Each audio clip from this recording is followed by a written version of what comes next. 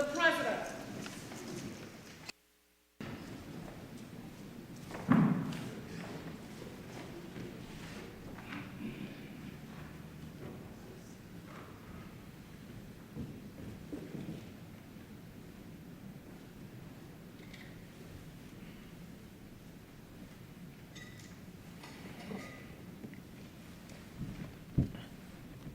Let us pray. Almighty God, we willingly acknowledge you as the Supreme Being, most gracious and most merciful.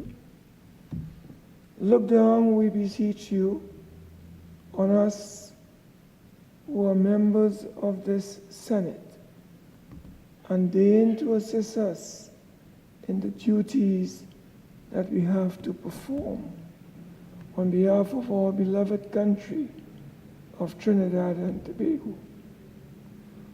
Open our eyes to see the truth and help us to accept it with all its implications into our lives. Direct us, O Lord, in our deliberations, so that setting aside private interests, unwholesome prejudices, and personal affections, we may treat all matters set before us with honesty, courage, and conviction. Through all we say and do in the Senate, may we give glory and honor to your holy name, inspire confidence in our fellow citizens, and make a positive contribution to the peace and prosperity of our nation. Amen.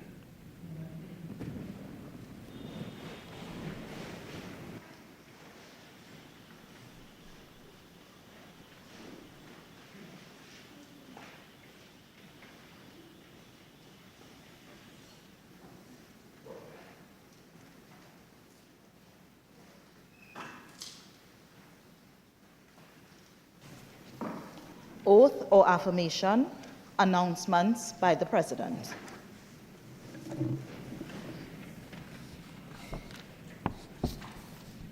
Honorable Senators, I rise to warmly welcome Senator Brian Bay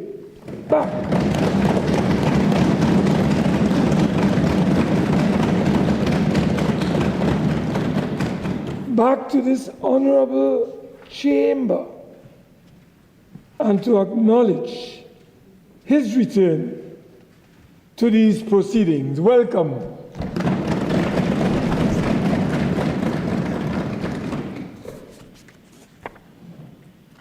Honorable Senators, I have granted leave of absence to Senator the Honorable Dr. Kennedy Swarat-Singh and Senator Janelle John Bates, both of whom are ill. Honorable Senators, I have received correspondence from Her Excellency, the President, Christine Carla Kangaloo, ORTT, advising of the following temporary appointments in accordance with Section 44 of the Constitution.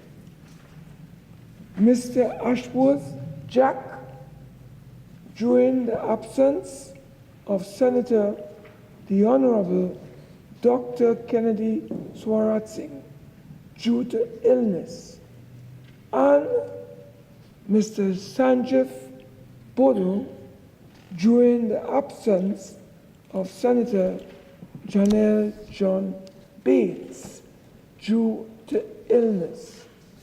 Honorable Senators, senators are required to take the oath. May we all stand.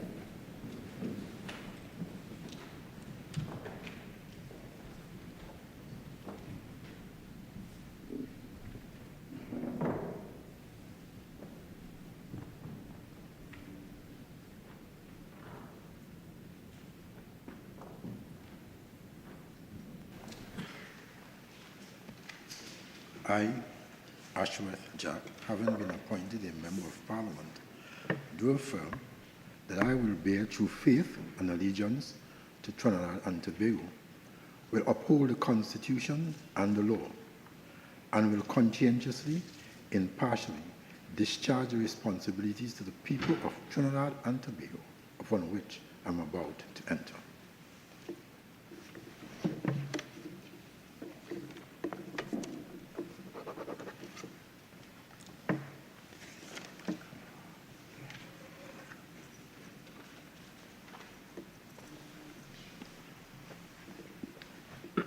I, Sanjiv Boodhu, having been appointed a Member of Parliament, do swear by the Bhagavad Gita that I will bear true faith and allegiance to Trinidad and Tobago, will uphold the Constitution and the law, and will conscientiously and impartially discharge the responsibilities to the people of Trinidad and Tobago, upon which I am about to enter.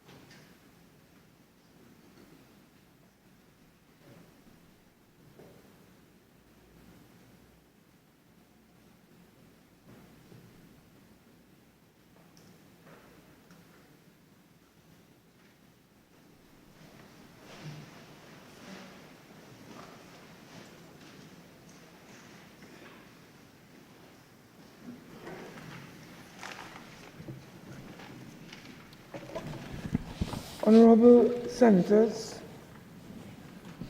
in accordance with Standing Order 79, subsection 2, I have appointed the following members to serve on the Committee of Privileges of the Senate for the duration of the consideration of the two matters referred to it on Friday, May the 1st, 2026.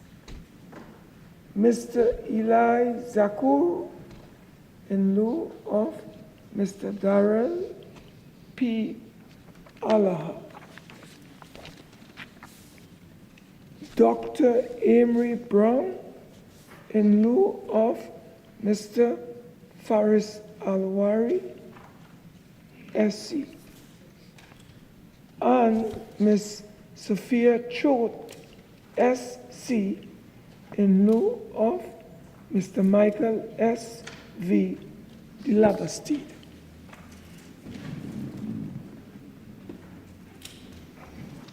Papers.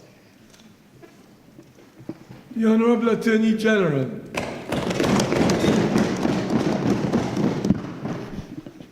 Mr. Mr. President, I have the honor to lay on the table the following papers as listed on the order paper in my name. The annual administrative reports are as follows. For the Ministry of the Attorney General for the fiscal years 2010, 2011, 2011, 2012, 2012, 2013, 2013 and 14, 2014 and 15. Then the Ministry of the Attorney General and Legal Affairs for the fiscal years 2015, 2016, 2016, 2017, 2017, 2018, and the Office of the Attorney General and Minister of Legal Affairs for the fiscal years 2018, 2019, 2019, 2020, 2020, and 2021. The Parliamentary Secretary in the Ministry of the People, Social Development, and Family Services. Mr. President, I have the honor to lay on the table the following paper as listed on the order paper in the name of the Minister of the People, Social Development and Family Services. The annual administrative report of the Ministry of the People, Social Development and Family Services for the fiscal year 2024.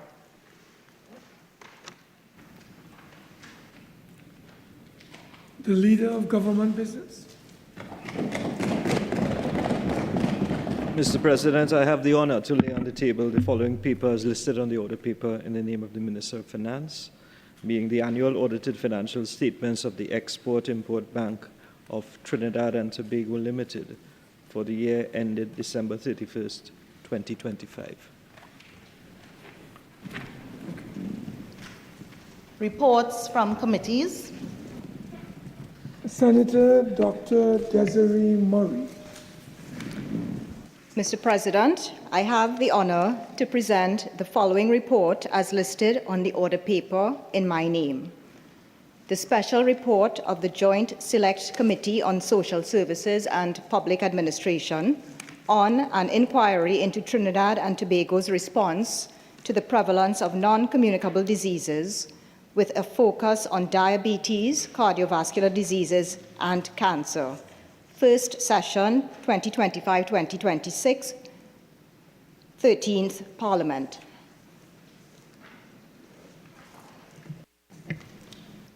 Questions on notice? Questions for oral answer?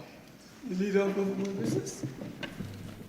Mr. President, the government is very happy this afternoon to answer the following questions appearing on the order paper, to wit, questions number 67, 68, 69, 71, 72, 77, and 80. We would ask, Mr. President, most respectfully, that questions numbers 73, 75, and 76 be deferred for a period of 2 weeks.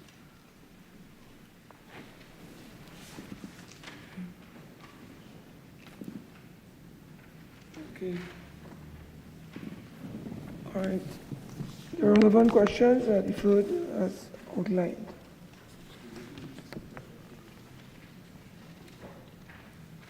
Senator. Business, I may have missed it. Give any indication with respect to the question for written response on the order paper. The Honorable Leader of Government Business. Mr. President, none of the questions for written response are due yet. It's on the order paper. Check Appendix 1.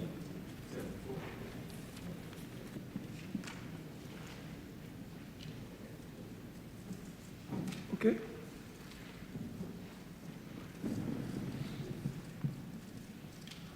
Senator Dr. Marlene Atts. Thank you, Mr. President. Question number 67 to the Minister of Rural Development and Local Government. Minister of Rural Development and Local Government. Thank you, Mr. President. I've been authorized to answer this question on behalf of the Minister of Rural Development and Local Government. Mr. President, I wish to thank the Honourable Senator for her question and respectfully refer her to Standing Order 24.1, where questions may be put to a minister relating to any subject or department under the minister's administrative responsibility. Mr. President, the matters contained in the question do not fall under the minister's administrative responsibility. Thank you.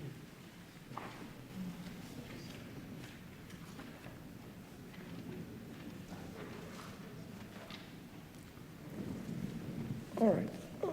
Senator Dr. Malina, you may have to refile that question. So I call on you again, Senator Dr. Malinats.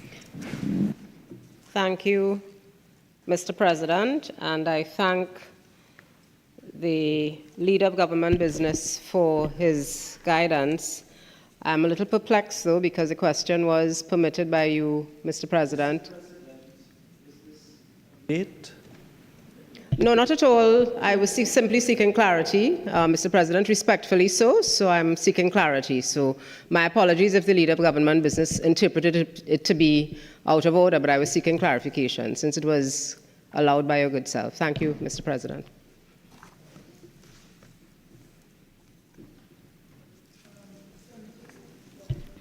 Malinats, next question.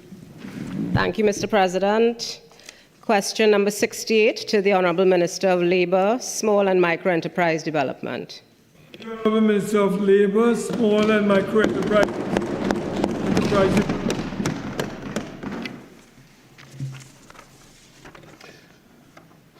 I wish to thank you, Mr. President, for the opportunity to respond to the question posed by Senator Dr. Malinats. In its official policy framework, the government of Trinidad and Tobago commits to reducing unemployment by promoting job creation, advancing sustainable economic growth, and fostering social justice through policies that prioritize the needs and livelihoods of citizens. Mr. President, we firmly believe that work is a foundational source of human dignity, and no effort should be spared in ensuring that everyone of working age is either employed or creating employment through entrepreneurship. In response to the first part of the question, it should be noted that the Ministry of Labour, Small and Micro Enterprise Development undertakes continuous labour market monitoring supported by data from the Central Statistical Office. While the ministry has not undertaken a formal labour market assessment to determine the employment status of persons affected by the closure of CPEP program per se, it has been assessing the unemployment situation generally in Trinidad and Tobago and considering strategies in keeping with the official policy framework and revitalization blueprint. A report presenting a comprehensive analysis and recommendations is due to be submitted to the Cabinet shortly. In response to the second part of the question, it should be noted that the ministry has extended support through the National Employment Service, NES, which plays a vital role in bridging the gap between employers and job seekers. Through its services, the NES assists employers in identifying and securing candidates to meet staffing needs, ensuring that individuals are carefully pre-screened and assessed based on their educational background, skill sets, and overall work-related competencies. In addition to recruitment support, the NES also empowers job seekers by offering valuable career development services, including personalized guidance, resume preparation, interview coaching, and self-assessment tools designed to help individuals better understand their strengths and align them with appropriate employment opportunities. In addition to general job matching, some of the specific programs available which can be accessed by former CPEP workers through NES include the short-term employment program, which provides employment of 3 to 6 months in the manipulative field in government ministries. There is the Support Services Relief Program, which provides relief officers in the public service from 3 months to 1 year in the clerical, secretarial, and manipulative fields, and the O-level Temporary Clerical Assist Program, which provides short-term employment of 3 months in the clerical, secretarial, and manipulative positions in government ministries. Other programs of the ministries which can assist persons in obtaining sustainable employment include the Commonwealth Caribbean Seasonal Agricultural Workers Program and entrepreneurship support through the National Entrepreneurship Development Company, NEDCO. With respect to the third part of the question, to date, 32 former CPEP workers have registered with the National Employment Service during the period June 2025 to April 2026. Our records show that no former CPEP workers accessed services of NEDCO for business support during this period. Steps are being taken to facilitate the placement of persons in suitable employment. As Minister of Labour, Small and Micro Enterprise Development, I recognize that this is about more than responding to the loss of jobs from any single program. It is about building a stronger labor market that works for all citizens, where people are able to build stable, productive lives. Honourable Minister, Honourable Minister, your 5 minutes has expired. I call on Senator Dr. Malinads. Do you have any supplemental? No supplemental. I just wish to thank the Honourable Minister for his comprehensive response. Thank you so much, providing support to the CPEP workers. Thank you. Senator Dr. Marlene Axe. Next question. Thank you, Mr. President. Question number 69 to the Minister of the People, Social Development and Family Services. The Minister of the People, Social Development and Family Services. Parliamentary Secretary, please. Thank you, Mr. President. In order to accurately respond to the question asked, the Ministry of the People, Social Development and Family Services established an appropriate reference period and conducted a comparative analysis of new applications for 2 of its most widely accessed grants, namely the Public Assistance Grant and the Food Support Program, over the periods July 2024 to March 2025 and July 2025 to March 2026. In response to part 1 of the question, an analysis of the data received from the Social Welfare Division of the Ministry indicates that the total number of new applications under the Public Assistance Grant and the Food Support Program increased by 16.4%. That's a rise of 441 applications. From the period July 2024 to March 2025, there were 2,689 applications, and from the period July 2025 to March 2026, there were 3,130 applications. Based on the data analysis undertaken, no direct correlation or causation can be established between the increase in new applications for the 2 grants mentioned and the discontinuation of the community-based environmental protection and enhancement programs, core routine operations. With respect to part 2 of the question, the Ministry of the People, Social Development and Family Services continues to maintain a comprehensive social protection framework and aimed at supporting vulnerable individuals and households through a range of targeted programs and grants that include our Public Assistance Grant, Disability Assistance Grant, food support program, general assistance grants, home repair grants, seed programs, sowing empowerment through entrepreneurial development, and our disaster relief programs. It should be noted that these social services are administered based on established eligibility criteria and remain accessible to all qualifying citizens, including former CPAP employees. In addition to regular assistance programs, the ministry has also implemented targeted temporary food card initiatives to help alleviate increased financial pressures experienced by families during significant national, cultural, and religious observances. While these one-off food cards, each valued at $550, were previously distributed only during the Christmas season, the initiative has been expanded to include Diwali, Eid al-Fitr, and Shelter Baptist observances, thereby promoting greater inclusivity and support for families across diverse communities. Furthermore, in response to increasing demand, applications for the most recent Christmas season were increased from 200 to 250 cards per constituency, while allocations of 60 cards per constituency were provided for Diwali and 100 cards per constituency for both Eid al-Fitr and Shelter Baptist observance.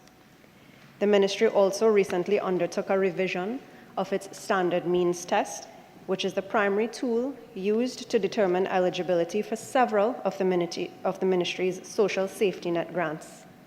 As a result, in February 2026, Cabinet approved a 42% increase in the poverty threshold applied under the SMT to more accurately reflect the country's current economic realities.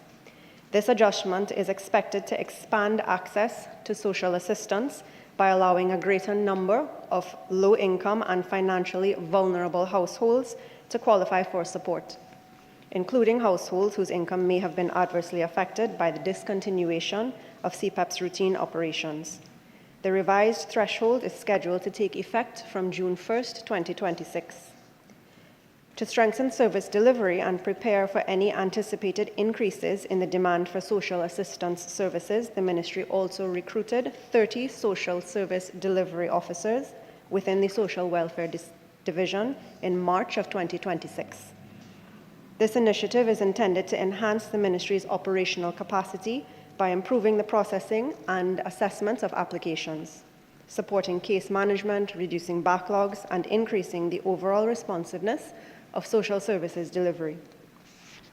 In part 3 of the question, the Ministry of the People, Social Development and Family Services did not conduct any specific assessment of the impact of the loss of CPAP income on household welfare.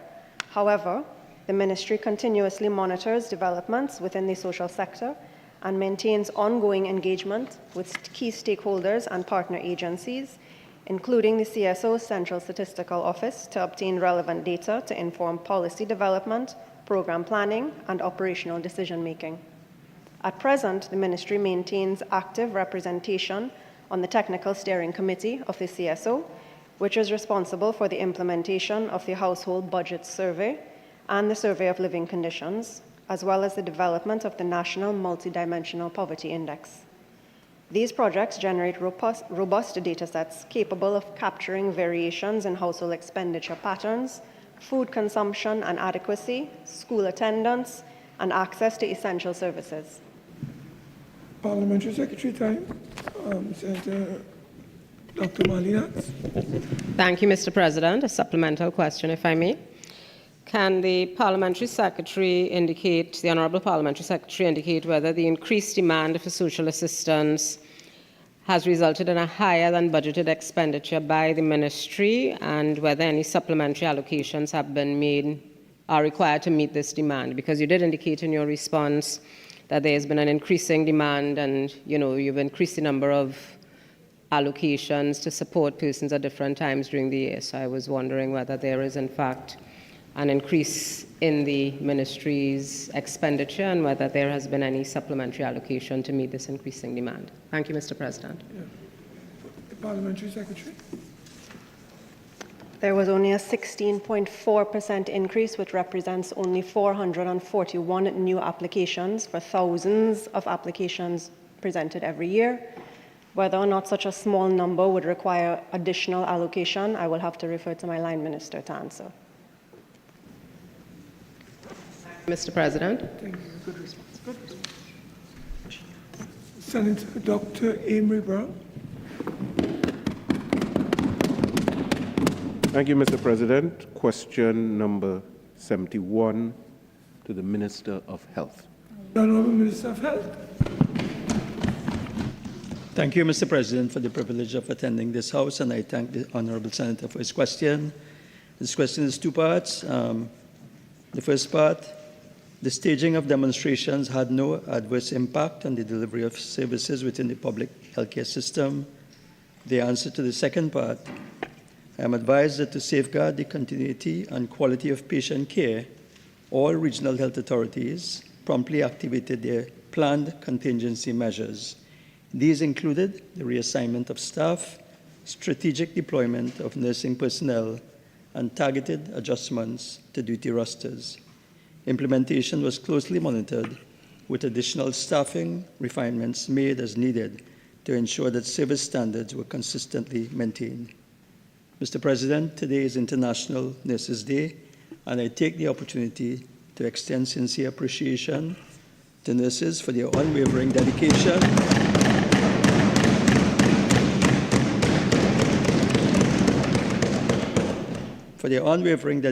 professionalism, and compassion in caring for our population. I thank you, Mr. President. Thank you, Mr. President, and I certainly join with the Minister in the commemoration of this important day. A supplemental question, the root issue of the overtime rates with respect to nurses, has that been resolved as of this time, Mr. President?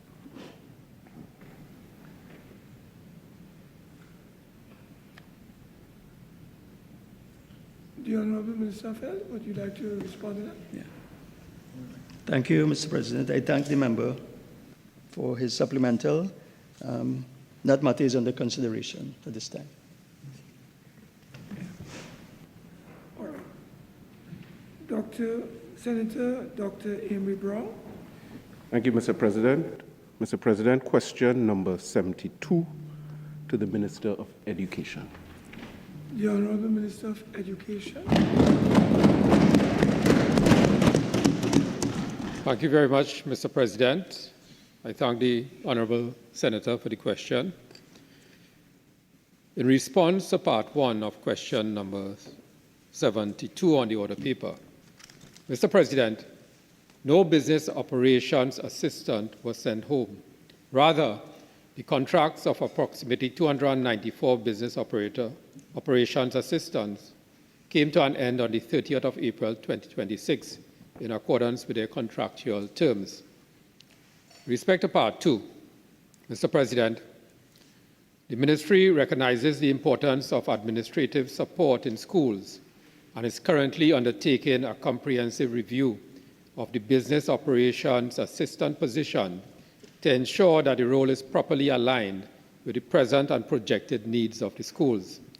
This includes consideration of evolving administrative workflows, digital systems, records management, communication support, and appropriate technology-enabled processes. The findings of that review will guide the Ministry's decisions on the way forward. With respect to part 3, Mr. President, at this stage, the review process is still underway, and no final determination has yet been made in relation to the future configuration, engagement arrangements, or implementation timeline for the position. Any decision in that regard will be subject to the completion of the review and the requisite administrative and approval processes. Thank you.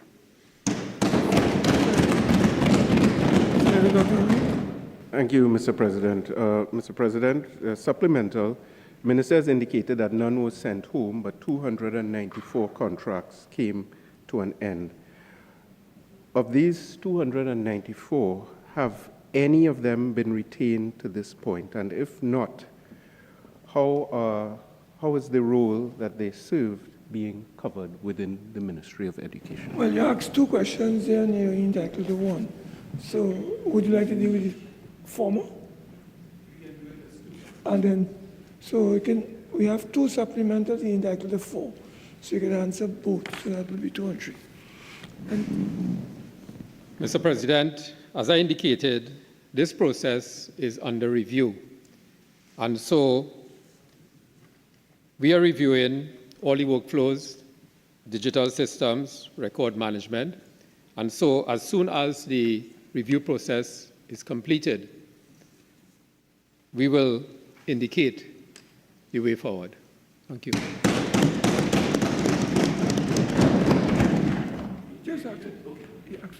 Thank you, Mr. President. So just to repeat, the second supplemental, in the interim, how is the role that these business operations assistants in schools, how is that role being catered for or covered within the Ministry of Education? The Honorable Minister of Education. Mr. President, that question doesn't fall under the remit of number 72. If the member will resubmit, I'll be very happy to answer. Mr. President, the question doesn't arise. Please, I can handle myself. Okay, I think the Minister has responded to that particular question. If I may I? Because the supplemental question falls directly within the ambit of the question before us. So the Minister, if he's not able to answer, he should indicate that. But to say it does not arise, I have a difficulty with it, Mr. President. The President allowed the question, and therefore the Minister should answer. I think the Minister has indicated that well, he did supply an answer, even though we didn't, it was not along the lines that we would have liked, but he has responded. I go to question number 77 now. And Senator Dr. Desiree Murray. Thank you, Mr. President. Question number 77 to the Minister of the People, Social Development and Family Services. Parliamentary Secretary in the Ministry of People, Social Development and Family Services. Mr. President, thank you for the opportunity to answer. The Ministry of the People, Social Development and Family Services has responsibility for matters relating to child protection and safeguarding of children and families. The Children's Authority of Trinidad and Tobago, CAT, over which the Ministry has oversight, serves as the lead agency for child protection. CAT's role includes coordination with the Trinidad and Tobago Police Service and other partner agencies in cases of child maltreatment, which may include instances where children are found wandering or lost or separated from their parents or caregivers during public events and other high-activity periods.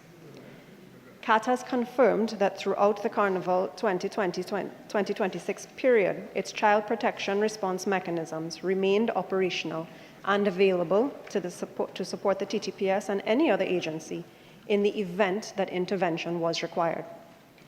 CAT has advised further that the 6 child separation cases reportedly recorded by the TTPS during the Carnival 2026 season were not referred to or otherwise known of by the authority until information was placed in the public domain. It is customary for the TTPS to refer such cases to CAT in circumstances where further intervention is deemed necessary. In this situation, no referrals were made, and as such, it would suggest that no follow-up support or interventions were required. Notwithstanding this, CAT remains committed to maintaining close collaboration with the TTPS and all relevant agencies to strengthen referral pathways in such cases to ensure that the safety, care, and timely reunification of children is done. I thank you, Mr. President. Thank you, Mr. President. My supplemental is, can the Parliamentary Secretary indicate who determined that no follow-up intervention was required? Which professional within the Trinidad and Tobago Police Service? The Parliamentary Secretary. Mr. President, I'm sorry. I think the processing and the due process of the TTPS falls outside the remit of this ministry. Supplementary. Thank you, Mr. President. Given that the Parliamentary Secretary has assured us that there is close collaboration between the Ministry of the People's Social Services and Social Development and Family Services and the TTPS, can she indicate why there was no apparent communication concerning this very important issue? Parliamentary Secretary. Mr. President, those were not the words I used. I didn't say there was no apparent indication. I said that the cases were not referred to the Children's Authority, which then would suggest that no support or interventions were deemed necessary.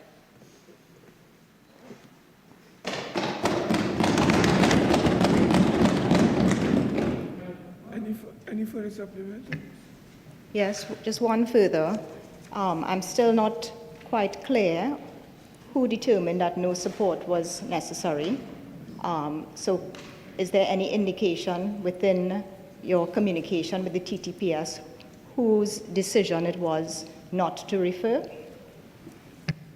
I think to be fair to the Parliamentary Secretary, that's a question that she has already answered, and you have just repeated it in another way. So I wouldn't allow that at this time. All right, let's go on, please.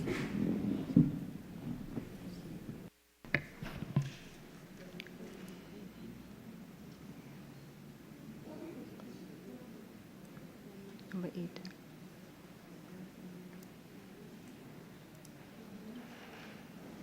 We run out of time.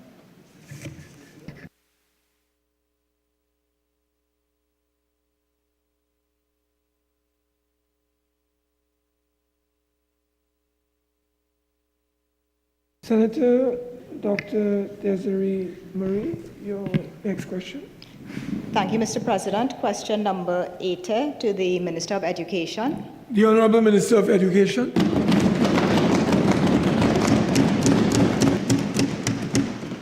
Thank you very much, Mr. President, and I want to thank the Honourable Senator for the question.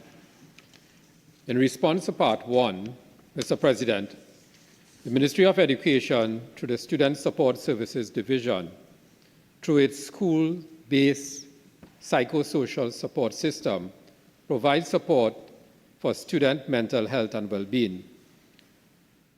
The measures include a structured, three-tiered support model, universal prevention and sensitization, led by the guidance unit and guidance officers, targeted individual and group interventions by school social workers, and specialist assessment and intervention through the Diagnostic Assessment and Intervention Unit where required.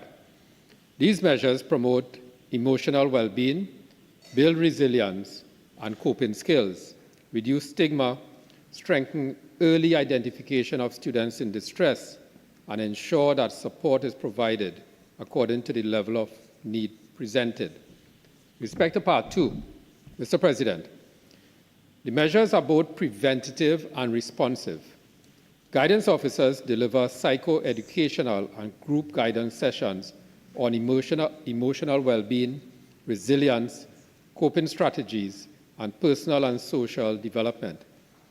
School social workers provide focused support to students experiencing emotional, behavioral, social, or family-related challenges. Students with complex needs are referred to the DAIU and, where necessary, to external agencies for specialized support. Students may access these services through referrals from school administrators, teachers, parents, guidance officers, school social workers, or by self-referral. Once a concern is identified, SSSD assesses the matter and determines the appropriate support or referral. With respect to Part 3, Mr. President, over the past year, the Ministry has been undertaking an ongoing review and realignment of staffing and service delivery arrangements within the SSSD. The aim is to ensure the optimum delivery of psychosocial, mental health, behavioral, and guidance support to students, while informing the prioritization of the filling of vacancies and hiring or engagement of additional personnel where required. This includes assessing district-level needs, reviewing the deployment of guidance officers, school social workers, and DAIU officers, prioritizing support to schools and districts with the greatest needs, strengthening district-level coordination, collaborating with external agencies and professionals, and advancing the necessary staffing and contract-related submissions to further strengthen the division. With respect to Part 4, Mr. President, the Ministry has commenced a structured capacity building initiative to strengthen the ability of school personnel to identify and respond to signs of emotional distress, self-harm, and suicidal ideation among students. As a first phase, a professional development session was conducted on the 9th of April 2026 under the theme Suicide Prevention, Intervention, and Postvention. The session was facilitated by the clinical psychologist team of the DAIU and focused on risk factors, warning signs, suicide risk assessment, safety planning, intervention, and referral protocols. 53 SSSD officers were trained, including schools, social workers, restorative practitioners, and DAIU officers. This forms part of a train-the-trainer model through which senior school social workers will cascade training to school-based officers, including guidance officers who will support further sensitization and training for teachers, students, and parents. Thank you.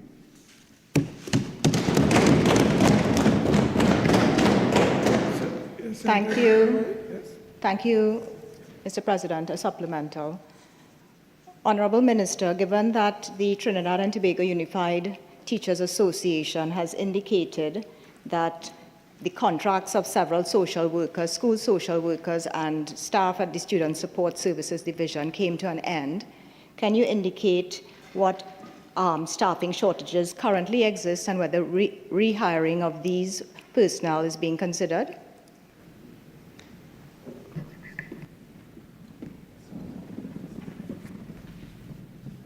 I don't think that question arises.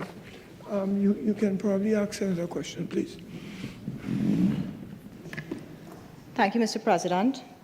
Minister, in your response, you indicated that there was the impression I got was a one-day training program to train the trainers. I'm not sure if that is correct, but if so, is one day considered sufficient, and are more training programs planned for the future? The Honourable Minister of Education. Thank you, Mr. President. Thank you for the question. As I indicated in Part 4, the Ministry has commenced a structured capacity building initiative. And so the first session was the session held on the 9th of April. So that's the beginning of the program. Thank you, Mr. President. Sorry, I did ask as part of that supplemental what plans were considered for the future. Is that question being allowed? So in addition, you said a structured training program. Could you give any indication of what is planned for future for this structured training program? All right, the Minister of Education. This forms part of a train-the-trainer model through which senior school social workers will cascade training to school-based officers, including guidance officers, who will support further sensitization and training for teachers, students, and parents. This approach strengthens early identification, improves school-level response, and supports teachers and other school personnel in responding appropriately to students who may be in distress. So this is how the system rolls down directly to the students and the parents. Thank you, Mr. President.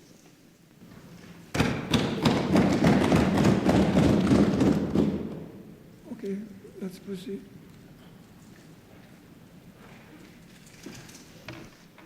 Public business, committee business, motions. Senator, the Honorable Darrell Allahar.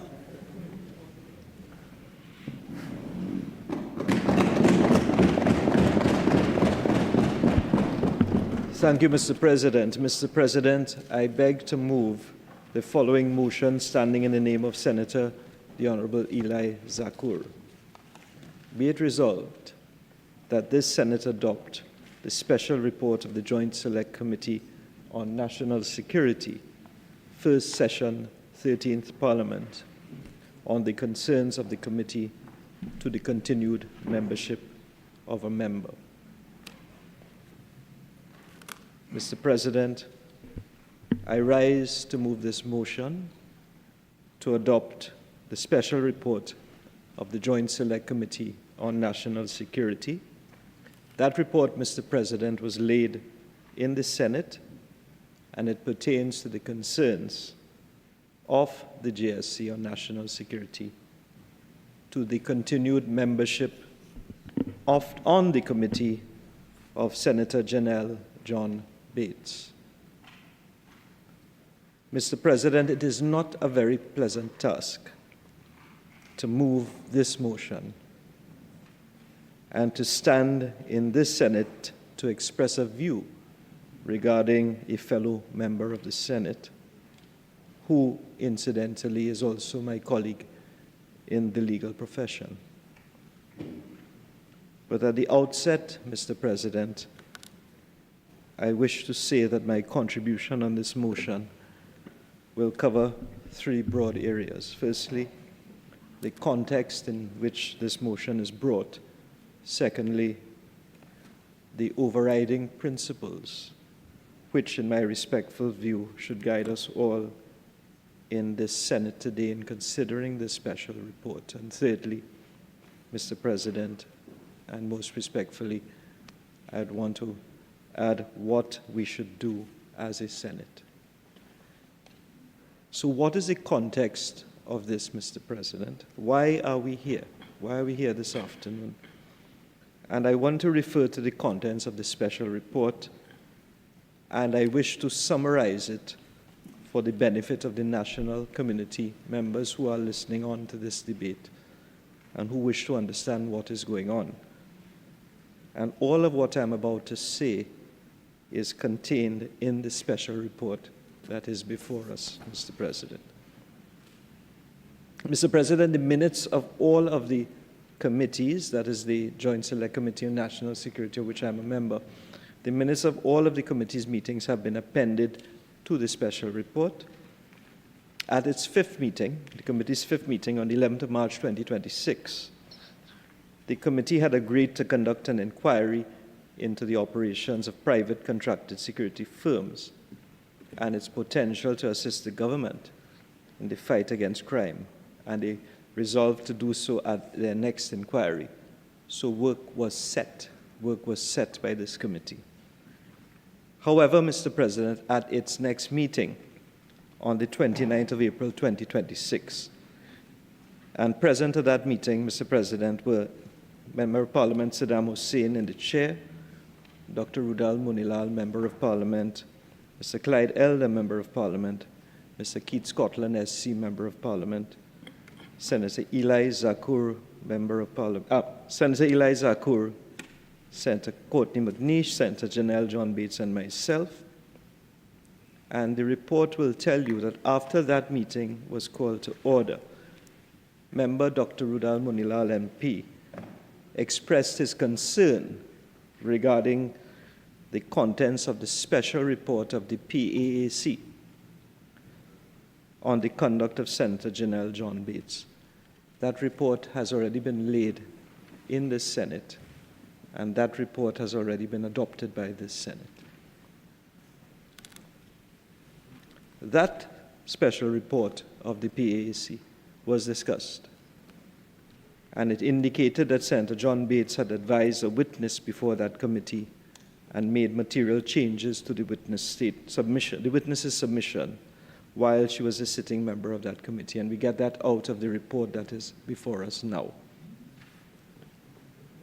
On that day, Mr. President, the 29th of April, member Dr. Roberts-Radgman MP made a submission before the committee that the conduct of Senator John Bates, as reported by the PAAC, undermined her capacity to participate impartially in the PAAC's deliberations, and furthermore, that the actions taken by the PAAC in rendering a special report, concluding that she ought to be removed from that committee, were justified. That is in the report before us.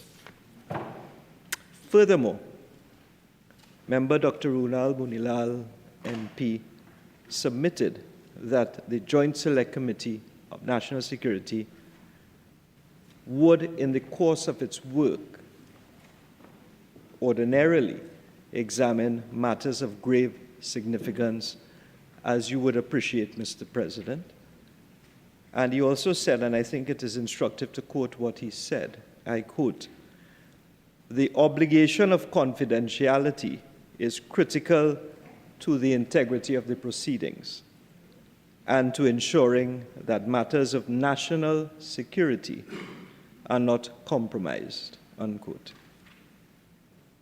And based on that submission, before the Joint Select Committee of National Security, Dr. Roberts-Radgman MP recommended that Senator John Bates be removed from the committee and an alternative member be appointed in her stead. Quite regrettably, Mr. President, and surprisingly to me, from the minutes of that meeting, you would see that Senator John Bates questioned the relevance of Dr. Munilal's submissions to her work on the committee. She questioned it. She said that there had been no finding of guilt against her, and it would be more appropriate for her to respond should the necessary procedure, parliamentary procedure, be engaged to establish her guilt or innocence. She stood her ground. Her colleague, MP Keith Scotland, SC, told the committee that the JSC did not have the power to remove Senator John Bates as a member of the committee. He asked what standing order was breached. Wrong and strong, Mr. President. Wrong and strong. But I will get to that later, Mr. President. Senator John Bates was then asked by the chairman of the committee, it's not a laughing matter, if she would be willing to remove herself as a member, and she refused. Thereafter, Mr. President, the majority of the members of the committee voted in favor of the removal of Senator John Bates from the committee, and the committee resolved to render a special report, which is now before us. That is a summary. The recommendation of the Joint Select Committee on National Security that is before us now, Mr. President, is that Senator Janelle John Bates should not serve as a member of the Joint Select Committee on National Security. So, Mr. President, that is only part of the context to this debate. I think it is my duty to place before this Senate today some other events which are on the record of this House and which are all relevant and arise out of the contents of the special report.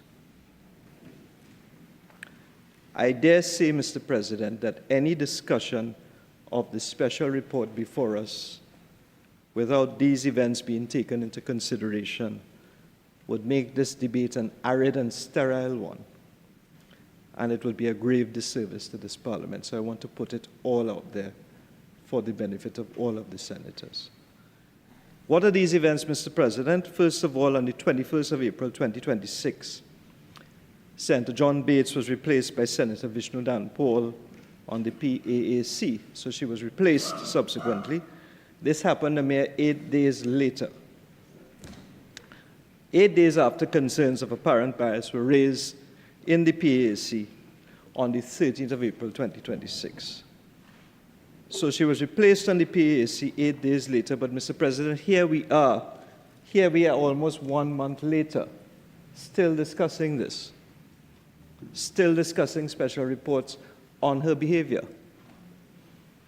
On the 1st of May 2026, Mr. President, Senator Janelle John Bates delivered a personal explanation in this Senate, in which she informed this Senate and the national community by extension that she had offered her resignation as a senator to the leader of the opposition.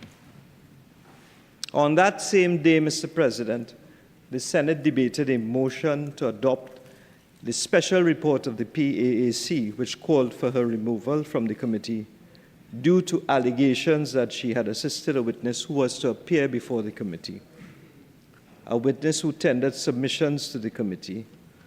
All of this, Mr. President, while she herself sat as a member of that committee. By a majority vote of 18-7, this Senate adopted the contents of that special report of the PAAC.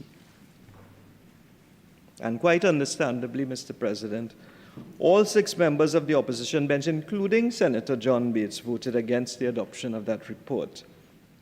But I must say, Mr. President, I'm quite surprised that Senator John Bates voted in that debate. It was about her, but there you go. There you go. It's unfortunate, but there you go. That's the standard on that side, Mr. President. That is the standard of the PNM. Very instructive. On that same day, the 1st of May, she didn't get advice, I suppose. On that same day, Mr. President, the 1st of May, it is a matter of record that certain matters were referred to another committee, and I shall say no more on that, Mr. President, except to add that the subject matter of this motion touches and concerns the question or the issue of the continuation of Senator John Bates on the Joint Select Committee on National Security in light of the contents of the special report now before us, and also by extension what has been raised in the special report of the PAAC, which the Senate has already adopted. That is the issue before us. Mr. President, this Senate sat on Wednesday, the 6th of May, 2026, and let it never be said that no opportunity was given to the opposition to remove Senator John Bates from the Joint Select Committee on National Security and replace her with another member. They cannot say that no opportunity was given to them. She is still there. That, Mr. President, is the context. Let me now go to some of the overriding principles, which I would submit, with the greatest respect, must guide us all as senators. Firstly, Mr. President, we are here as servants of the people in a system of democratic governance which holds a government and even a past government to account. Secondly, Mr. President, part and parcel of holding any government to account is the function and operations of joint select committees, which are now a feature of our Constitution and of our parliamentary process. Thirdly, Mr. President, I might add that on occasion, joint select committees may receive evidence in private, or as they say, in camera, in order to preserve the confidentiality of certain matters which are important enough to be investigated, but sensitive enough to be protected. The Joint Select Committee on National Security is one such committee, And it cannot be disputed, Mr. President, that its private deliberations or its approach to its work or the matters that it deals with are both sensitive and confidential. Fourthly, Mr. President, these Joint Select Committees, including the Joint Select Committee on National Security, have very powerful and wide-ranging powers to summon witnesses, to take evidence and make findings. They perform, Mr. President, what we lawyers call a quasi-judicial function, and it is of the highest importance, Mr. President, that the integrity of the Joint Select Committees are preserved and jealously protected by all members of Parliament in general and members of the Senate in particular.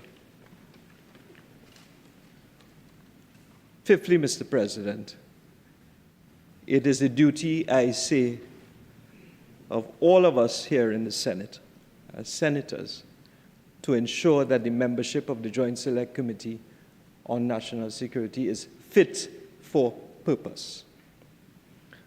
Should there be before us recent events which suggest that a particular member of that committee is not fit for purpose, or that the member's continued presence may, having regard to her admitted behavior, may impede or obstruct the committee's business, or impugn the integrity of the committee, this Senate, Mr. President, must take affirmative and decisive action.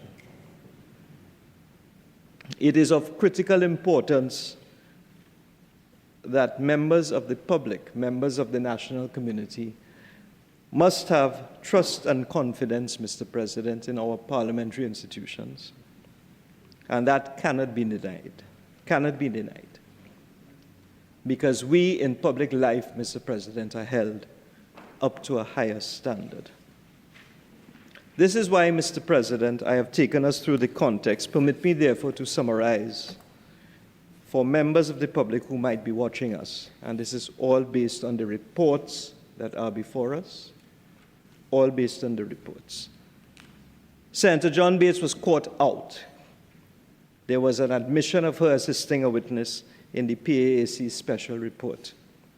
Senator John Bates was removed by the leader of the opposition from sitting on the PAAC. In light of all of that, the Joint Select Committee on National Security asked Senator John Bates to recuse herself from that committee, and she said no, Mr. President. Let us remember that. She said no. Draw your own conclusions. Subsequently, Senator John Bates informed this Senate that she had offered her resignation to the leader of the opposition as a senator. She is still sitting on the GSC, the GSC on National Security today. Mr. President, I've offered all of these things to my colleagues in the Senate for us to reflect collectively as senators. Almost a month has passed since the revelation in the PAAC of certain conduct which should be a cause of concern to all of us here. Mr. President, around here we hear a lot of talk about process and presumption of innocence and what the man on the street might really regard as breaksing. I say it again, Mr. President. There was an admission of a certain type of conduct of assisting a witness while being a member. That is on record and is undeniable. That is squarely before us. Regardless of what happens in another committee, that is squarely before us today. What must we do, Mr. President, as senators in these very unfortunate circumstances?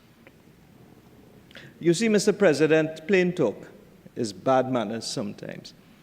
But persons do not usually offer their resignation if they did not do anything wrong.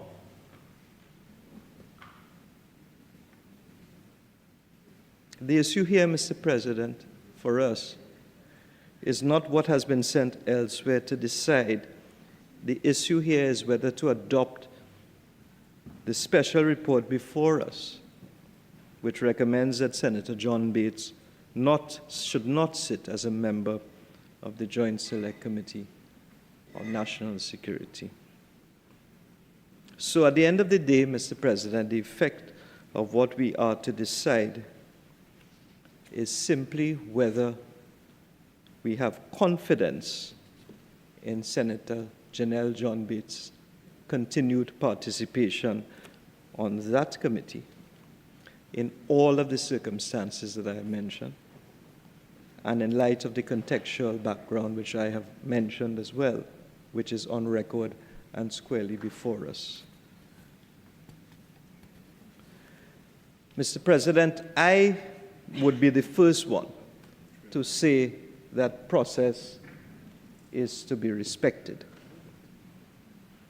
But process, Mr. President, is always the servant of principle.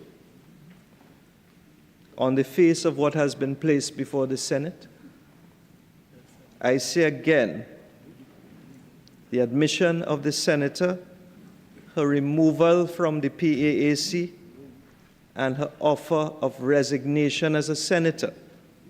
All right-thinking senators should support this motion wholeheartedly.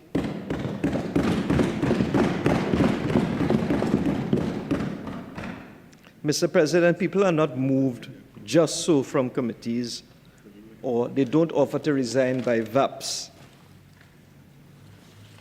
We on this side, Mr. President, feel strongly that Senator John Bates must be removed from the Joint Select Committee on National Security forthwith. Her presence on that committee is keeping back the committee's work.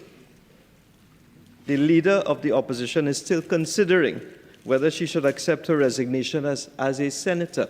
But we in the Senate today must act decisively and must send a signal. Because, Mr. President, we have a duty to uphold principle and to protect the integrity of this committee and all GSCs, Mr. President.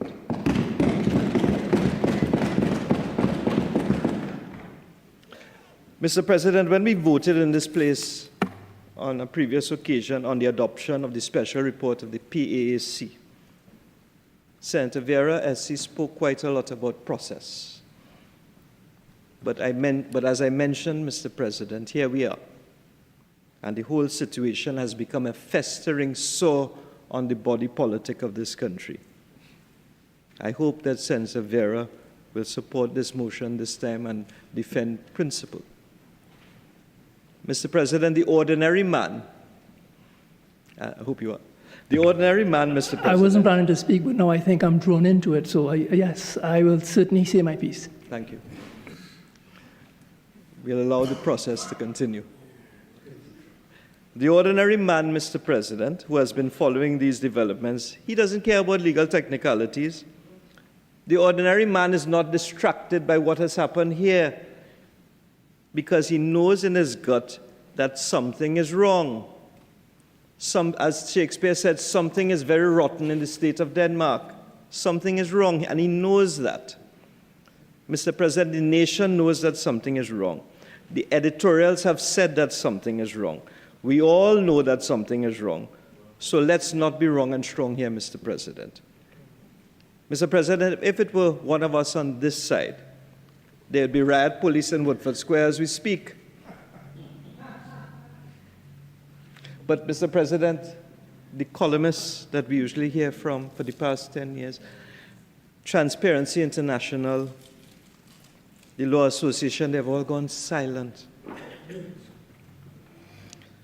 And that is because the burden and responsibility is on all of us in this chamber this afternoon to send a signal, to stand up for principle, and to register our displeasure at this conduct. Mr. President, when I was in law school many years ago, they taught a course on ethics, and they still teach that course. And in private practice, one of my learned seniors, senior counsel, who is not in this room by any way, used to always say that if you think there may be a conflict of interest, no, he didn't teach me.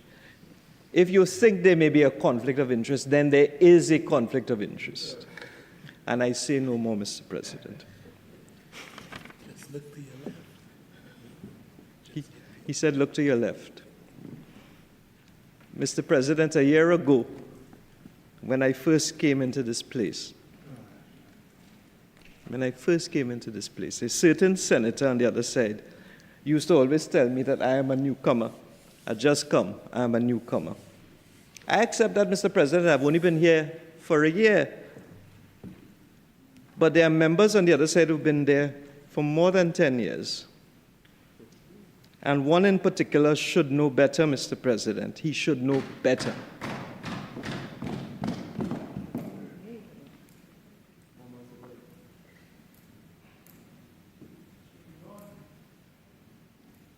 Mr. President, as mentioned before, I was quite surprised when we moved to adopt the PAAC report that Senator John Bates actually voted against it.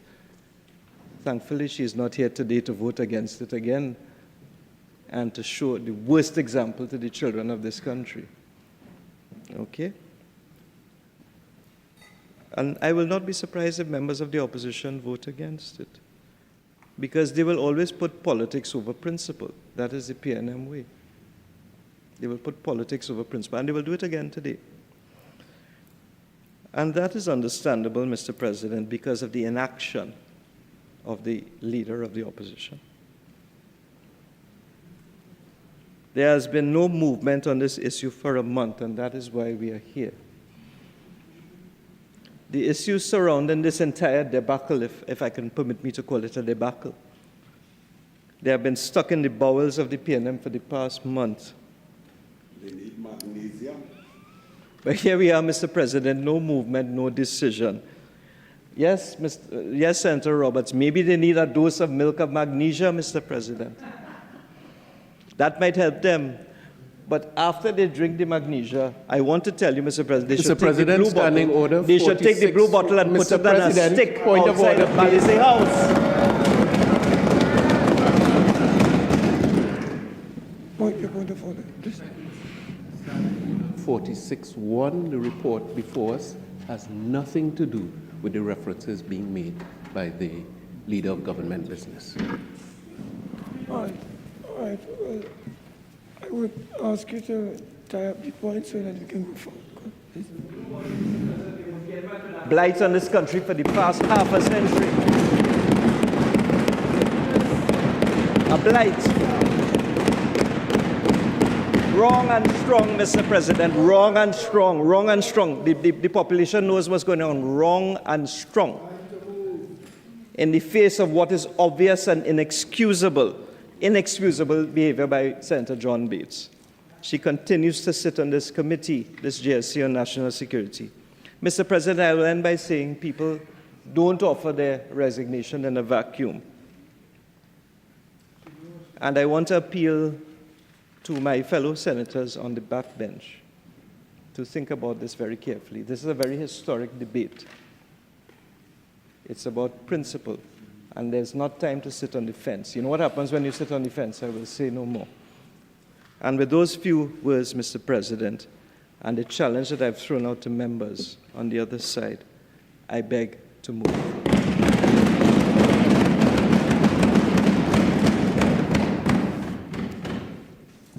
Honorable Senators, I will now propose a question for debate.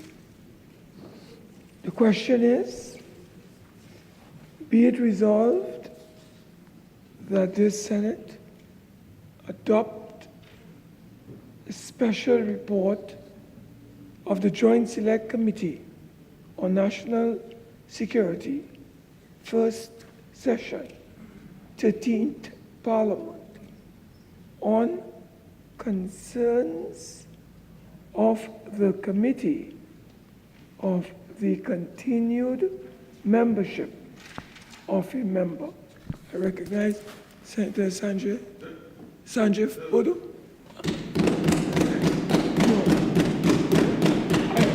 I knew you were coming after, but Oh yes, my. Thank you, Mr. President. I would like to second the motion and reserve my precious right to speak and contribute at a later stage. Thank you, Mr. President. Thank you very much. Senator Sanjiv, Boodhu.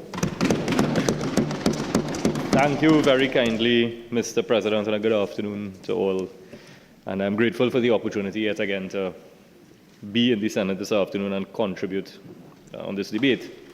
But I'd like to take the opportunity, although I cannot welcome anybody, I'll take the opportunity to say it is very good to see my friend, Senator Big, here today. I can't welcome you, Senator Big, because I am temporary, but I'm happy to see you, and I wish you well. Mr. President, the Senate is today asked to, as we've heard, adopt the special report on the Joint Select Committee on National Security on the concerns of the committee to continued membership of a member. The document of some 38 pages, Mr. President, sets out the basis upon which, or some basis upon which it is prepared. And it purports to rely on a submission in the round made by Minister Rudal Munilal, who sits as the vice chairman of that committee. The subject, Mr. President, under consideration, under discussion, is the committee's obligation of confidentiality, the integrity of the proceedings, and to ensuring that matters of national security are not compromised. And this is from page 24.2.19 of that report, Mr. President. Additionally, annexed is a minority report of the member for Port of Spain South, the Honourable Keith Scotland, the Senior Counsel, that sets out a view, a response, Mr. President. But I wish to first discuss the purpose of this Joint Select Committee for the benefit of the listening and viewing public. And it's found at Standing Order 93, which sets out the duties and purpose of the Committee on National Security. And it reads that the committee, in part, it reads that the committee shall have the duty of considering from time to time and reporting whenever necessary on all matters related to the national security policy of Trinidad and Tobago. In particular, the committee shall be authorized to examine A, the security, safety, and protection of citizens, B, the working relationships between the various agencies involved in intelligence gathering and how they collect, coordinate, analyze, and disseminate information, and how these functions might be enhanced, and C, the mechanisms to review the performance and activities of the various agencies involved in national security and critical infrastructure. And that, Mr. President, is repeated in part at paragraph 1.1 of the report, which is found on page 3. What it means, Mr. President, is that the members of this committee must examine and consider matters relating to the safety and security of our citizens, and shall examine the way state agencies relate to one another in relation to intelligence gathering and collecting and coordinating information. And all of this is with the overarching aim, Mr. President, to ensuring that the best possible national security mechanisms are in place and that they work to protect the people of Trinidad and Tobago. And we all know that matters of national security are usually of a sensitive nature.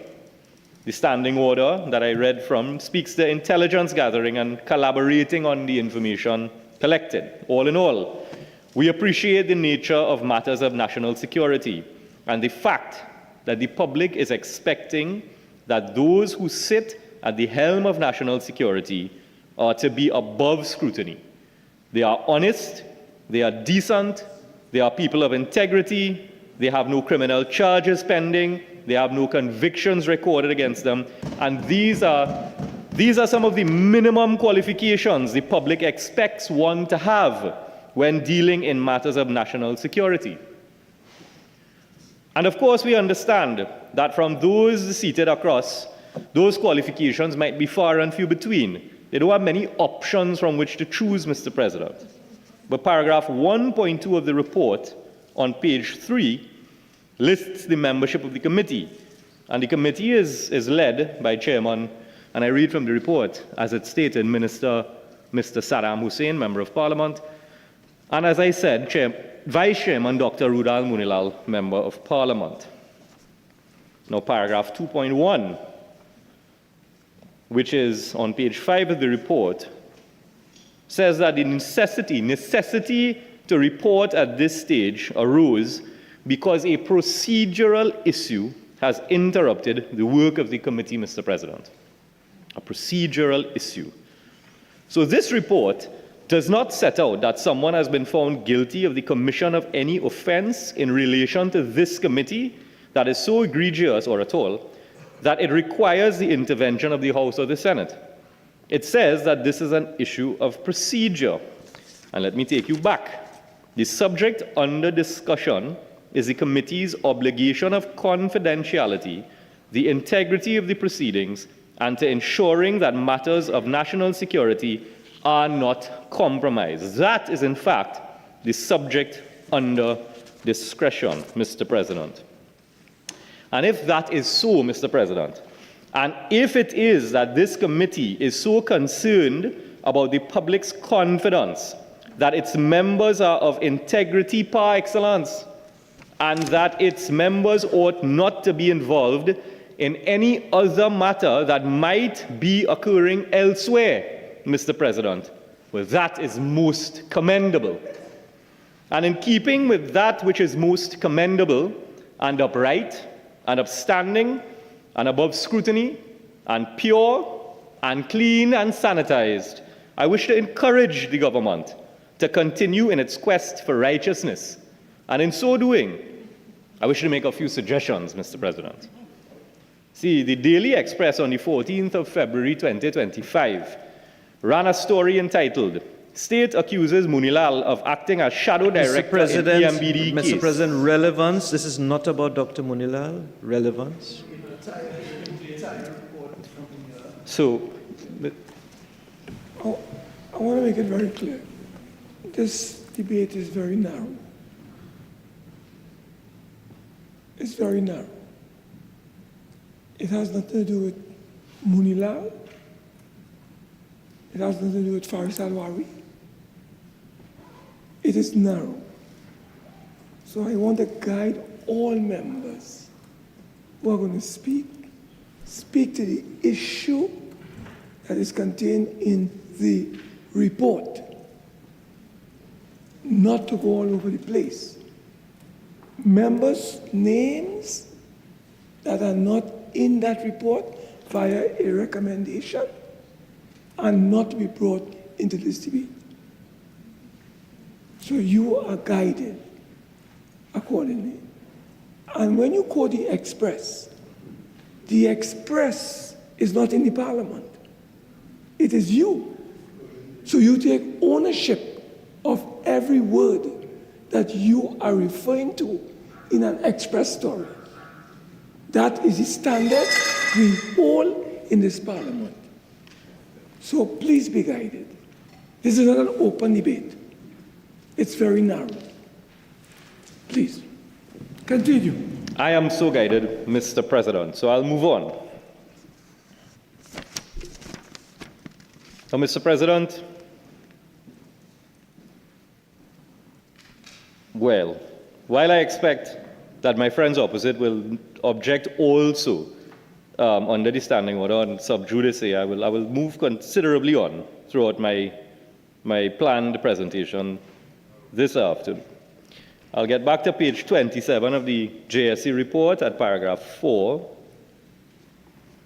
And that is the submission that states, and I quote, a conflict of interest arises where a member's private interests or external relationships compromise or reasonably appear to compromise the member's ability to act impartially to the performance of parliamentary duties. I want to repeat that. Compromise the member's ability to act, and that members is not one specific member. It's a generalization. All of the members are being referred to here. A conflict of interest arises where a member's private interests or external relationships compromise or reasonably appear to compromise the member's ability to act impartially to the performance of parliamentary duties. The submission did not stop at referring only to this committee, Mr. President. And so I suggest respectfully that the committee should consider their own words, the words of the submitting member when dealing with reports coming out of this committee, please, Mr. President, because I said we on this side commend all that is right and the committee operating from a place of integrity. Please, Mr. President.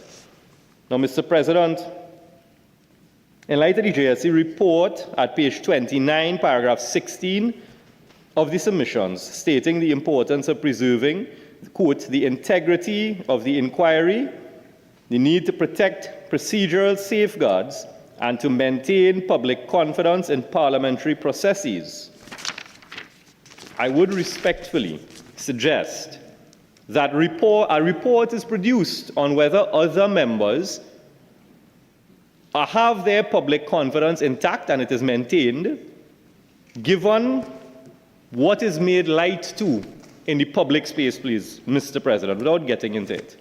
But, Mr. President, the point of this all is the issue, for me, is the sheer hypocrisy of the committee in producing this report.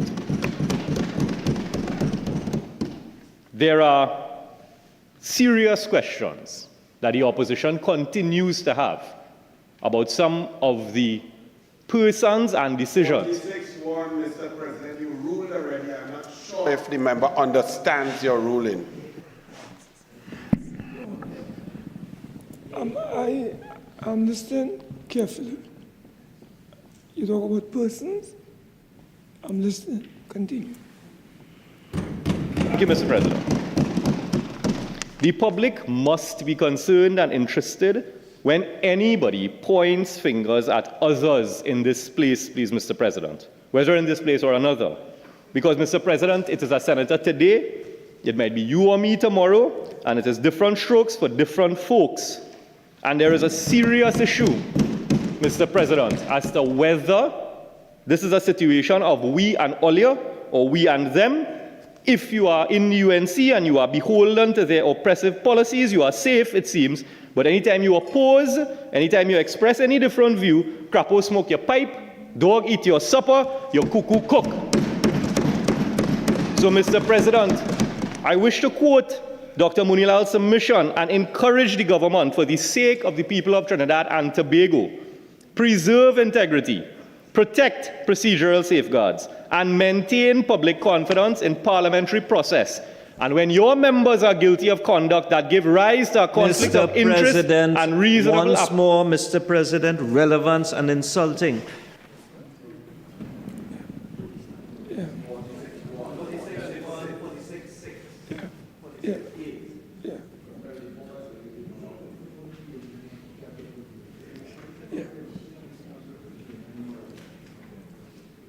Senator Boodhu, I have advised, can we have some peace? Senator Boodhu, I have guided you. I know that you understand what I'm saying, and I know you are anxious to go in a particular direction because you probably came prepared for that.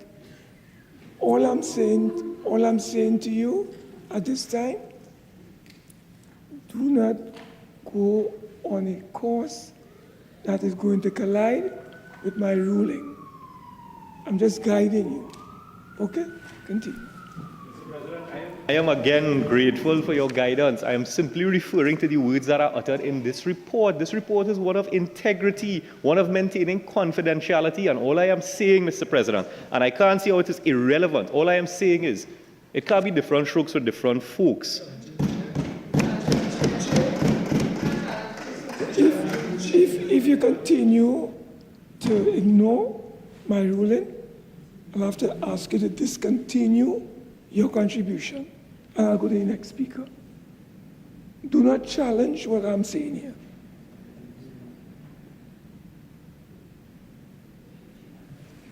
kindly be guided. The debate is narrow. One subject matter of interest here. The recommendation, there are some tangential matters in the report surrounding that, but it does not involve any other member of either house at this time. One member. Stick to that. Otherwise, you'll shorten your contribution. Continue. Thank you again, Mr. President. And permit me to say that I had absolutely no intention of contesting your guidance, Mr. President, which I am always appreciative of. And I certainly, seeing that my colleagues might believe that I am challenging the chair, let me be very clear. Nothing I have said here is in challenge to your ruling, Mr. President. So I'm grateful for your guidance. So, Mr. President, I think I will wind up here by saying that, I am one of the few members on this side, temporary or not, that always get the applause of my learned friends, So I'm glad they agree with me, Mr. President. Mr. President, I encourage every member of this House. Yes, please, Mr. President, I'm grateful. I encourage every member of this House, and I will remind myself included, Mr. President, that the public expects us to deal fairly, to deal justly, to deal with integrity with every member of Parliament, every member of the Senate, and every citizen of Trinidad and Tobago, whether it is convenient to do so or not, Mr. President, whether it is easy to do so or it is difficult, whether we do so in relation to those who are our friends or those who might be opposed to us, Mr. President. Mr. President, I am grateful not only for your guidance this afternoon, which I hold dearly, but I'm grateful for the opportunity, and I thank you. Francis Lewis, I recognize Senator Francis Lewis. Thank you very much, Mr. President, colleagues. I rise today as an independent senator, and I haven't ever used that adjective before, as an independent senator, to contribute to this debate on the motion arising from the special report of the Joint Select Committee of National Security. Mr. President, this is plainly not an ordinary matter. I agree with that statement, inferred, suggested, stated by the mover of the motion before us. The issue before us engages the integrity of Parliament, the credibility of our committee system, the confidence of the public, the fair treatment of members, and the proper functioning of oversight of committees, and in this particular case, the National Security Committee and National Security Matters. The stakes are particularly high. And because the stakes are high, I believe we have a special responsibility to approach this matter carefully, soberly, deliberately, and as far as is possible, without partisan impulse. Mr. President, I wish to say at the outset, I approach this matter neither as a lawyer or as a career parliamentarian. I approach it principally from over 3 decades of practical experience in governance, management, institutional accountability, risk management, organizational leadership, and decision-making in environments where fairness, credibility, and public confidence matter deeply.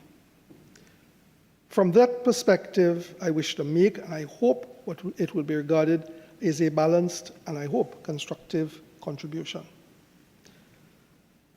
Mr. President, I do not intend today, by action or words, to determine whether Senator John Bates is guilty of misconduct. I do not believe that that is the issue immediately before this Senate. Nor do I believe that this Senate should lightly place itself in the position of appearing to make such a determination before the established parliamentary process has been allowed to complete its work. That point, in my respectful view, is critically important. Mr. President, only last week, this Senate debated the earlier PAAC report and referred matters concerning Senator Janelle John Bates to the Senate, our Senate Privileges Committee. That referral is not insignificant.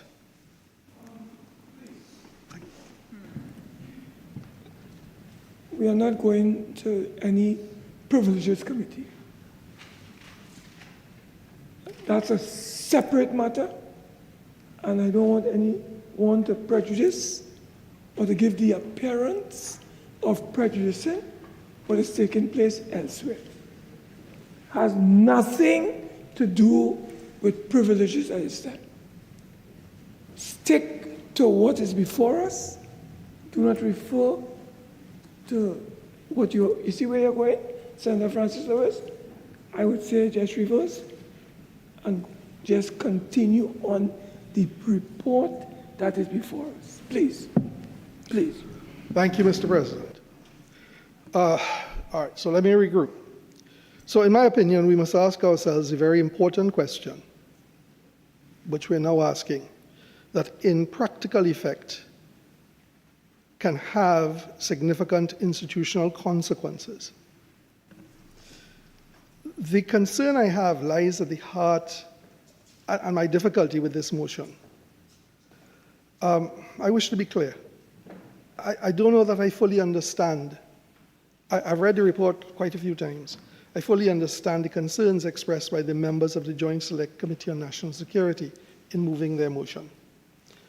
From what I've read, and it is a serious matter, I do not trivialize the concerns expressed.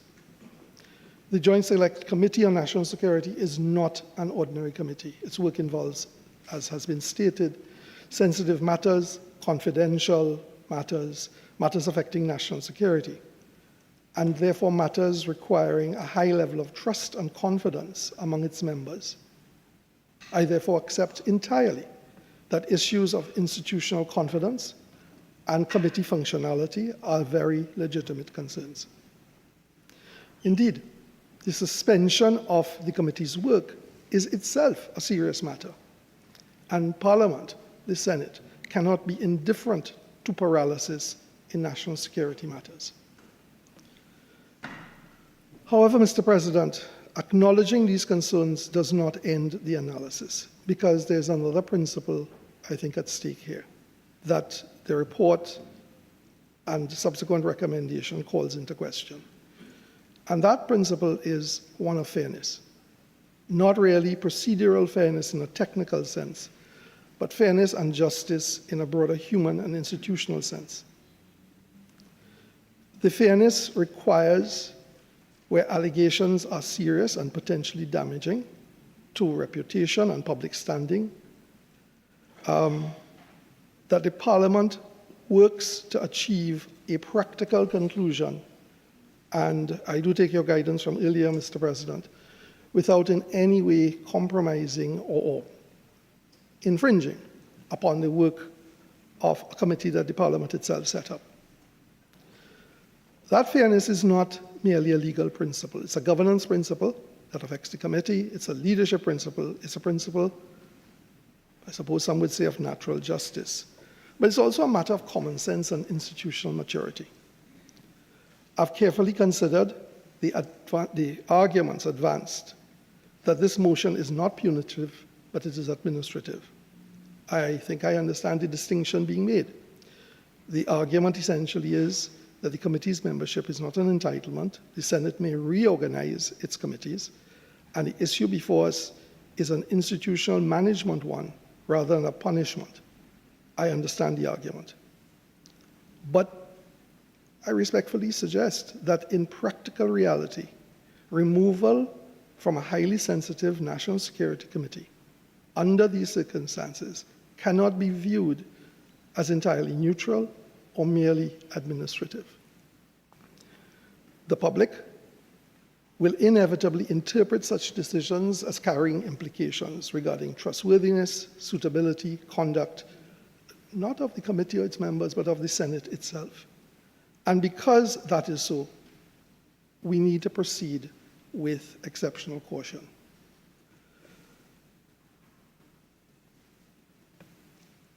Mr. President, I am concerned that in moving, in acting, in voting on this motion, there's a risk of prejudgment.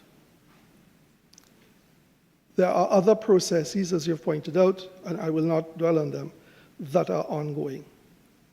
And my concern is a signal that it sends that a removal of a member on grounds substantially connected to the very matters under consideration is not wise.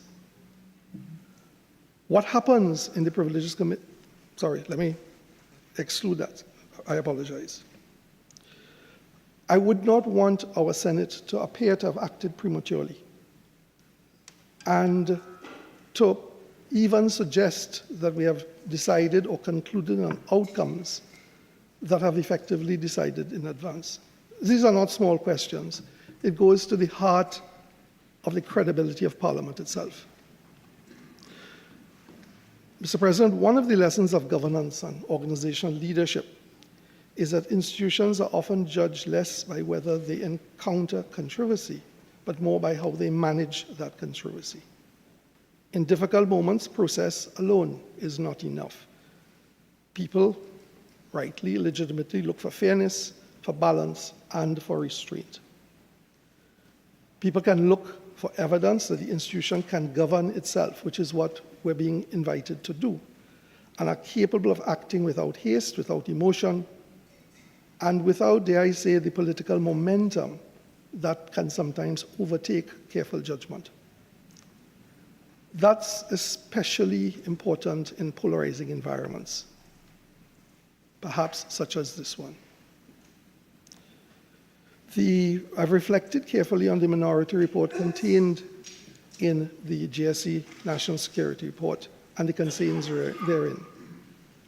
Among the issues raised, and people can have opinions on them, but the issues raised is the absence of formal finding of guilt, questions regarding procedural fairness, concerns regarding proportionality, and concerns regarding whether this recommendation ultimately may be premature. I believe those concerns deserve serious and respectful consideration by the Senate. I believe we must be careful and deliberate about precedent. The decision we make today will not disappear when this debate ends. Future Senates, parliaments may reference them and rely on them. Future governments will rely on them. Future oppositions may rely on them. And therefore, we need to ask ourselves, if we move as is proposed in the motion, what precedent are we creating? If a member can be effectively removed from a committee while alternative processes that we have set in place have not yet completed their work. And the concern, the larger concern beyond this, because at some point this will pass, we must ask what safeguards exist against misuse in future cases. These are not partisan questions, they are institutional questions. So, Mr. President, after considering the competing concerns, I have arrived at a conclusion which I would like to offer through you to my colleagues.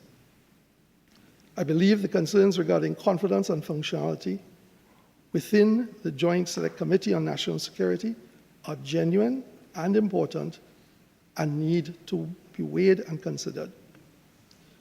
But, in my respectful view, the better course is not to rush to finality. The better course is restraint. The better course is to allow the reasonable opportunity for other processes to work their way through. I therefore offer a thought that consideration of this matter at this time is premature at this stage. In being asked if I will speak on this motion, I asked the coordinator of the independent bench if the opportunity arose to be put early rather than late. If it were possible, I would have asked could I speak first? Obviously not possible because the motion first has to be moved.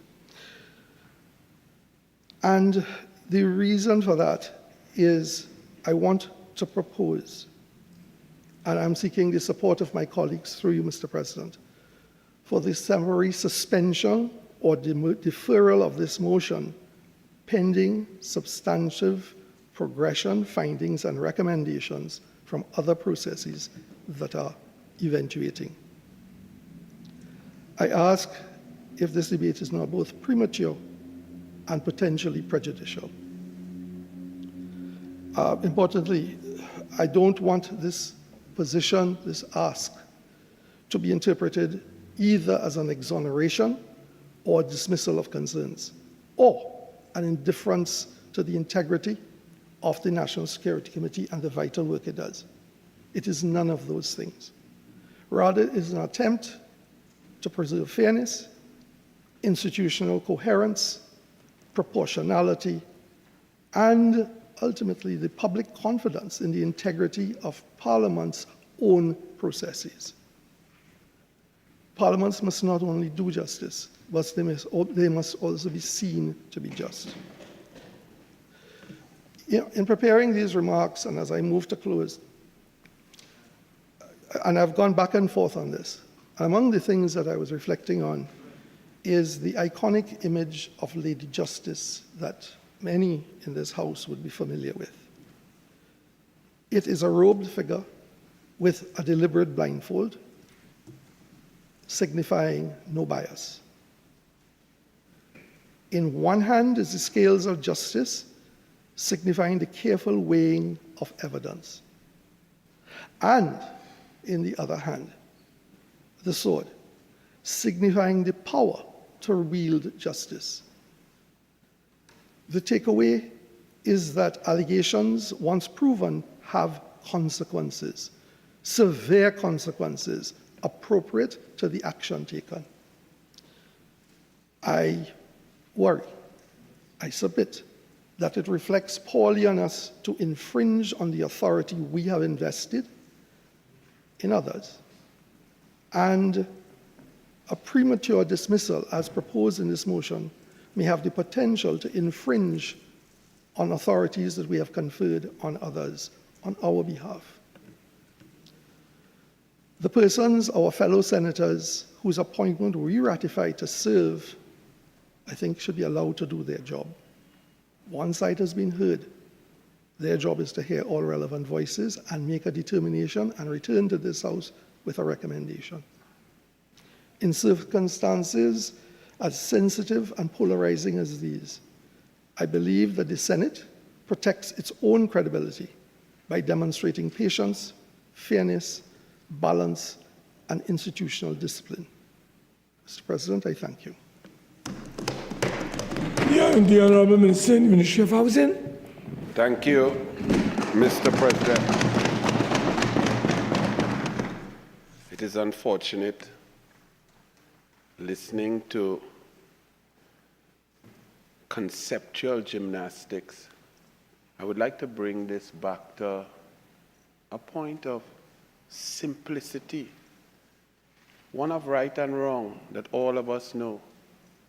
Not discussion of process and what process and taking a decision and dismissal and the perception that it will give.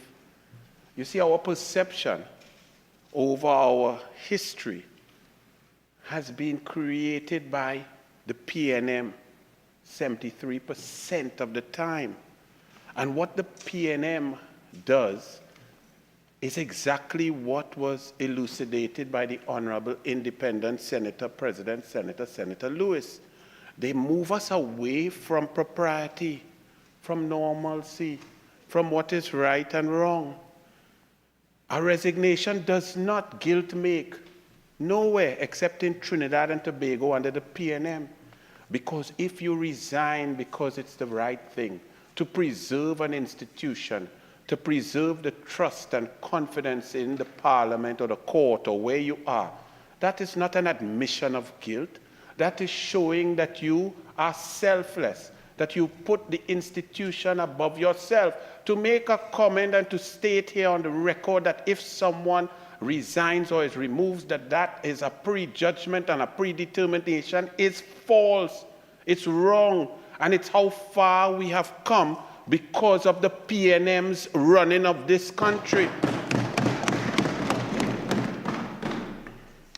We are only here to deal with this, and the main fact is, Honorable Senator, an adult human being admitted to doing something. Admitted. You are one who loves to get work done. If you could join a meeting of the Senate 3 times per week, you would be the first one to say, let's go, because you are one who likes to do the people's work and is willing to do it no matter what. Yet here we are saying, let the processes go ahead. The inability of the PNM to deal with their situation must not curtail and thwart the work of the Senate, the Parliament, and of Trinidad and Tobago. The inability of an adult senator to resign and move on should not thwart the work of the Parliament, the Senate, and what we are doing. The inability of a cowardly leader of the opposition to take action for 31 days must not thwart the work of the Parliament for the people of Trinidad and Tobago. Ruling 46-1, it's a very narrow debate. This is irrelevant. Yeah. All right. I think I want to sustain that. Senator Roberts, let us just try to tighten this. Mr. President, it is a very narrow debate. And we are here because of 31 days of inaction.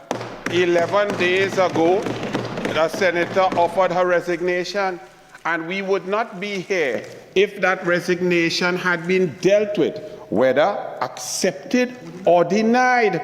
But to sit here in abeyance, to hold the entire country at ransom because the PNM cannot act, is unfortunate and could never be wrong, could never be right. It is wrong.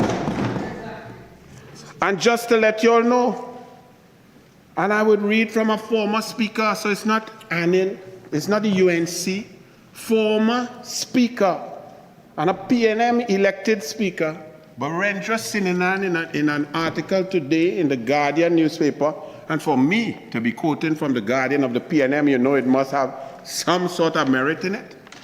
But the words of a former speaker, someone who was part and parcel of the PNM, who cannot be deemed to be biased in any form or fashion, he says, the prolonged silence has intensified scrutiny. Mr. President, Standing Order 46-1, this is the specific report on the GSC on national security. The member, by your previous ruling, is being irrelevant at this time. Yeah. I didn't hear the quoting. I don't know what he is on quote, so let him finish. And if there's anything, I'll intervene. But you read that story? I haven't read it. Okay? No. I'm allowing him, and if I will do what I have to do. Continue. It is really amazing because no statement, no quote taken from anywhere else could be more relevant to this debate than the quote that I am going to quote from a former speaker who had the responsibility of conducting the affairs of this House for a period. And it is a person who is not appointed by my side, the UNC, but by the very PNM, in describing what is taking place in this session, with this report, with this decision, stating about the PNM senator who is at the center of this report and this discussion. There is no more connectivity, connection, or efficacy that could be afforded a quote than that which I am about to read from Boodhu, former PNM elected Speaker of the House, on the John Bates issue, on the issue of Joint Select Committees, on the issue of truth, integrity, process, and the respect for the Parliament. Boodhu said the prolonged silence has intensified scrutiny over the handling of the matter. He warns that changes two parliamentary standing orders cannot address what he described as a deeper erosion of ethics and accountability within Trinidad and Tobago's parliament. Now, one must understand that's where I began. We sit here at the top, the highest court, and we are debating something that is so basic that if a 6-year-old child, 2 children came to us and one had done something that was wrong, we would know how to act quickly, swiftly, and deal with it. But here we are, big people dressing up in fancy suits, and we are coming here to play games when it is a straightforward case. It is unfortunate that the PNM is putting senators in a position to even continue debating this. Look how soft I'm talking, because I really want to debate something else. The victims bill coming up next, that's what I want to debate. This is sad, but don't turn it into a joke. People are watching, children are watching. This is a simple issue. Birendra Sinanan said that the resignation should have come immediately. Is that for our UNC, our PNM, our POP, our POPPG, our ULF, our Tapia House, or is that just correct? Simple. The resignation should have come in immediately. Not from one thing and not from another, from all and sundry, from everything. All.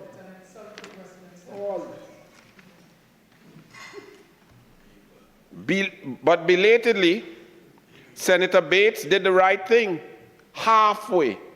See? So we have to do the other half. Had it been done whole way, we would not be here debating this. She just got caught. She should have actually resigned from the Senate immediately. And this doesn't excuse what she's done. She got caught, he said via telephone last evening. Things have degenerated in this country, said Sinanan, right up even in the parliament. That's basically what it is. We have lost our moral compass, our ethical compass, everything. Sinanan also argued that legislation alone cannot repair what he sees as a broader decline in public standards. The day we start to do that, I don't know if there'll be enough timber in the country. Mr. President, now that we've heard the breadth of this court, I stand by the standing order I raised earlier. This falls outside of the narrow remit of the report that's before the Senate at this time. Overrule that. Continue. Thank you, Mr. President. The day that we start to do that, says Birendra Sinanan, former speaker elected by the PNM, I don't know if there'll be enough timber in the country to make paper, because you really cannot legislate for everything. This is something that you have to know that is inherently wrong or right, and this was wrong. It was wrong. Yet it occurred 31 days ago, and some of my learned colleagues are saying, let 100 days pass, let 200 days pass. I don't think that is really, that suffices to the population that we are here to serve, as all of us took an oath to do our job. And one person, whether mistake, whether action, inaction, admission, cannot thwart the work of joint select committees, the Senate, the government, and the work of the Parliament. It is that simple. So what was the goal? You see, we have to get back to basics. What are we talking about here? Because when we're talking about removal from one committee, but staying on another committee, and according to Senator Lewis, the National Security Committee is even a more critical one. I think all are critical, but I take your point that national security, its very essence, is a more serious committee that requires greater or higher transparency, accountability, privacy, and so on. But what was the goal of editing a witness statement? You see, we have to talk about it in a basic fashion. If someone is coming before a committee Isn't it that we want to get the truth? So if I'm on a committee and I'm helping a witness coming before me to edit or say what to say and not what to say and so on, impacting the truth that comes before the committee, what is my goal? Why am I doing that? Because if I'm on the committee, as we swear to be, and they say it's a bipartisan, apolitical committee, then the truth, let the chips fall where they may.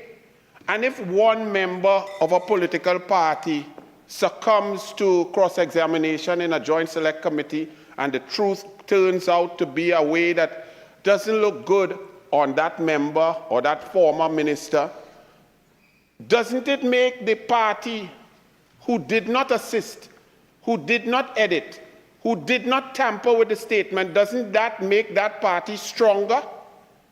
But if one decides that you put your party or whatever belief you have before finding the truth, and therefore you interfere, you intervene, and you try to change a statement coming before you, then one has to ask why.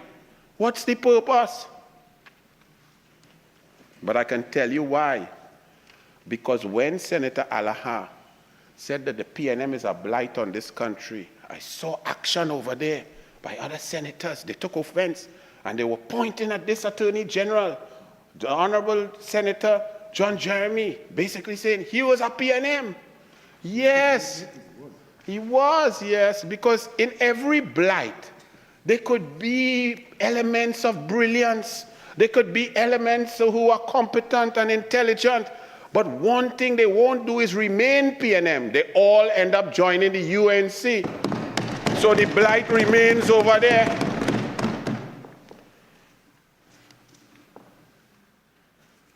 You know, I just love to bring things down because I'm listening and I don't like where the debate, everybody trying to debate to see who could use their brain to come up with the greatest strategy to make wrong right.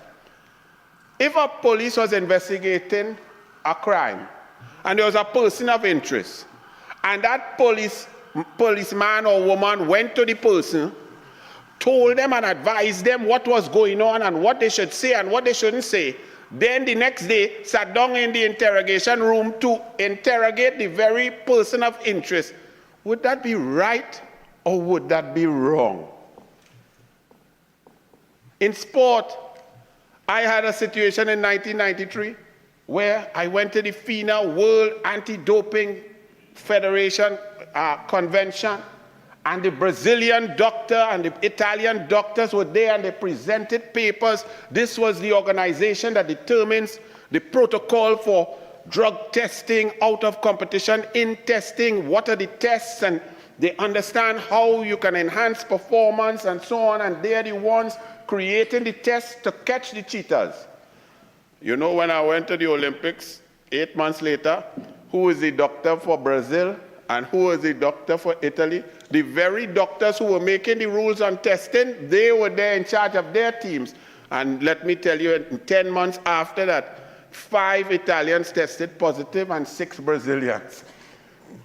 So those who making the rules, making the tests, they're teaching their people how to evade the test. Was that right or was that wrong? So what are we talking about?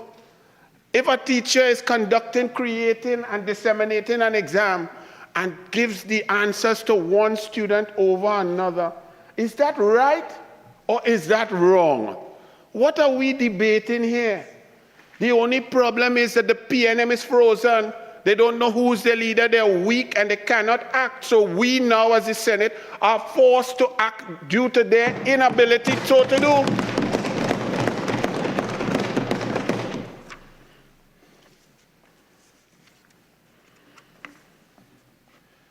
The strategy for the PNM has always been that. And that's why I have a learned senator come in here to tell me that when you resign, you're guilty. The perception is that that should not be.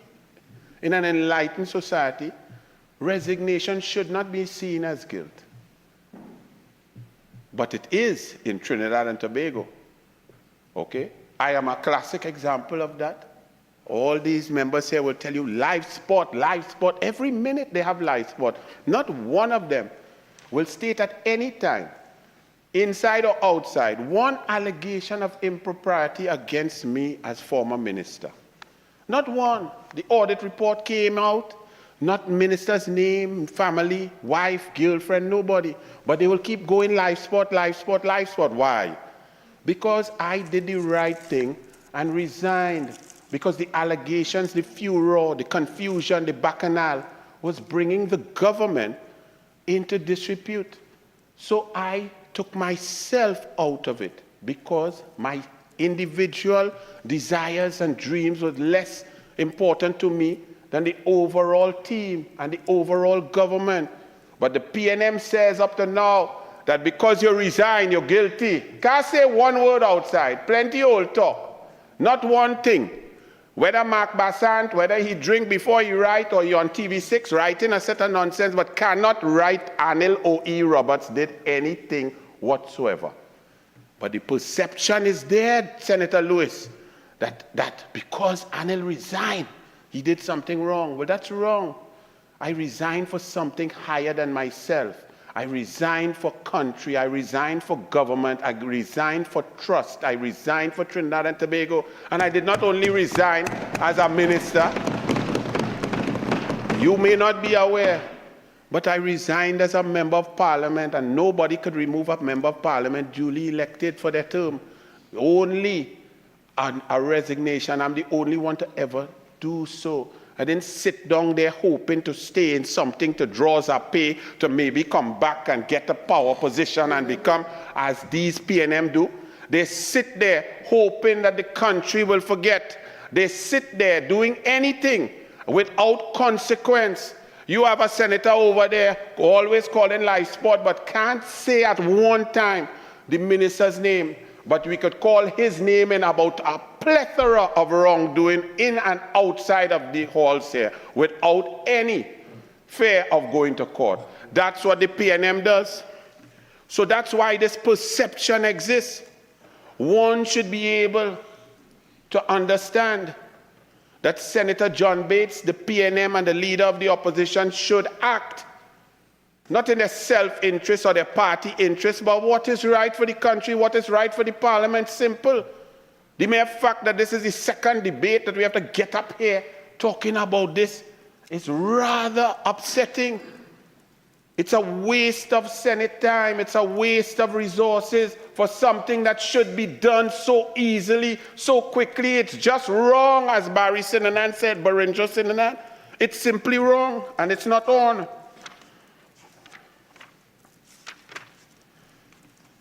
Mr. Speaker, Mr. President, I won't regale you with all the things that the PNM did and just stay quiet, because that's their modus operandi.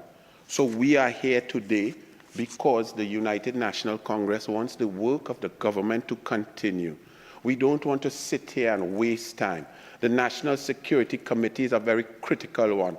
Crime is a scourge, even though it has gone down 42%.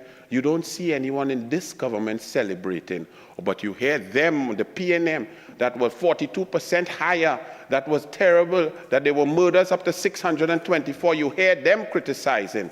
But we want the work of the National Security Committee to continue, and therefore this motion must be passed here today for all right-thinking people. It's not an accusation. It's nothing against Senator John Bates. You all would have heard me debate in another place. I empathize with her. It's other people that are the real culprits. But I wouldn't say that here today because we're dealing with a narrow motion. It is sad, but it is wrong, and she must go and be removed, and that's it. Let the work continue. Let another PNM come in.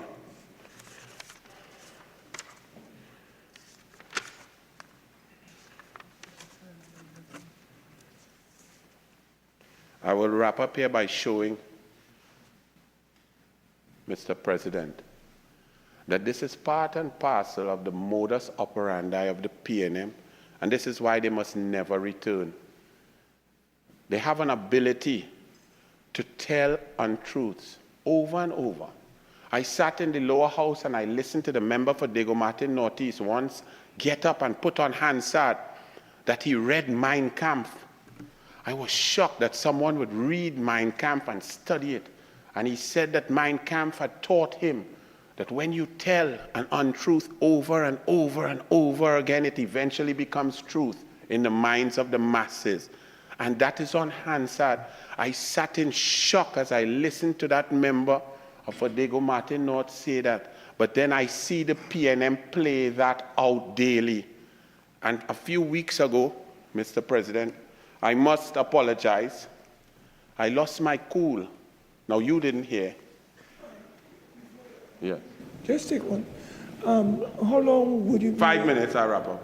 All right, because we wanted to take an early tea at this time, but if you could do it. Less than that? Yes.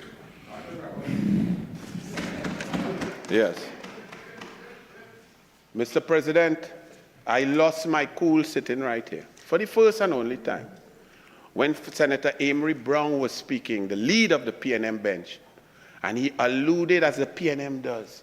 He got up with bravado, and I had to apologize to the Attorney General who heard me because I explained loudly why he was nicknamed Lollipop at UE. And that was unparliamentary of me. So I apologize to the Attorney General. I apologize to you, even though I didn't hear it. But you know why I lost control and I got angry? Because a senator of the PNM got up there and tried to put through innuendo and nonsense. Standing Order 46. Yeah, you're frightened now? No, I'm not afraid of you, son. Standing. Yes. So yes. Please, let us not deal with. Let us just wrap up now. We want to adjourn now. No disrespect. Yes. Yes, Mr. President, what I am showing is that we are here because the PNM cannot act when something is wrong, that they perpetrate pathology and pathological falsehood continuously, just like that senator who's jumping up. Look at him jumping up again. Order 46.1, this is irrelevant to the motion before us by your own ruling once again. You don't have to repeat. You don't have to repeat over and over the same thing.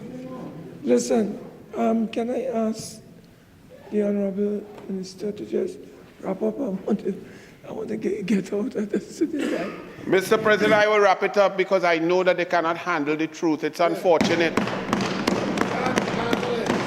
And after tea time, he will probably have to go and look for a lollipop. But, Mr. President, I will tell you, sir, that the PNM must not continue to denigrate the Parliament, disrespect our country, and thwart the business at hand of the government of Trinidad and Tobago. It is unfortunate that this motion had to be brought today, but all of us who want to move on with the work of Trinidad and Tobago for the people of Trinidad and Tobago must vote for this motion. Get the committees working, get the people's job done, and fire upon the PNM, leave them there by themselves. I thank you, Mr. President.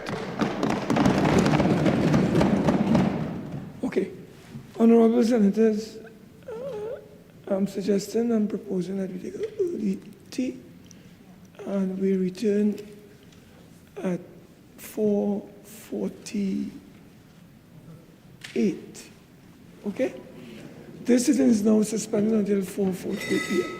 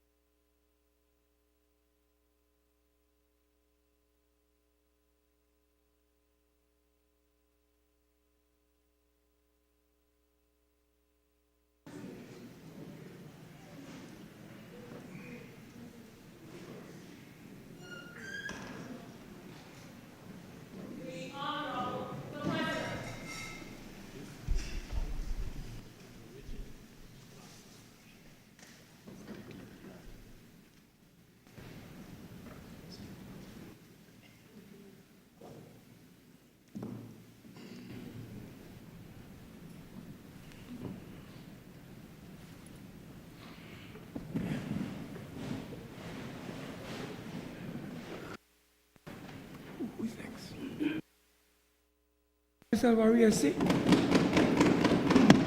Thank you, Mr. President. Mr. President, I rise to join in the debate of this motion number 1 under committee business. It is a motion which says, be it resolved that this Senate adopt the special report of the Joint Select Committee on National Security, first session, 13th Parliament, on the concerns of the committee to the continued membership of a member. Mr. President, as I'm bound under the standing orders to do, I declare, simply for the record, number 1, that I am an attorney at law who has acted for a person who is mentioned in the report which forms the substrata of this national security report. And of course, I note that other matters are under consideration in relation to that. I'm abiding by your rulings earlier, Mr. President, in speaking the way I just have, but I've declared for the record. Second, Mr. President, this report of the National Security Joint Select Committee in its first session, 2025-2026, is specifically on the concerns of the committee to the continued membership of a member. Senator Allahar piloted the motion on behalf of Senator Zakur and engaged in a number of matters which he considered were relevant for consideration. In the run-up to this particular motion, Senator Allahar specifically asked us to consider four factors. Senator Allahar asked us to consider the background to the report, matters which he considered we have a duty to consider as relevant to this debate. He also asked for events to be considered, and he went through a chronology of matters that he considered were important. And he also asked a very important question: what should we as a Senate be agreeing to? In other words, then, what was the remedy that this motion would come to? Now, Mr. President, the Senate is being asked, as I've read out the motion, to do a very specific thing. We're being asked to resolve, agree, all of us present, that we accept the report of this committee. This report has a majority report. It's dated April 30th, 2026, and it has a minority report attached to it from the opposition member, the Honourable Keith Scotland, which is also of that date and attached to the report. The majority report makes some very interesting reading. The chairman of the committee, the Honourable Saddam Hussein MP,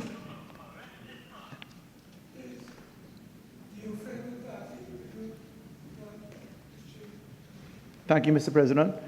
The chairman of the committee, the Honourable Saddam Hussein MP, received a request and a written submission which is attached to this report from the Honourable Dr. Rudal Munilal, who is the vice chairman of the committee.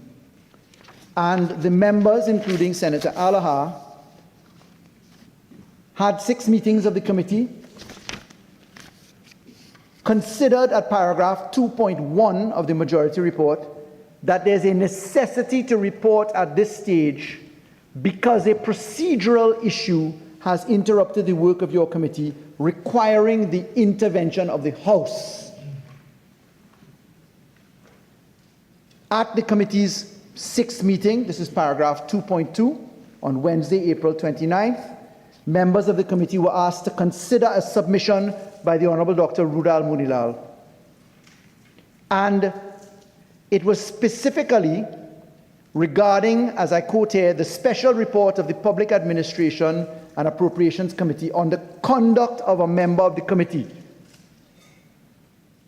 That's called the special report. Paragraph 2.2, repeated, it should have been 2.3, but there's a second 2.2, says that Member Munilal appraised members of the contents of the report, which allege that former member of the PWAC, Mrs. Janelle John Bates, who is currently a member of your committee, admitted to making material changes and assisting in the preparation of a written document written memorandum of evidence. The report goes on at 2.3 to say Member John Bates' impartiality was now in question. 2.4 says Member Munilal recommended she be removed from the committee. And at 2.4 it references Appendix 2 to this report, which is a submission from the Honourable Rudal Munilal. The committee held a vote, it says, and the majority agreed with Mr. President.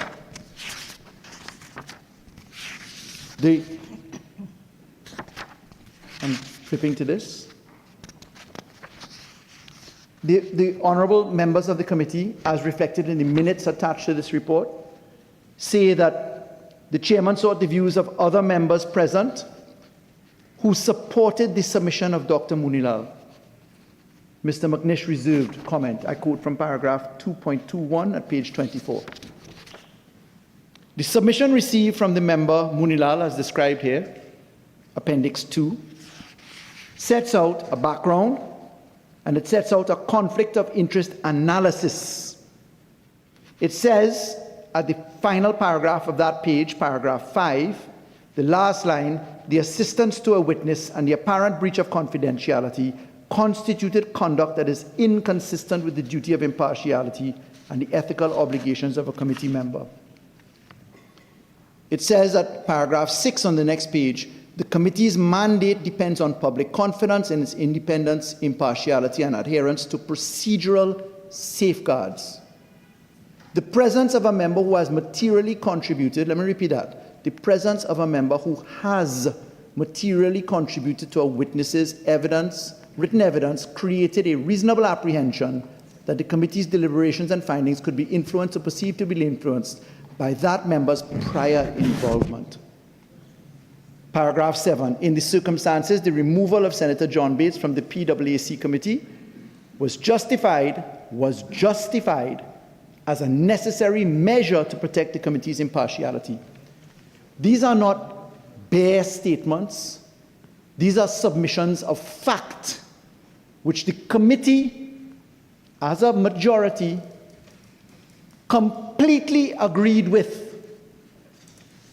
It is as a result of those observations, Mr. President, that we are now here with this report. And this report squarely comes into conflict with the minority report attached, and which we are at liberty to analyze as we must in this debate to accept the report being a whole, the majority and the minority report. The minority report is at Appendix 4. And that minority report, forgive me, follows Appendix 3. It's at Appendix 4. And it is a report which traverses an introduction and at paragraph 2, a point in limine titled The Appearance of Bias.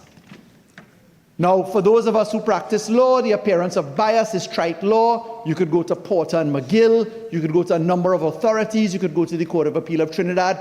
It really is whether a reasonable observer would view the conclusions, statements, actions, conduct of a person as being so cast in stone as to guarantee that you're not going to get a fair hearing. And the minority member traverses the point in limine, the appearance of bias. The member goes in to analyze the conflict of interest. The member goes in to speak at paragraph 4 on the next page about confidentiality. And the member says that no evidence has been advanced to support this assertion. There is no demonstrated breach of confidentiality by the member within the Joint Select Committee on National Security, nor any factual basis upon which such a risk can be reasonably inferred. It goes on to consider the allegations of insider information and says at paragraph 2, in these circumstances, it is highly speculative and manifestly unfair to extrapolate from those unparticularized allegations a conclusion that the member would misuse information obtained in the course of the JSC. there is no evidential basis for such an inference. To adopt such reasoning would be to substitute suspicion for proof and to attribute to the member a propensity for misconduct that has neither been established nor properly alleged. Paragraph 6, the tainting of the process may leak in camera proceedings. In the minutes referred to at Appendix 2, the chairman of the committee, the Honorable Saddam Hussein MP, when it is raised in the course of that meeting, avers stoutly that there is and will be no breach of confidence. Yet at Appendix 4 of the Minority Report, Appendix 1, that is the subset appendix, Daily Express, government moves to oust John Bates from the National Security Committee amid conflicts claims. PNM Senator under pressure, story by Anna Ramdas, page 3. What's the date of that? April 30th, 2026. This is in the report. So the report, the Minority Report, demonstrates, front page of the Express, the day before the report, because the Minority Report and the report are both dated the 31st, Mr. President. And lo and behold, despite the stout statements by the chairman of the committee, April 30th is the date of the report. The same day that there's this stout position by the chairman of the committee that there'll be no breach of confidence, which as we know in our standing orders is not permitted. Government sources, according to the newspaper, say, Senator under pressure, National Security Joint Select Committee to oust her. And then in another newspaper, government moves to remove John Bates. We don't have to take that on. But let's go to the Minority Report. The Minority Report actually is not quite novel, Mr. President. It fits within the prescriptions that Senator Allahar has asked us to look at. What should this Senate do with the recommendation before us? Because if we resolve to adopt this report, then we're resolving that Senator John Bates must be removed from the Joint Select Committee on National Security. I looked into the records of our own Parliament, and I found the National Security Interim Report of the Joint Select Committee on National Security, 5th session, 2019-2020 of the 11th Parliament. And this report, which Senator Allahar recommends, what should the Senate do, is very relevant because it shows a precedent as to how matters cross the hurdle, how they achieve muster, and how a parliament should look at and consider reports that come of this nature. And this report of this National Security Council, JSC, considered, and in respect to your ruling earlier, Mr. President, I'll keep it as anonymized as I can so that I stay within the four corners of the one member that we're considering here today. This report speaks to a hearing of evidence received from the Commissioner of Police and Deputy Commissioner of Police acting operations.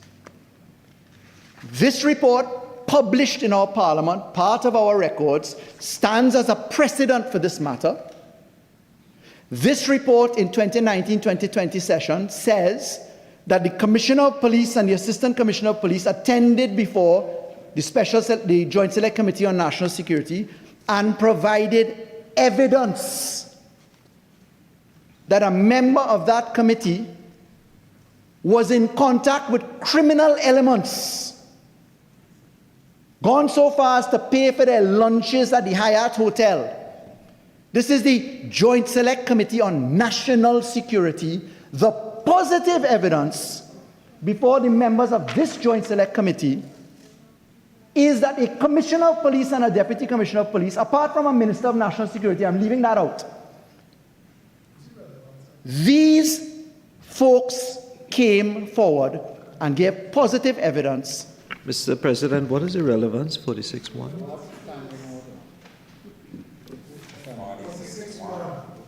Your ruling, Mr. President? What I would say is that I'm following what the honourable member is saying, and I will guide him accordingly. Continue. President, thank you so much. So, in the precedent factor of what this resolution before us is, Senator Allahar introduced the fact, what should we do? Well, we're guided under Standing Order 2 of the Senate to the rules and practices, firstly in our standing orders, obviously under the umbrella of our Constitution, but where our standing orders are silent, we go to the rules and practices of the House of Commons unless there's something in conflict with our own orders, and precedent is clearly relevant to the prescriptions we're being asked to consider today. I do that for the record, Mr. President, because I know you have already guided me. But in this precedent factor, it was only with the positive evidence of a commissioner of police, an assistant commissioner of police. Let's leave aside the political entity of a minister of national security. Leave that aside. Let's take the higher standard, if you wish. With that, there was a recommendation of this committee, that is the 2019-2020 committee, that the member be removed. Listen to the wording, tell me if it sounds familiar. I read from paragraph 7.1. The necessity to report at this stage arose because a procedural issue has interrupted the work of your committee, requiring the intervention of the House. Our report, Mr. President, paragraph 2.1, the necessity to report at this stage arose because a procedural issue has interrupted the work of your committee, requiring the intervention of the House. Word for word, Mr. President. In the analysis which follows, including in both reports, the precedent report and the instant report, there were reflections upon the minority report. But in the difference between the two, there was positive, conclusive evidence from a commissioner of police and an assistant commissioner of police, which lay uncontroverted, Mr. President. Uncontroverted. What do we have in this instance? We have a recommendation from Member Munilal referring to a report, a special report of the PAAC dated April 17, 2026, which is the subject of inquiry elsewhere, in respect of which there are, in fact and in law, no findings yet.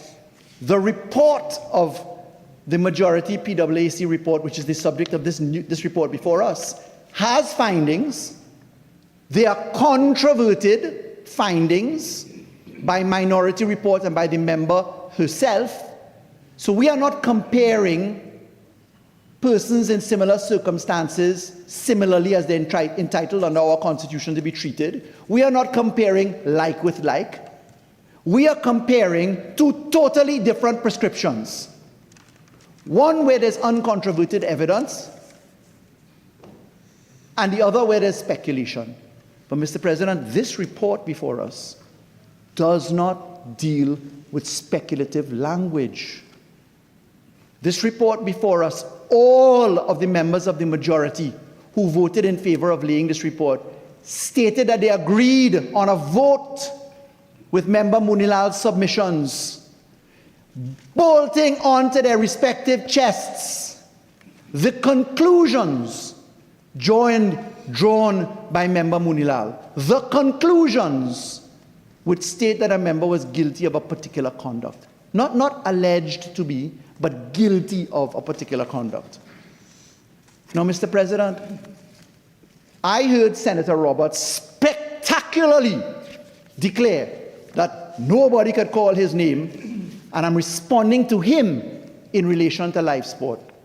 All I'll say is he's lucky that there's a law against tipping off in this country, where you can't tell certain things if you know it, if there's an investigation into a crime. And I am absolutely confident that the only reason that we got, as he put it on the record, a resignation that we're supposed to be lucky today to think we got from him. Mr. President, the truth is, and I go to the law in relation to this report, in the case of Ashwin Creed versus the Central Audit Committee, and I'm dealing with the point of bias now in relation to this report that we're debating. And I'm going to use the High Court decision. I'm not going to go to the Privy Council decisions which have upheld matters such as this. I'm going to go for relevance sake in a bifurcated manner to answer the bold-faced submissions of Senator Roberts, as well as deal with this report.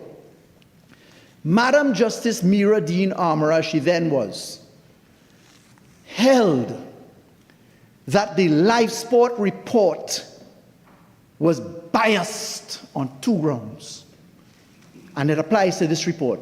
Lack of a fair hearing, which includes the breach of natural justice, the right, Mr. President. This one, please. We strayed very far from the substance. Not at all. Straight from the family court. I think that, Senator Al-Rawi, I think you would have made your point in the context of that report that you are referring to. Please. I think that you have made your point. I think we can move on. Okay? Mr. President, I'll come to another point with your guidance. But I'm going to use the same case to ground the point of legitimate expectations. I'm on a totally different point. So the ruling of Madam Justice Mira Dean Armour on the life sport scandalous case of Ashwin Creed demonstrates that where you have a legitimate expectation constructed by a statement from a body such as the committee, that you will be permitted an opportunity to have a say in the matter of your fate by a particular date, that if it is broken, that's a breach of legitimate expectation, just like the laying of another report prematurely in the Parliament allowed people to escape, Mr. President. Escape. People who want you to call their name outside, Mr. President, knowing that the law of tipping off is the only thing preventing them from meeting the police and spending time in jail. Mr. President. Mr. President, 46.6. I stand on standing order 46.6. Yeah.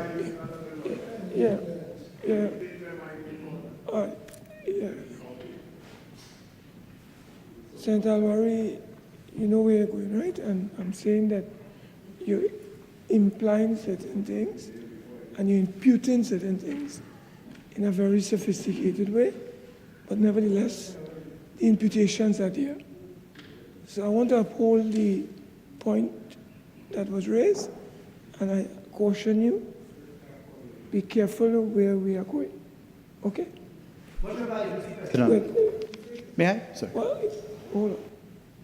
Whilst the Honourable Minister in the Ministry of Housing may have made his statements, the question of 46.8 is pertinent. If you're going to raise the conduct of any member, we have to do it on a substantive motion. Okay, cool. Mr. President. Not that you need any flattery, but sophisticated and fair. Thank you, Mr. President. Mr. President, I've said enough about that. Where the apple fall or the mango fall, it fall. Birds go still find it. Mr. President, the fact is that when we're dealing with the issue of fairness, which is starkly in this report, we as a Senate are being invited to cast a vote.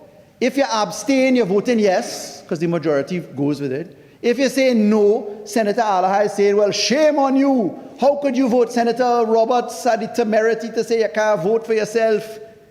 There's nowhere in the world on a motion of no confidence.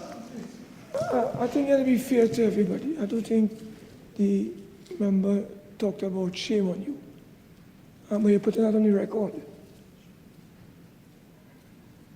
So please, be fair in what you are saying and be accurate at the same time. Okay? Continue. Thank you, Mr. President. I will certainly take the care to characterize my understanding as opposed to verbatim. Thank you so much, Mr. President.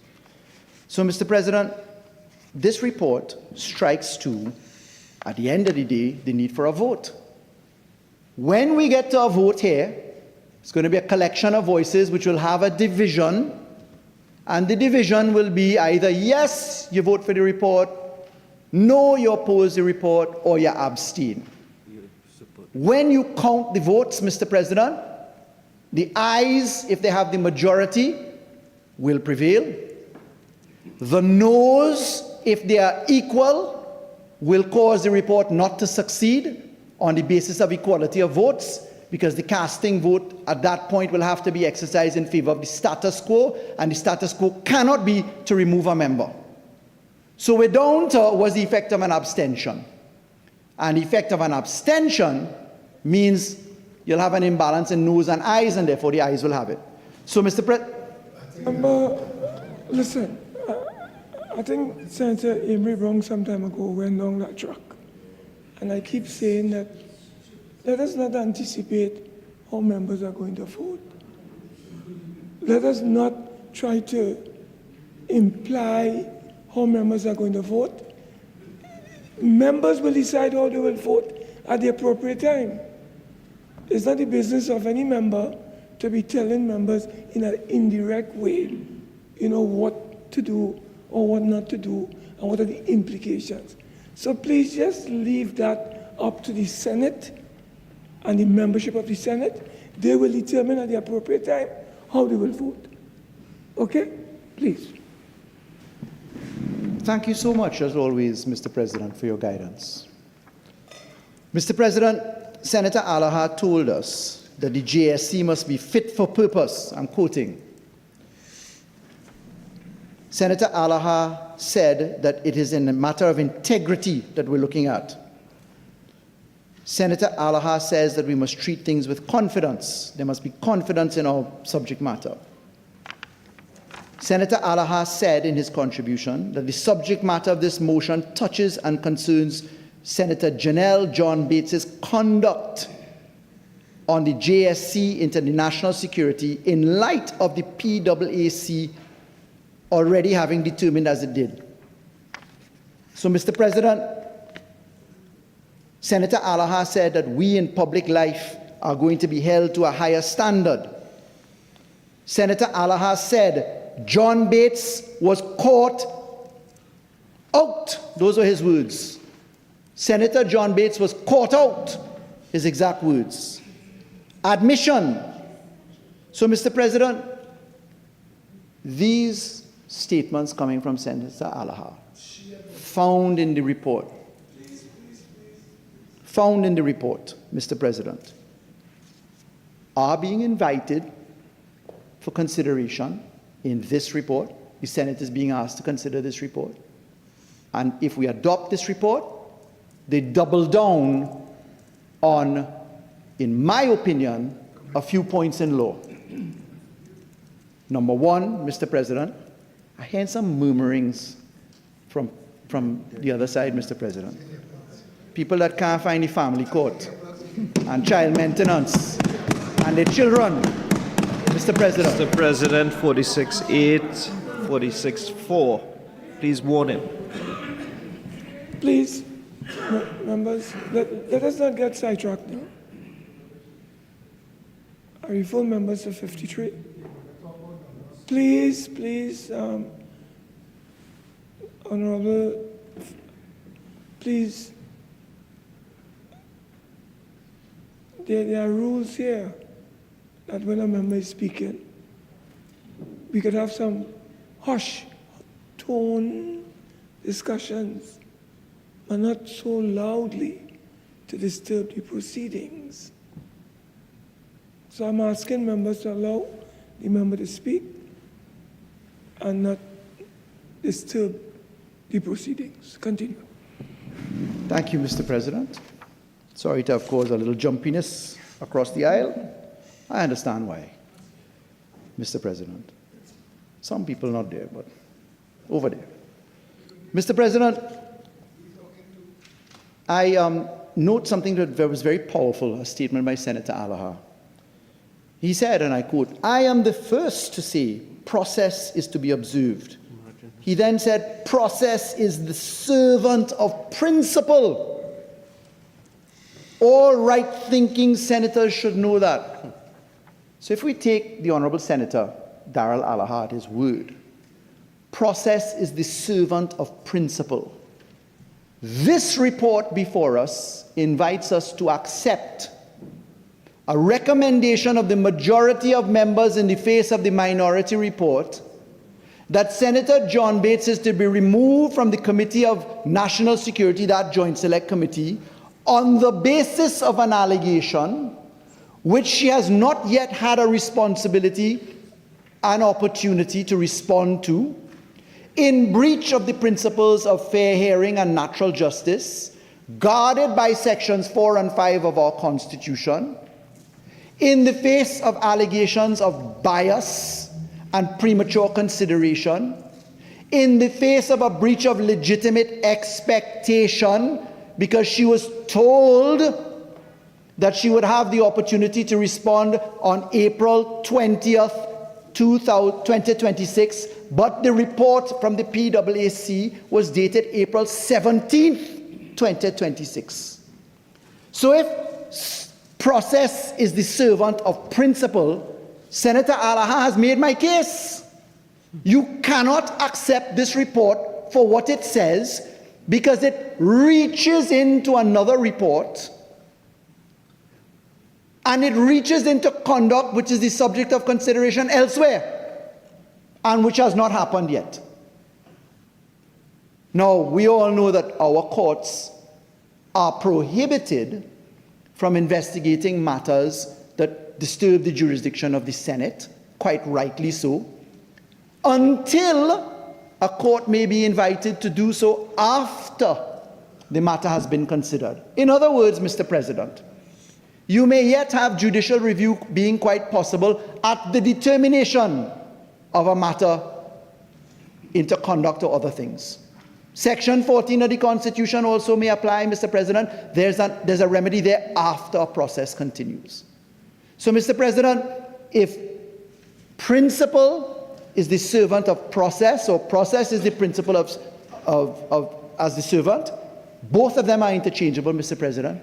The Honourable Senator Allahar has proved the case. It would be an indictment of common sense, a slur and a mark in the most negative way on the features of natural justice, on the right to a fair hearing, on the rules against apparent bias. It would be an indictment against us all to accept the recommendation of the majority before us. Because this majority, Mr. President, let me make it very clear. My understanding of this majority report is that they have accepted in conclusive language certain determinations about Senator John Bates. Not in the if and allege as findings of fact, Mr. President. Every single one of them have accepted that. Today, it's being extended across the aisle and into the Senate, as we're entitled to consider, Mr. President. No problems. The Honourable Senator Allahar complained. We hear 30 days later, and we hear 30 days later because you brought the motion knowing that it should never have been brought, Mr. President. The honourable members of the Joint Select Committee into National Security were aware of the prematurity of their actions, have no evidence before them, Mr. President, as the minority report points out, no statements of fact. But, Mr. President, if we begin to take this position, we are going to make a mockery of justice. How is our Parliament constructed as we consider this report? Not by the majority having the will, 15 senators opposite, 6 on the opposition bench, 9 on the independent bench, and the impartiality of the chair. 31 of us assembled. The House of Representatives, foregone conclusion that the majority has its say unless you're dealing with special majority considerations under Section 54 of the Constitution. But, Mr. President, if we make the mistake today to vote for this report or abstain from voting for the report, because we on our bench might abstain. Let's say we were thinking of that. Mr. President, what we would be doing is to say that the majority will always have its way, regardless of the fairness of the situation, in breach, in my respectful view, of the fundamental principles which underwrite the preamble to our Constitution and the fundamental rights enshrined in sections 4 and 5 of the Constitution, Mr. President.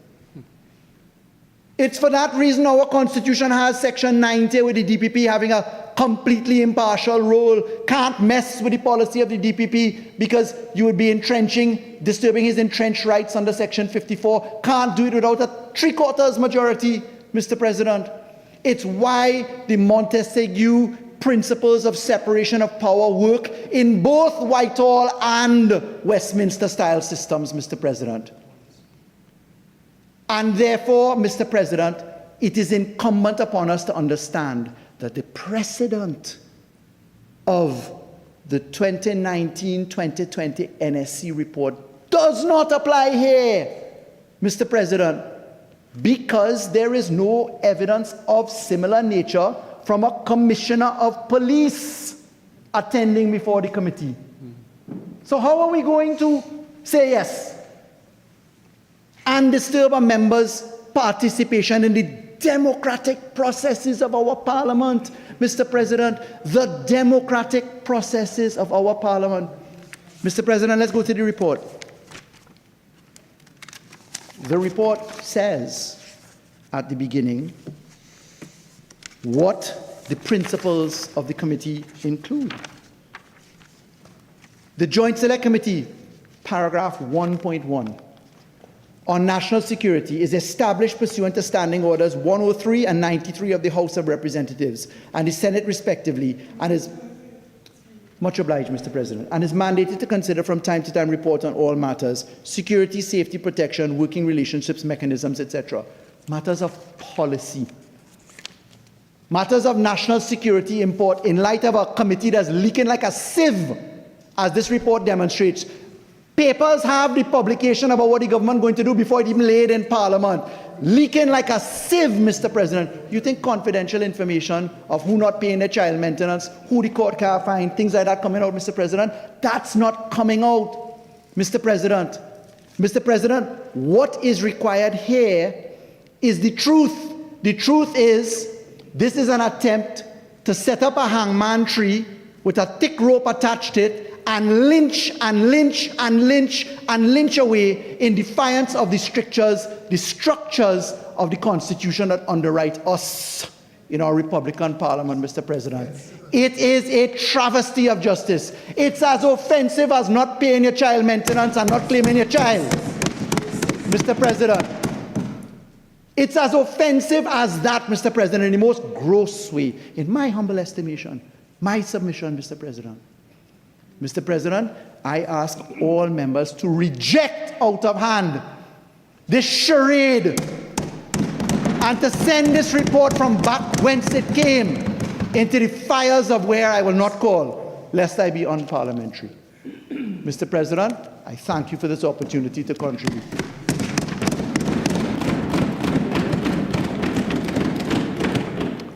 Honorable Senators, I rise to warmly welcome members of Parliament from a number of countries who are seated to my right. They are from the Parliamentarians for Global Action, and they have just completed a workshop in Port of Spain, coming from Barbados, Guyana, St. Lucia, Suriname, and Guyana. I would like you to join me in warmly welcoming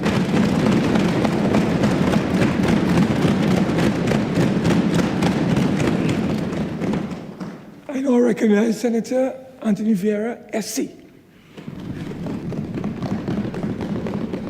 Thank you, Mr. President.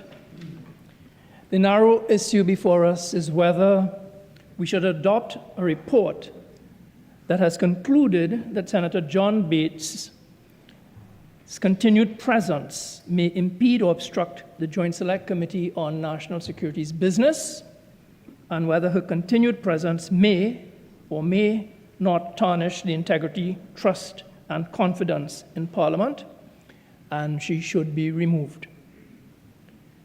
Now, what does adopt the report mean? Adopt means to formally agree with the contents, the findings, and the recommendations. It means we as a Senate embrace the report and we lend our institutional authority to it. Live, active, not passive endorsement.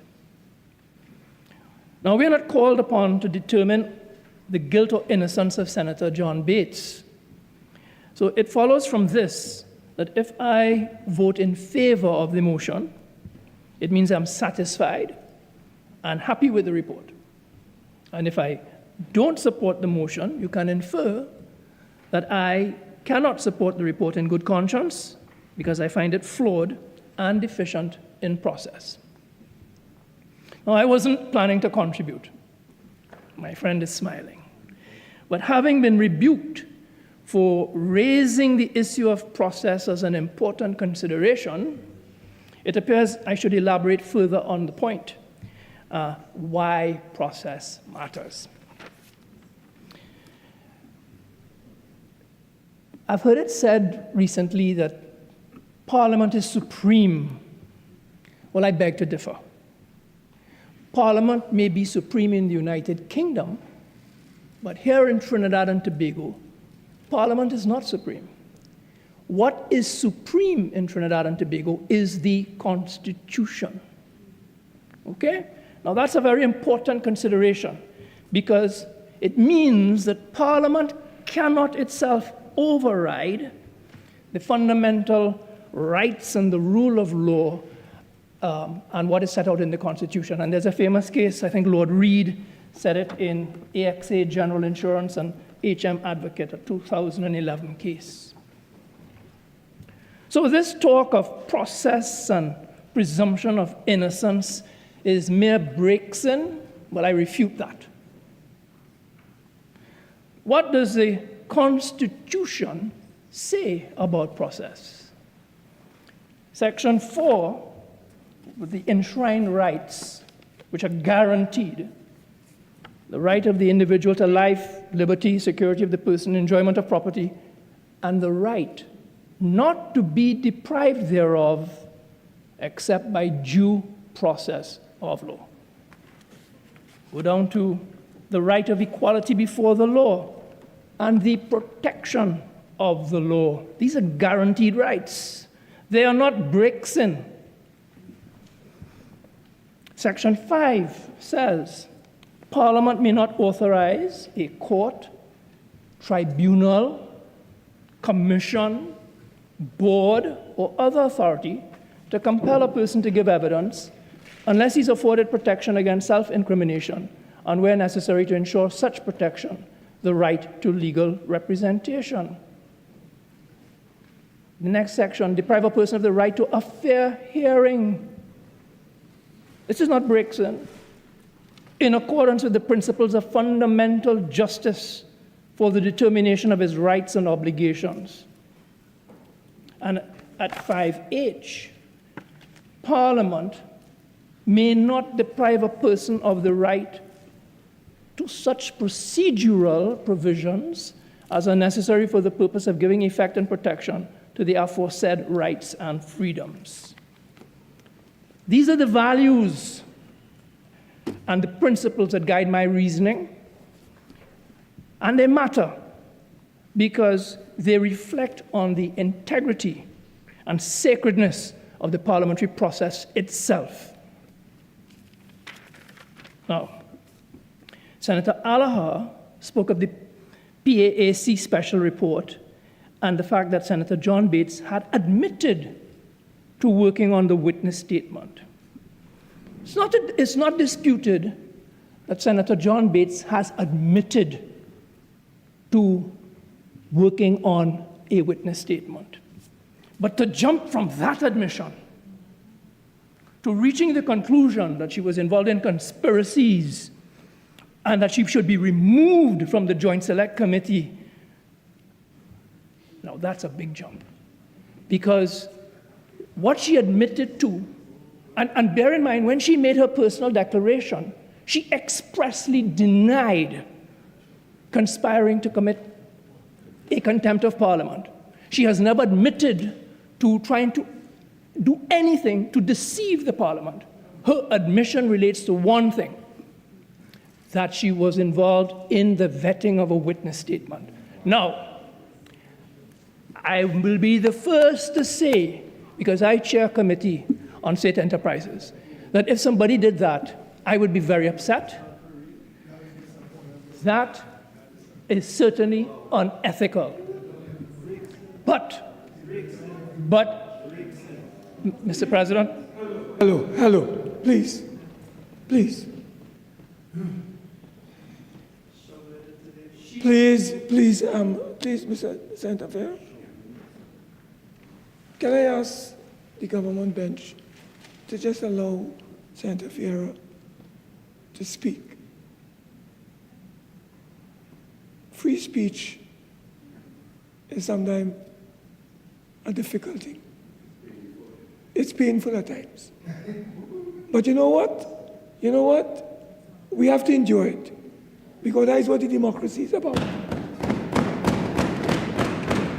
So allow the senator to have his say, right?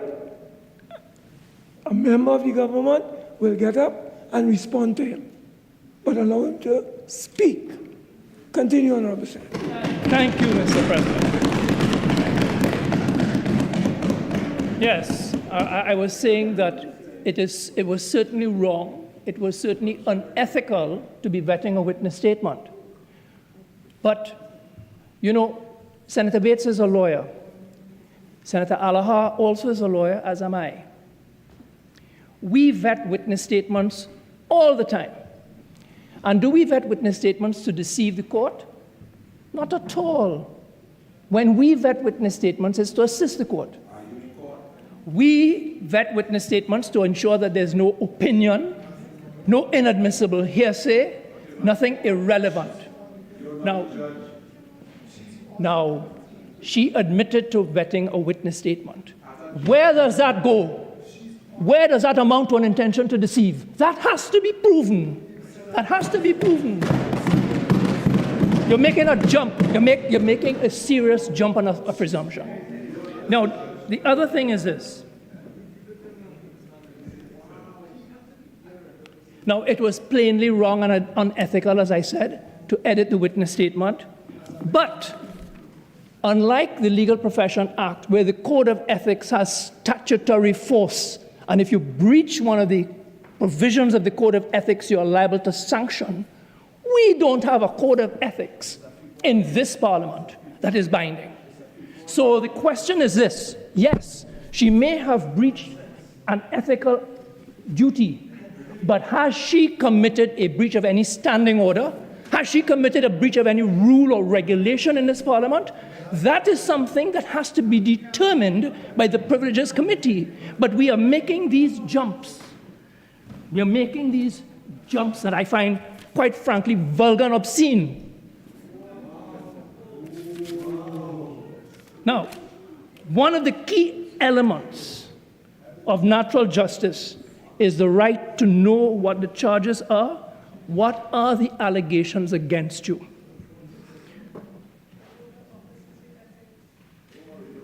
Where is, in any of these reports, any indication that she has breached a rule, a regulation, or a standing order? Yeah? So before sanctions can be visited on Senator John Bates, she's entitled to know this. Basic. I quoted the relevant parts of the Constitution. She's entitled as right. Now, Senator Allahar spoke about breaching confidentiality. But again, where is there anything in either report that shows that she was the one who breached confidentiality. It's not there. So I don't plan to be long. Both Senator Roberts and Senator Allahar have moved. Well, you know, people don't offer their resignation unless they've done something wrong. I did not say that. I said the opposite. Okay. Oh, God. Thank you for clearing that up. Senator Allahar said that.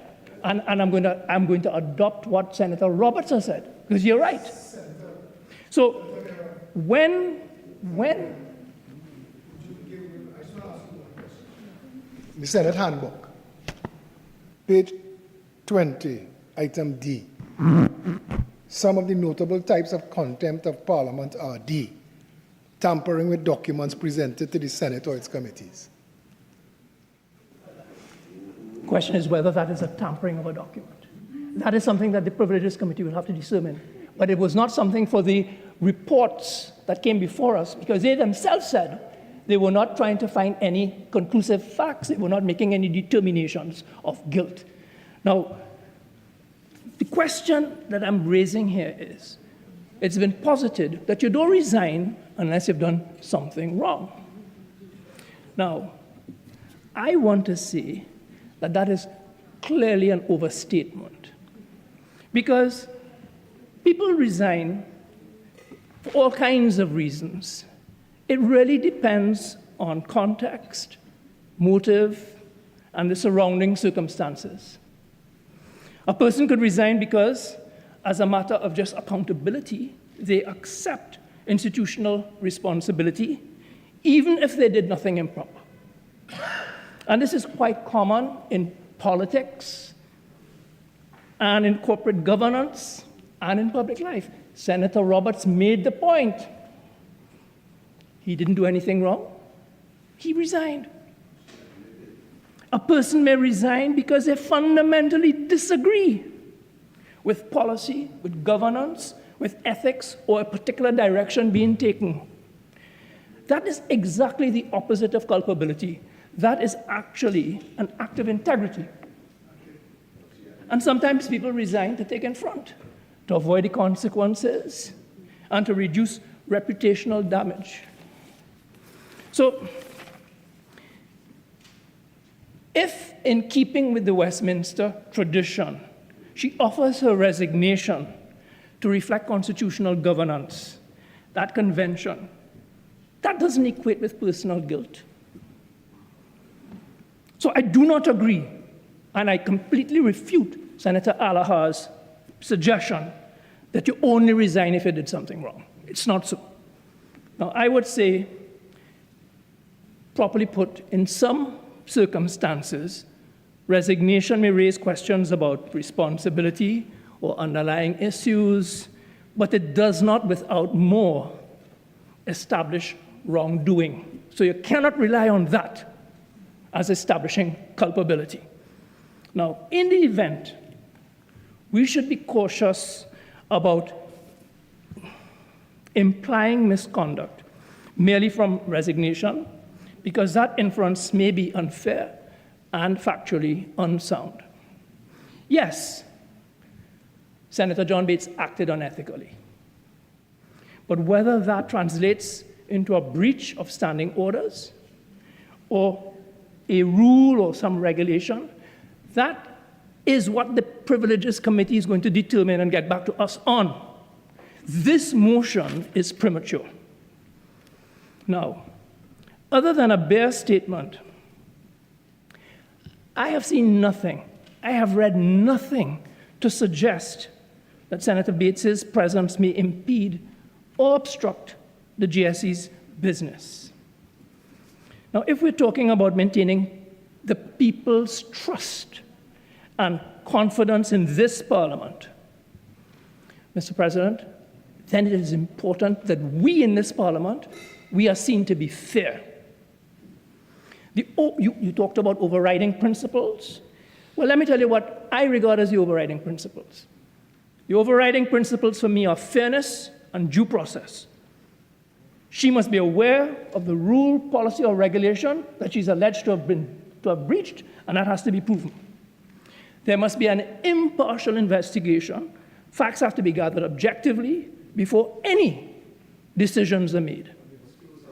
She must be given the chance to respond. She must have a chance to explain her side and to present her evidence before any action is taken.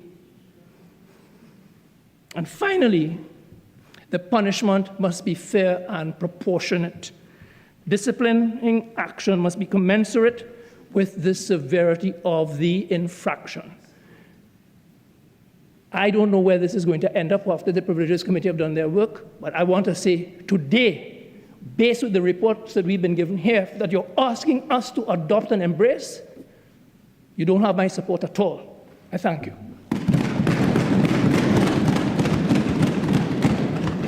Senator the Honorable David Nakhid.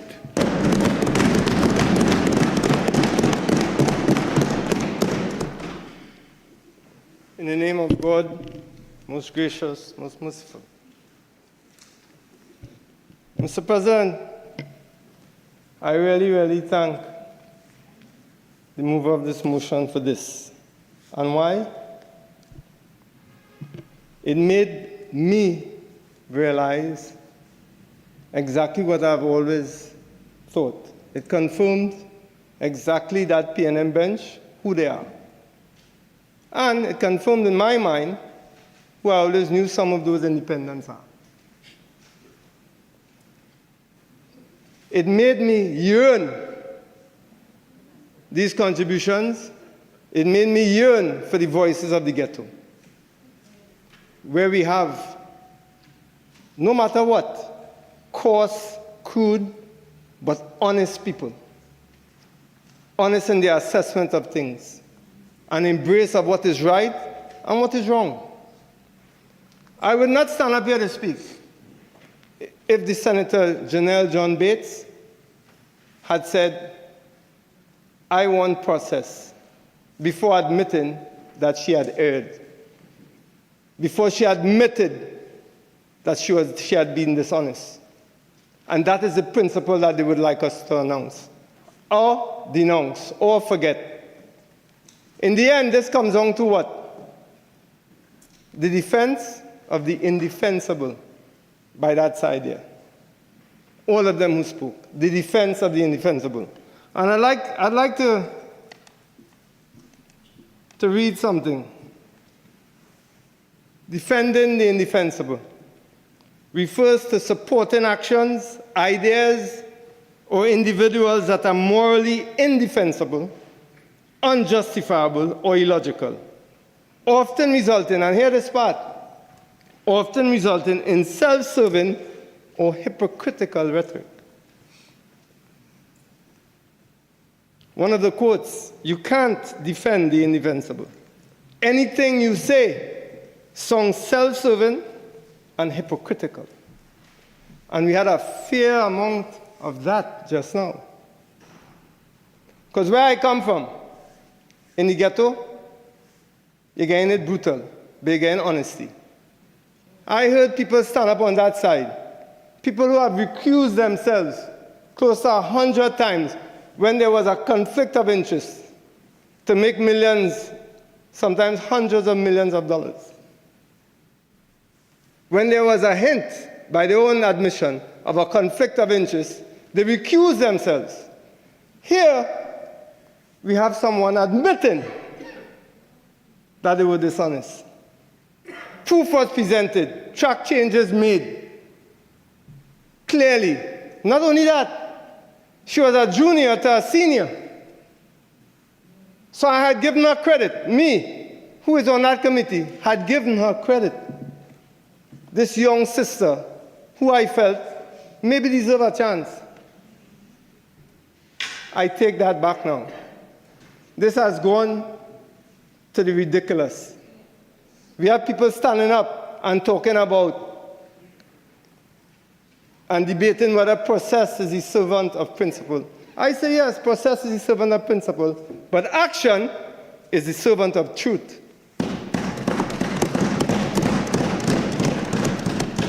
And the overriding factor here is, the truth is, the young senator was dishonest and admitted so. And here we are trying to defend the indefensible. All kind of verbal gymnastics, all kind of recalibrations of semantics, people bringing in all kind of external data and that to justify. Somebody even talk about the Constitution and all that.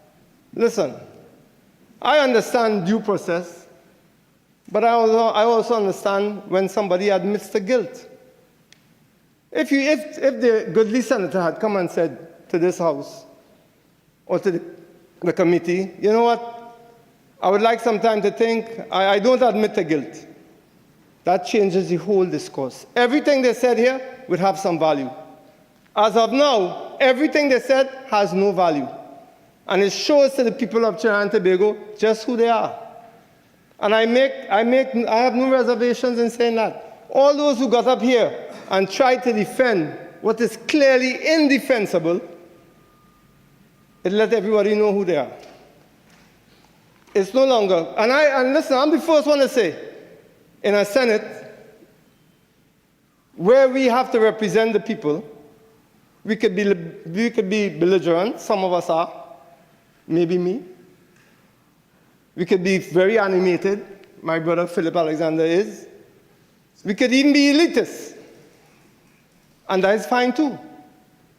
We could even represent special interests, and that is okay too. But we have a duty to be honest, first and foremost. Our duty is to be honest. Whatever our own personal characteristics may be, what we represent, that's between you and your God. But honesty is something that is measurable. It's something we can define, we can feel, it's tangible. It depends on how we act.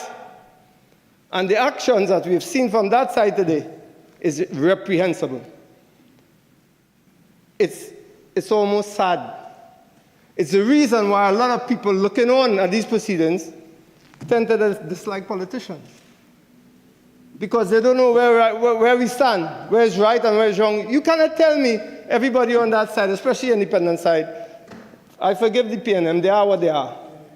They are what they are. They are what they are. But you cannot tell me everybody on the independent bench, they feel comfortable with themselves for defending what is clearly indefensible. And you know what? If they do, and I don't believe all of them are, I know certainly one person isn't. I know why, because he grew up just like me. And we're very accustomed to how the ghetto is. So I have no problem. I have no problem in talking about that. I'll tell you why. References to lynching. Representative lynching, because obviously Senator John Bates is a black woman. That doesn't faze me. What is right is right. What is wrong is wrong. And I grew up with uncles who will let you know when you're wrong, who will let you know when you're right. Who will let you know that at all times, no matter what you have, you don't have clothes, you don't have new clothes, let it be clean. You don't have books, make sure and copy somebody who works so you know when you go home you have a book. I know about that. It's all about being honest to yourself. But when you see people come here with these pretensions that they know literature and they study literature and they could quote Cicero to castigate my friend one time, all of a sudden they forget about all those principles. All of a sudden now it's process. It's process before truth. Process before truth is being morally relative. And being morally relative is being dishonest. Because we have a responsibility here to represent honesty, first and foremost.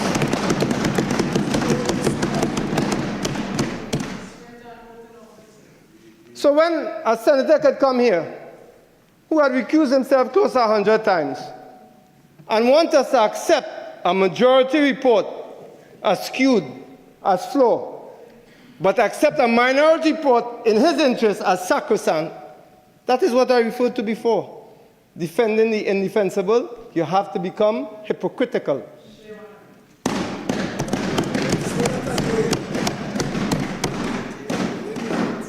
But then again, my grandmother used to say, I'm not surprised.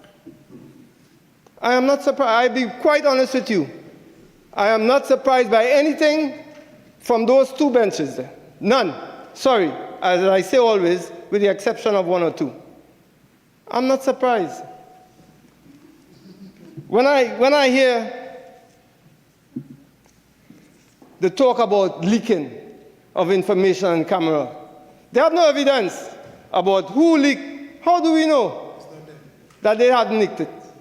How do you know that the PNM didn't leak it intentionally to create a furor? I mean, in the end, why does the court, and they have a bunch of lawyers there, how come the court always goes on the track record of somebody? If somebody had been caught perjuring, he's constantly referred to as a perjurer. They should know they had an attorney general who perjured himself in court. In Miami, well, the one we know of. We wouldn't talk about Nelson Gate and the others. So they have that. They are aware. Once you perjure yourself, you are castigated for the rest of your life. In any case that comes up, you come to there, the opposing attorney can say, he perjured himself. That remains with you. Here we have a senator, and I sympathize with her publicly because I felt that she was misguided, misled by a senior. What we have is a young senator who, for once and for tampered, witness tampered. She was the judge. She wasn't there a mere. She wasn't counsel, like someone hurriedly admitted or tried to say he was counsel. No, she was a judge in the proceeding. The judge tampered with the witness and then tried to sit in judgment of that witness. And here we come and debate that. Here we come and debate that. Lawyers and all, senior counsels and all. No wonder, as my grandmother would say, I am not surprised. What? Let me hear this one. 53(1)(b). Third speaker to make the same speech.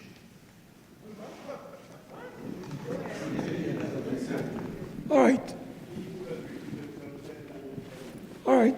I think that the point is made and so on. I'll just ask my colleagues to be guided so that we do not go overboard. I think the point that is being made is that you have some of our speakers engaging in alter repetition. Okay. Continue.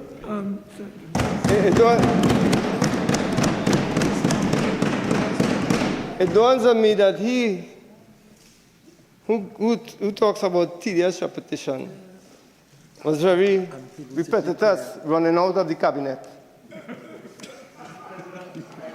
Standing order 46.1, 46.6, 46.4, 46.8, and 53.1b. I ask that we show respect for each other and at least we pay attention to what we are doing. Right? So continue, member, but be guided. Thank you. Mr. President, the member who constantly rises criticize members of this party, trying to refer to them in an audit report their name was never there. And he constantly referred to that audit report. So all I'm saying, he whose name was in the report of Nelson Gate, the indemnity. Rise again on standing order 46.6, Mr. President, and 46.1, just in keeping with your previous rulings. Yeah, but as I indicated and so on, that this debate, whilst we can make reference a passant in response to what somebody else might have said, the reality is this debate is not about, as I said, any member of the government, any member of the independent bench, or any member of the opposition bench seated here today. So let us try to stay away from these name calling as far as possible and just focus on the issue. There's a recommendation, issues surrounding that recommendations, issues surrounding that recommendation. Let us keep to that. Continue, Honorable Member. President,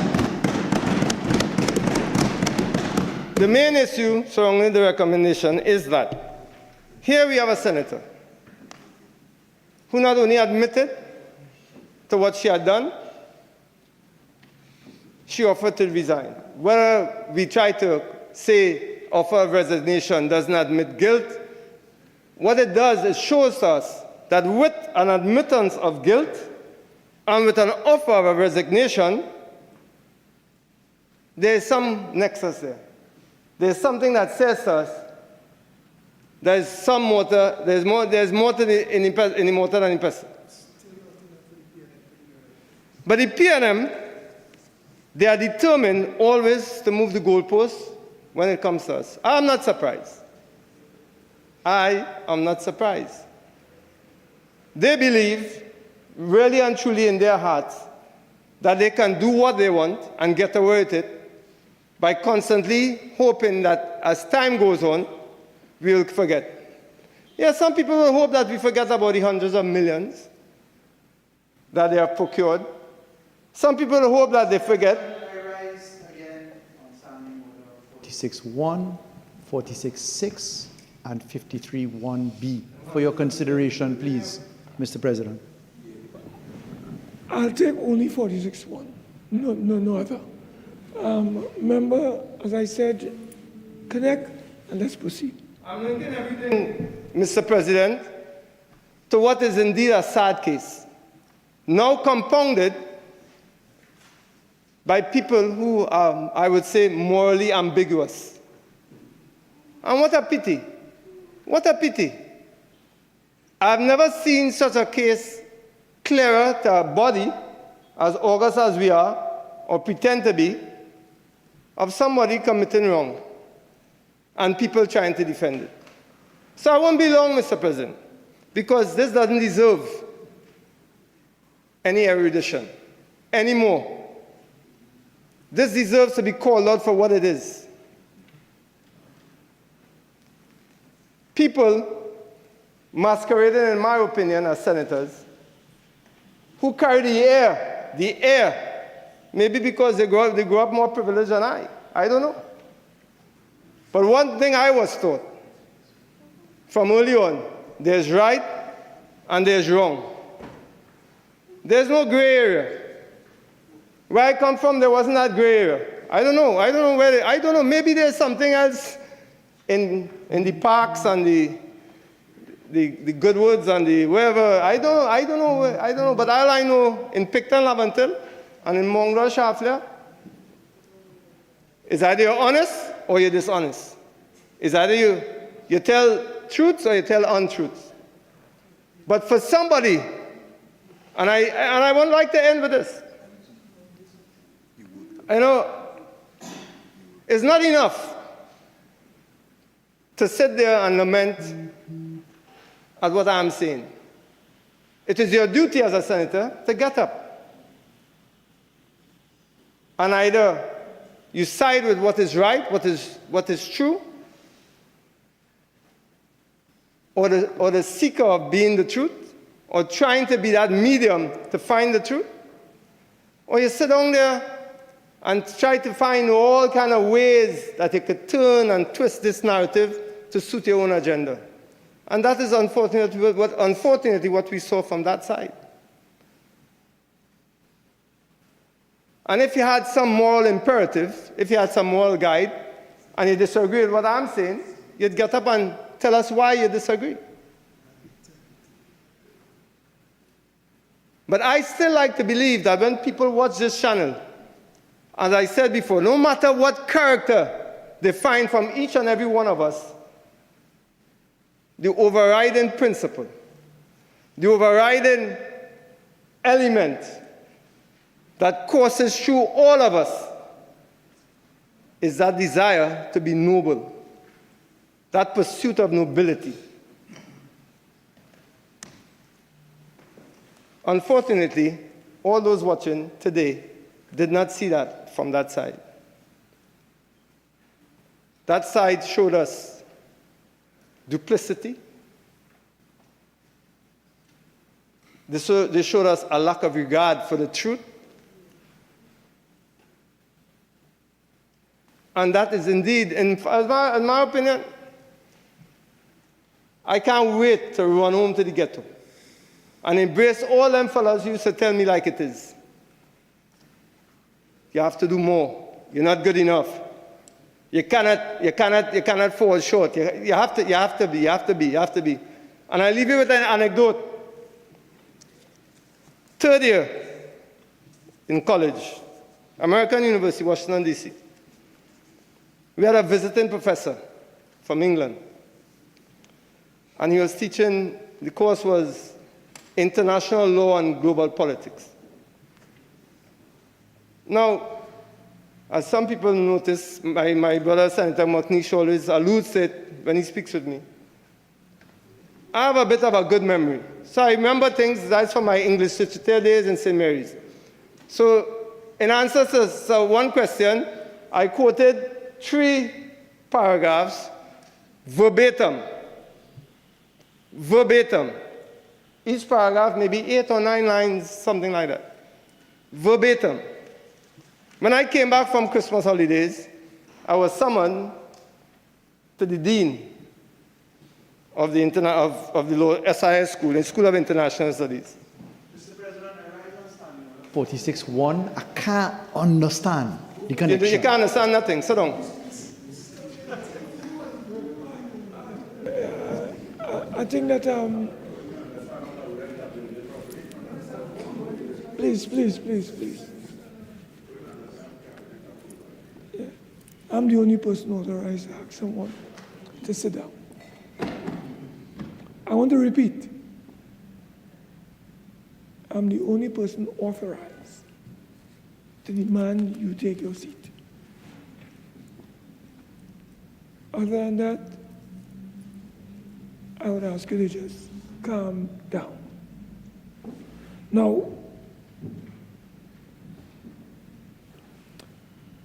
Senator Nakhid, I think you are about to wrap up, and that is why I didn't want to intervene too much, because I know you were winding down. So could you, Honorable Senator?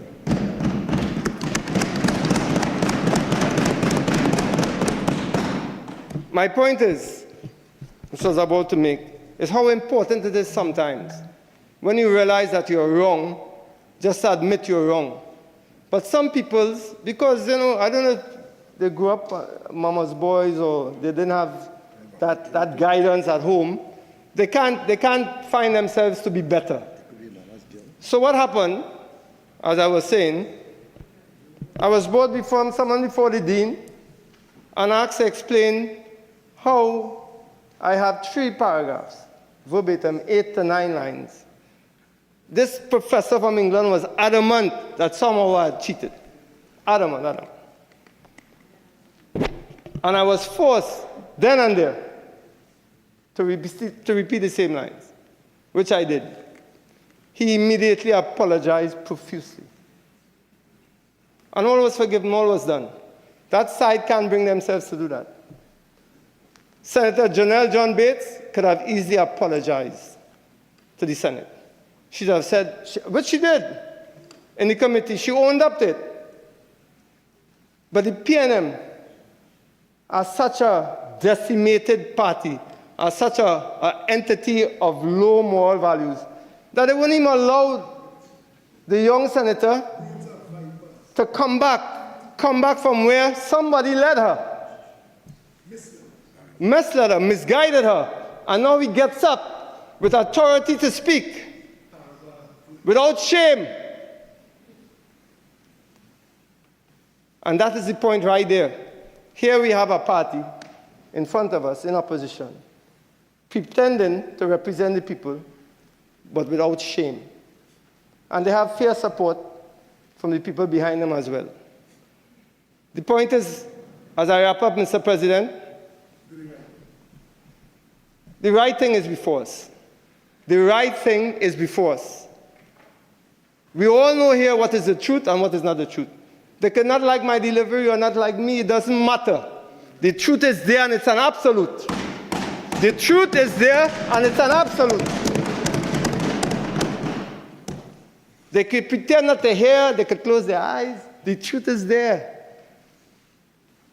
And that is why I love my people in the ghetto.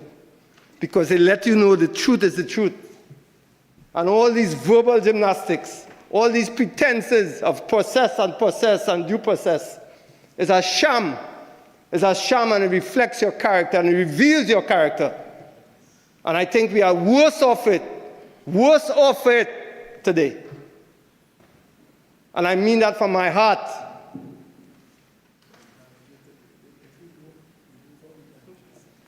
Let me finish what he said, and this is telling.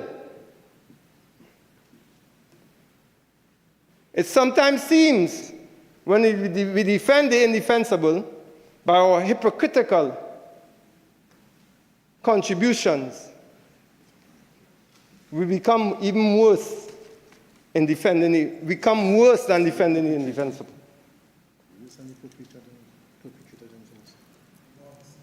In other words, our attempt to defend the indefensible, we look even worse than the people we're trying to defend. And that's a shame. Because all of those on that side, with just the slightest of credibility that I had given them, is gone. It's gone. And that's the real shame there. I feel sorry for the people of Trinidad and Tobago. I really feel sorry for the people of Trinidad and Tobago. And this is where this has reached. And again, Mr. President, I wish that reason rules. I wish that our moral integrity comes to the fore. And we support this motion because it is the right thing to do. And it represents the truth. I thank you, Mr. President. Senator Darrell. Thank you, Mr. President. Mr. President, I shan't be very long. But I must start off by saying today is a day of admissions, and I want to admit something here. Since we're talking about admissions, I've started my submission.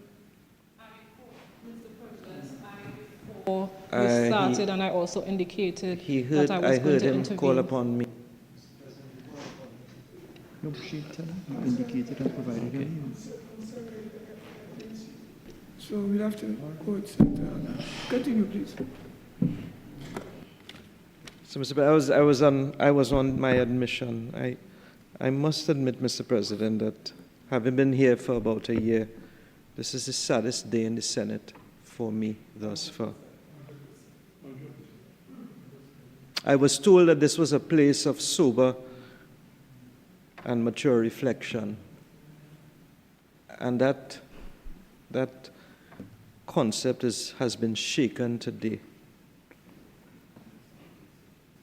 And today I thought at points that I was in the twilight zone, or for those of you who are much younger than I, in an episode of Stranger Things,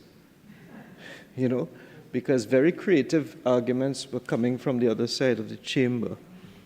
And I don't want to personalize it, but I find it incredible, with respect, Mr. President, for a senator to get up and say, and I quote, "Her conduct was plainly wrong and unethical, but we must still have process, and we should not say that she should not be on the Joint Select Committee of National Security." Her conduct was plainly wrong and unethical. That is coming from the other side. Unquote. But yet the senator will get up and say, but leave her on the Joint Select Committee. Even though she was removed from another committee, leave her on the Joint Select Committee. Something is wrong. There's a disconnect there, with greatest respect. Mr. President, I sat on the disciplinary committee of the Law Association for more than a decade. And I have an idea what is wrong and unethical. I was really surprised when the senator got up and said that, where is it in the standing orders? Where is her conduct, the breach of the standing orders? But, Mr. President, I really didn't think I have to say in the Senate that the standing orders are not the complete compendium of what we should and shouldn't do inside of here. There are notions of decency and ethics that underpin everything that we do.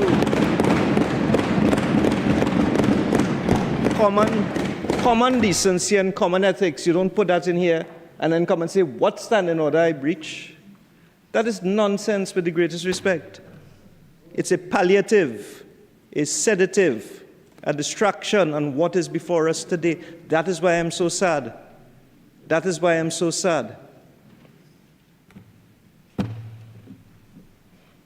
And then we have another senator, a good friend of mine, who has warned us against prejudgment, asking a set of rhetorical questions and warning us against prejudgment. But I think at this point, I will quote another senator who got up and said that this debate reaches into another report. So let's see about prejudgment and reaches into another report, because another senator reached into all of the reports. So I want to reach into the report of the PAAC. Let me reach into another report similarly. Paragraph 4.4.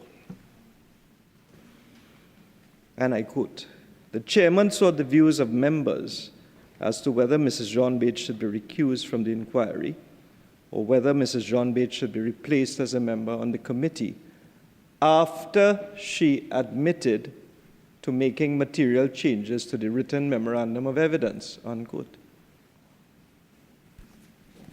So we're talking about process and right to be heard and so on. But what do we have before us? Let's reach further. Let's reach further into that report. Appendix 2, correspondence received from member John Bates, where she was invited to write to the same PAAC. That is what we have before us. And what did she say? At page 2, first paragraph of her letter, she says, and I quote, Mrs. John Bates says, and this is her opportunity here before us, in the course of the in-camera meeting, certain concerns were raised regarding my engagement with a draft statement prepared by former Minister of Health Terence Singh. She took ownership of what she did. So don't come here and say that nothing is wrong with assisting a witness to vet a witness statement. There's everything wrong with it when you sit on the same committee that has to pronounce it.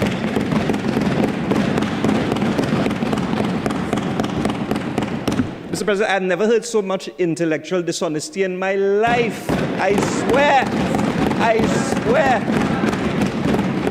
Intellectual dishonesty. And I came here to listen to that today. I should have stayed home.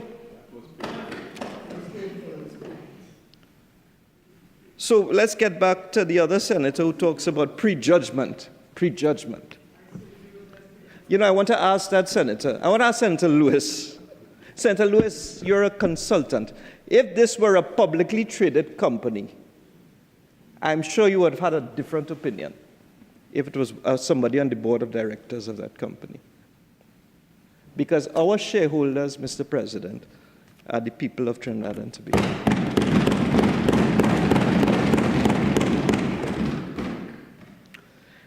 Mr. President, since I was directly addressed, may I be allowed to respond? You have already said. Continue. We'll talk after. Mr. President, I want to say with all sincerity, in my worst day in the Senate so far, that this is not a time for hesitation, equivocation, or ambiguity. The national community knows what is right and what is wrong. They don't care about arguments about corporate governance and managerial best practices. Mr. President, this is not the time for pity and forgiveness. This is the time for principle. This is the time for principle. This is a historic debate, Mr. President, and the public is looking on. Mr. President, we must preserve the reputation of this, the seat of our democracy, and the public is looking on. And that is our task here in the Senate today. Mr. President, my dearly departed mother, God bless her soul, always used to tell my brother and I that the upholder is worse than the offender. Not so? The upholders are worse than the offender. I want to leave that in the Senate here today. So, Mr. President, let us now move to a vote. And I want to put everyone on notice I'll be calling for a division. Mr. President, I beg to move.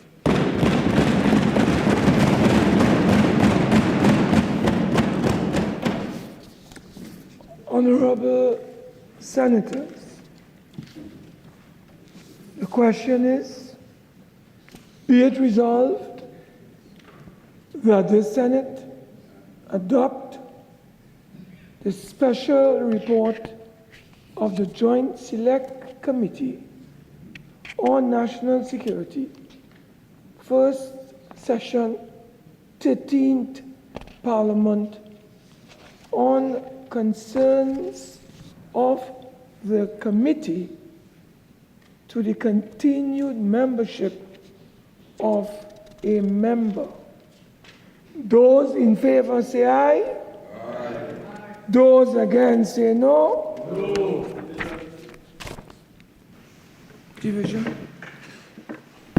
Mr. Allahar? Yes. Mr. Jeremy S.C.? Yes. Mr. Roberts? Yes. Mr. Maharaj? Yes. Mr. Batiste? Yes. Mr. Alexander? 100% yes. Mr. Ratiram? Yes. Professor Prasad? Yes. Dr. Chaitan Maharaj? Yes. Mr. Beeg? Most definitely yes. Ms. Charles? Yes. Mr. Zakuru? Yes. Mr. Smith? Yes. Mr. Nakhid? Yes.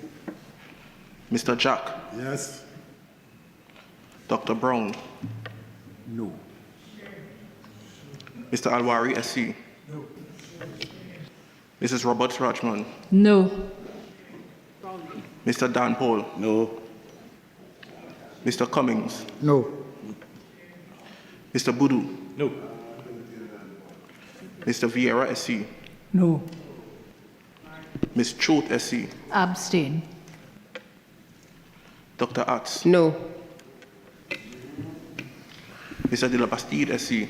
No. Ms. Joan Simmons? No. Mr. Lewis? No. Dr. Murray? No. Mrs. Lalit Etienne? No. Mr. McNish? Aye.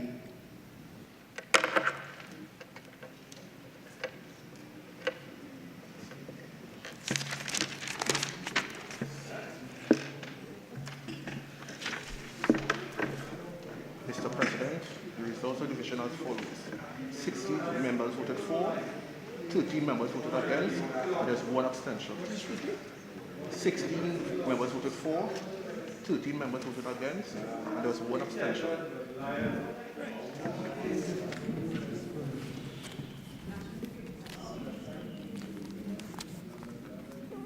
Can I have your undivided attention?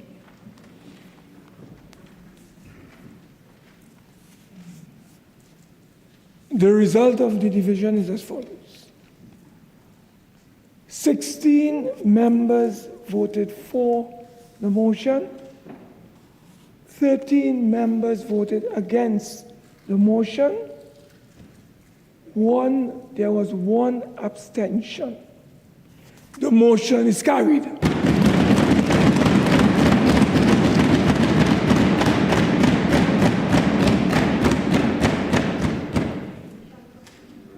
Government business, bill second reading.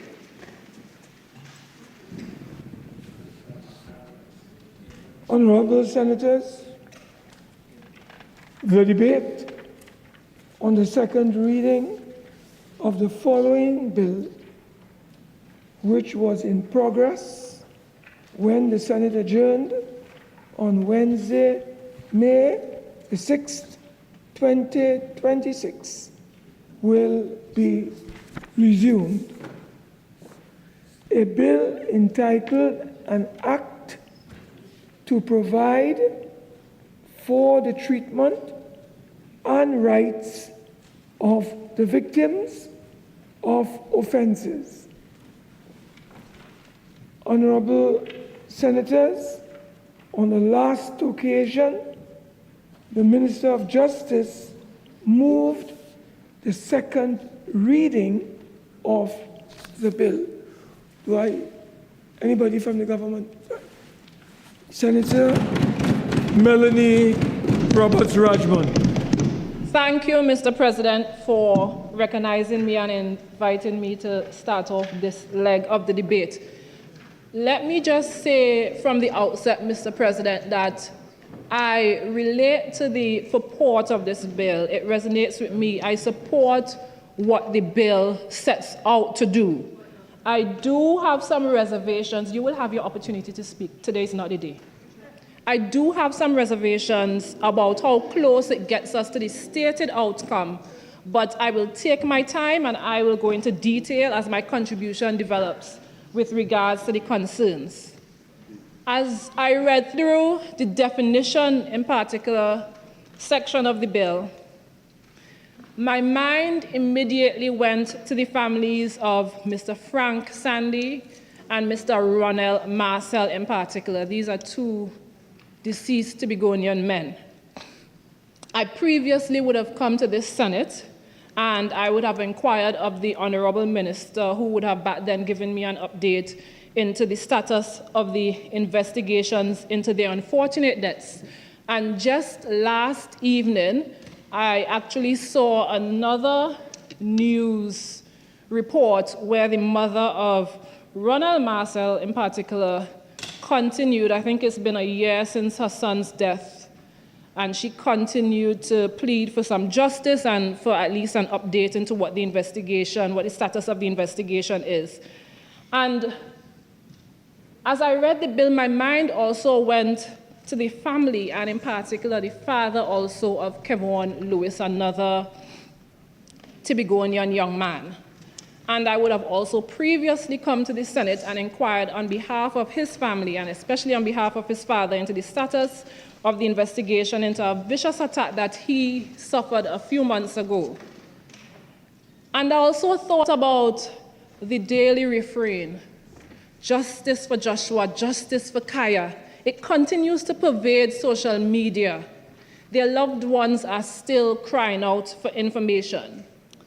So when I look at the bill, and I look at Part 3 in particular, treatment of victim during investigation of an offense, and when I look at Section 14, subsection 1, which says, an investigatory agency shall disclose to a victim at reasonable intervals information about the progress of an investigation into an offense, it becomes difficult to not lend support, to not align with what the bill is setting out to do. And I listened to the Honorable Minister in his piloting of this bill, I believe it was last Wednesday, and he used the term, the traumatic failure of the system. And then he spoke about the need to recognize the rights and the dignity of victims here in Trinidad and Tobago. And no one disagreed. I don't think any of us can disagree. But then, Mr. President, we left here on Wednesday afternoon, and pretty much by the very next day, we were traumatized by the vile and senseless utterances of a very member of this chamber in direct contravention of the very important work that we are trying to do by getting this bill to a place where it could be passed. In response to the killing of a 2-year-old, a baby, a sitting senator and a whole government minister very publicly and venomously stated, the words were, "The PNM cancer in Belmont has metastasized to the bone. A child is dead. A family has been shredded by grief. A mother," and here we go with the comments again, "fighting for her life." And these are the kind of responses coming from a member of the government. Where are the rights and where are the dignities for the people of these communities, for the people of Belmont, when we could sit in here in this Senate and make those kinds of utterances? Where is the compassion and courtesy for these people? And the remarks are being repeated as I stand on my feet, Mr. President. These are victims. These are who we are trying to protect. These are the kind of people that we're trying to treat with courtesy and dignity. How are we trying to do that in here? How are we trying to legislate on the conduct of investigative agencies, on the conduct of the police force, but right in here, us, the lawmakers, we cannot even do victims, give victims simple respect. The change has to start from the top. Unfortunately, Mr. President, it wasn't just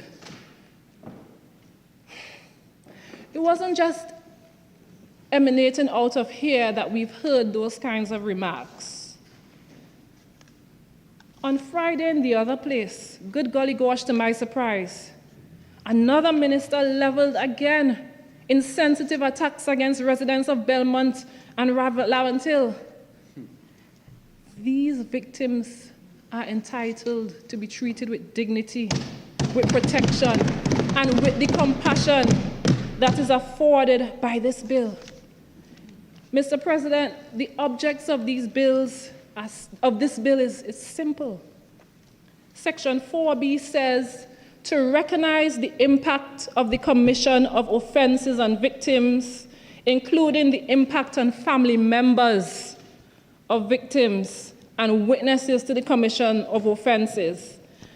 And then 4C says to recognize that all victims, regardless of whether they report the offense, should be treated with respect by investigatory agencies, prosecuting agencies, and victims' services agencies.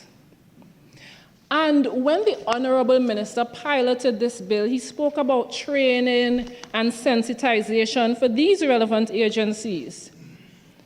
But Mr. President, from all appearances, we need training and sensitization right here in this Parliament. And I do pray that before this bill is passed, that both speakers that I referred to, they will apologize for the statements that they have made to the victims of the crimes. Now, Mr. President, I started out by saying that I resonate with what the bill hopes to achieve. There are two areas in particular that I believe need to be relooked. We need to take a closer look at them, and there's one area that I have some apprehension about, and I'm hoping that the government would be able, in response, to bring some clarity to. Now, the first area that causes me some concern is Section 7A and Section 7C. Now, these subsections state, for the avoidance of doubt, and this section is listed just before the sections that speak about the rights and entitlements of victims.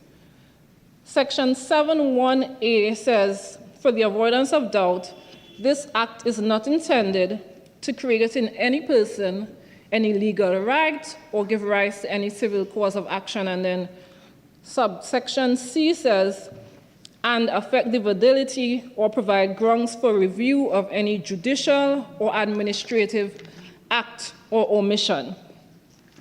So basically, a victim, as defined in the Act, in the law, cannot claim that the law itself gives them a personal entitlement or that now they have a legally enforceable right by virtue of this piece of legislation. What then is the purpose of the bill? I would hope that we are not just making an effort in futility. We don't want to find ourselves in a situation where we have a nice piece of paper with words that sound nice, but doesn't have the kind of enforcement that is required to properly and adequately protect citizens.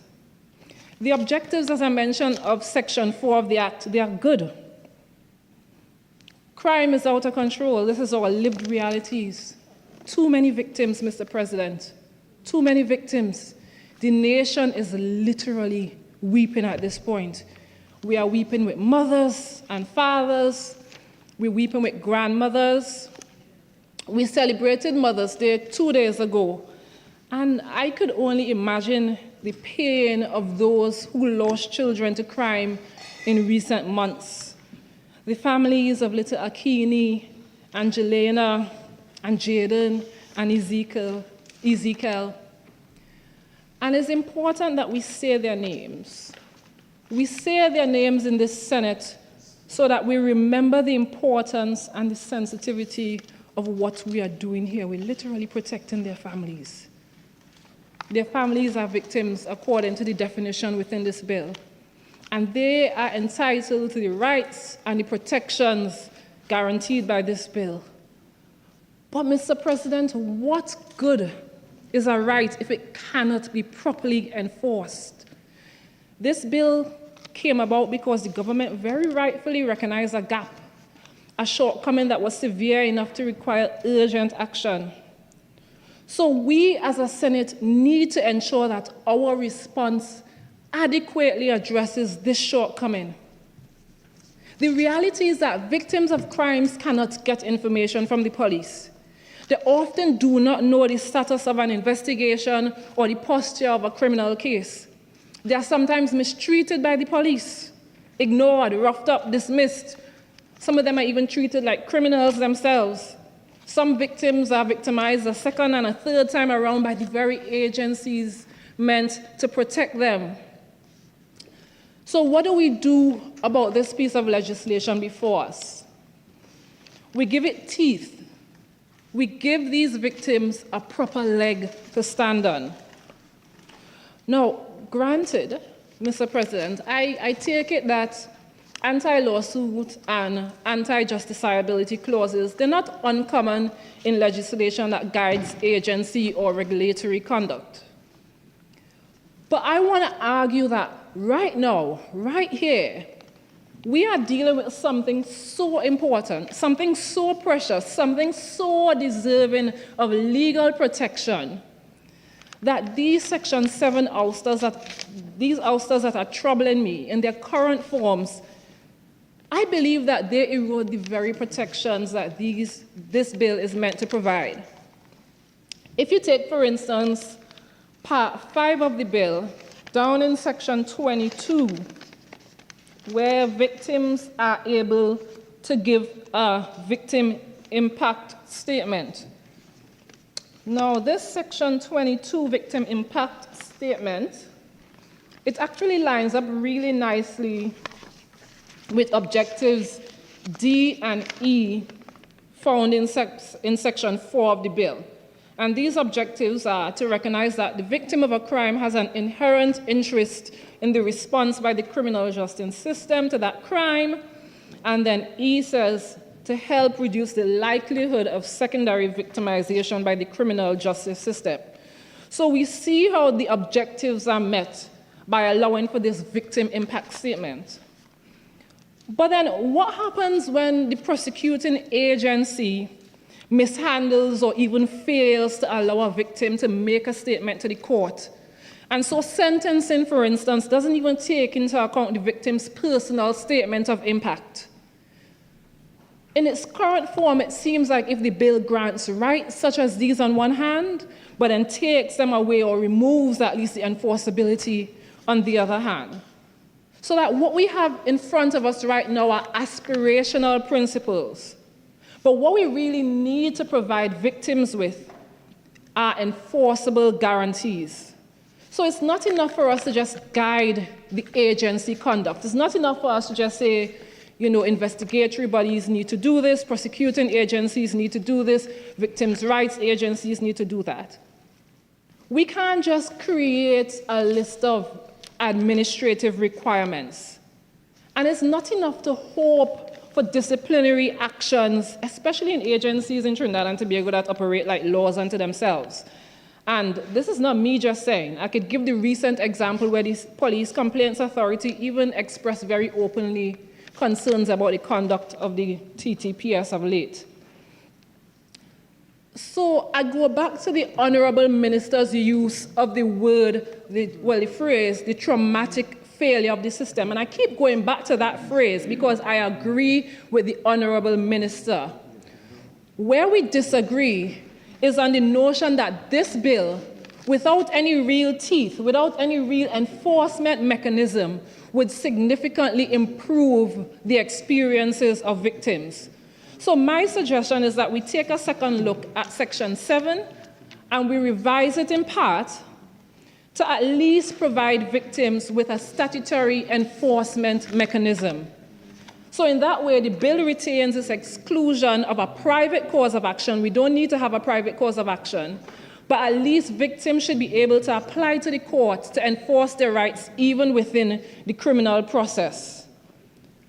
Now, this is a balance that has been struck by the US, and I think the US might be the only jurisdiction with this sort of very modern and hybrid version of enforcement. And it's fine for them to be the only jurisdiction. The minister would have mentioned in his piloting that we are the first jurisdiction in the region to even bring this sort of legislation. So if we first out the box, we might as well knock it all the way out the park, right? Now, the U.S. Federal Crimes Victims' Rights Act of 2004, what they do is they provide victims with enforceable procedural rights in criminal proceedings, so that a victim actually has legal standing to enforce their rights as created by their Victims' Rights Acts. So the victim may assert their rights in federal district court, and if it doesn't work out in federal district court, then they can seek appellate review. And I will very quickly just quote from the Act so we see how it works. There's a section on enforcement and limitations. And at Section 3, subsection 3 under this section, motion for relief and writ of mandamus, it says, the rights described in subsection A, that's where they list out the rights of the victim, shall be asserted in the district court in which a defendant is being prosecuted for the crime, or if no prosecution is underway, in the district court in the district in which the crime occurred. The district court shall take up and decide any motion asserting a victim's right forthwith. If the district court denies the relief sought, the movant may petition the courts of appeal for a writ of mandamus. And then it kind of goes on into what the procedure should look like. Now, this kind of mechanism is very different from what the current bill before us proposes, at least where enforceability is concerned. The bill before us very clearly refuses to create any judicially enforceable procedural right before the court, so that victims are granted certain rights, and I fully agree with the rights they're granted, but then these same victims are deprived of any real mechanism through which they can go before a judge and enforce these rights. I would argue that that Section 7(1)(a) wording that says that the Act is not intended to create in any person any legal right is entirely too restrictive. In its current form, the bill reads like a policy directive or even a framework for administrative treatment of a victim. It doesn't necessarily stand on its own as an independently enforceable legal entitlement, which is where we need to get to. Now, I referenced the US model, and as I said before, I admit that it's quite unique in one, providing victims with explicit statutory standing in ongoing criminal proceedings, and two, it's also unique in its immediate judicial enforcement mechanism. But we have all acknowledged from time to time, and we have acknowledged when this bill was piloted, that right now in Trinidad and Tobago we are facing abnormal circumstances. And I posit that our legislation needs to react to reach us where we actually are. And I take and I note that the bill itself does actually provide us with a complaint system. But again, this is an administrative complaint system. And it's one where it's himself unto himself, and it doesn't quite get us where we need to be. The sad reality is that many, many victims in Trinidad and Tobago often need protection against the individuals operating right within these agencies, just as much as they need protection against criminal perpetrators. And as I mentioned, many victims become double victims by virtue of the very callous, disregarding manner in which they are treated when a complaint is made to an agency or even when an investigation is underway.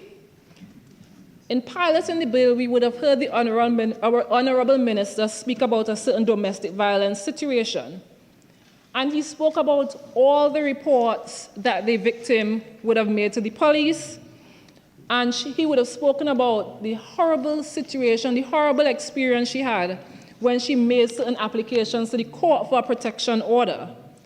And then the minister told us about her eventual murder despite her best efforts to seek protection through these agencies, to seek redress recourse through these agencies, and after trying to obtain justice.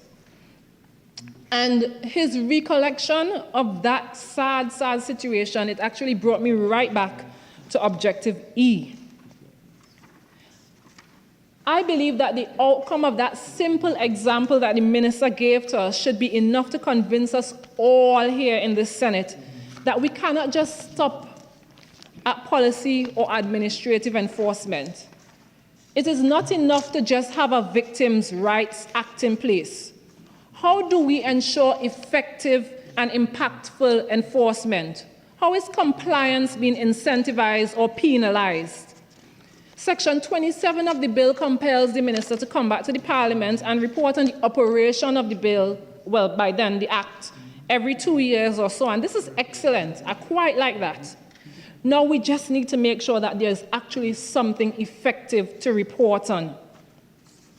Now, in piloting, the Minister of Justice also gave us the statistics, I think, up to the year 2024. Now, if we look at 2025, while under successive SOEs, we'd see that the country recorded approximately 369 murders. In 2026 so far, while still under SOE, we have recorded somewhere between 152 going away somewhere, murders. Now, at least 5 of these involved minors, with 3 of these souls being children or categorized as infants. And I'm placing the figures on the record because, again, I am trying to urge us to recognize the importance of giving this bill all the teeth that it needs to be enforceable and effective. I mentioned that there were 2 areas that I thought needed re-examination, but as I'm on the topic of enforceability, there's one more part that I believe is worth looking at in the Act. I mentioned it before, and I'll go into it a little bit more. And that has to do with the bill's complaints system. Now, I've noted that the language around the complaint system, so if we look at clause 26.1, 26.2, it very closely resembles the language that was used in Canada's Victims' Bill of Rights, and all this seems fine. We have section 26.1, which provides for establishment and maintenance of a complaint system by the relevant agencies. Then we have subsection 2, which says what this system should do, the complaint system. And then we have subsection 3, where the authority or the agency is mandated to even inform the victim about the existence of the complaint system. And then subsection 4 outlines the victim's right to make a complaint. Now, if we look at section 4, subsection 4, it says where a victim has reason to believe that an investigatory agency, a prosecuting agency, or victim services agency is not complying with this act, he may make a complaint, A, through the relevant complaint system, and B, to the Ombudsman in accordance with the Ombudsman Act. But then it stops here. So what this means is that if a victim does not find recourse under the complaints mechanism listed here, then he or she or the ombudsman, he and she, is flat out a luck. So the options for a victim where agency fails to honor the victim's rights under the Act is simply to go back and complain to the same agency who has failed to comply with the Act. So you're complaining to an agency about the agency's own actions, again, himself unto himself, or you go to the ombudsman and you complain, which is generally fine, except that one, the ombudsman now has to depend heavily on the same agency being investigated to hand over documents and cooperate in the investigation. And then two, the recommendations that might be made or the findings coming out from the ombudsman investigations, they're not legally binding so that an agency can still choose to simply ignore. So again, even the complaints mechanism that's built into the bill is weak on enforcement of the rights under the bill. Now, because the wording of this section is so similar to the Canadian Victims' Bill of Rights, I took note of how that legislation takes things a bit further. So under the Canadian Victims' Bill of Rights, they have a section called Remedies, and at subsection 2 it says, every victim who has exhausted their recourse under the complaints mechanism, so that's the agency's complaints mechanism, and who is not satisfied with the response of the federal department, agency, or body, may file a complaint with any authority that has jurisdiction to review complaints in relation to that department, agency, or body. So you go to the agency's complaints division department system, you're still not satisfied, you can then escalate that. Naturally, that whole any authority that has jurisdiction to review complaints would include, in Canada, the federal and the provincial ombudsmen across Canada. But even here, there's a further distinction. Canadian ombudsmen tend to have broader investigative capacity. They have a more developed ombudsman system, if you want to call it that, including statutory powers to actually compel documents from agencies. So their investigations tend to be more effective, more timely, more rigorous than we have here. They also have specialized oversight mandates. So, for instance, they have victims ombudsmen, they have military ombudsmen, so they are very specialized in how they carry out their investigations.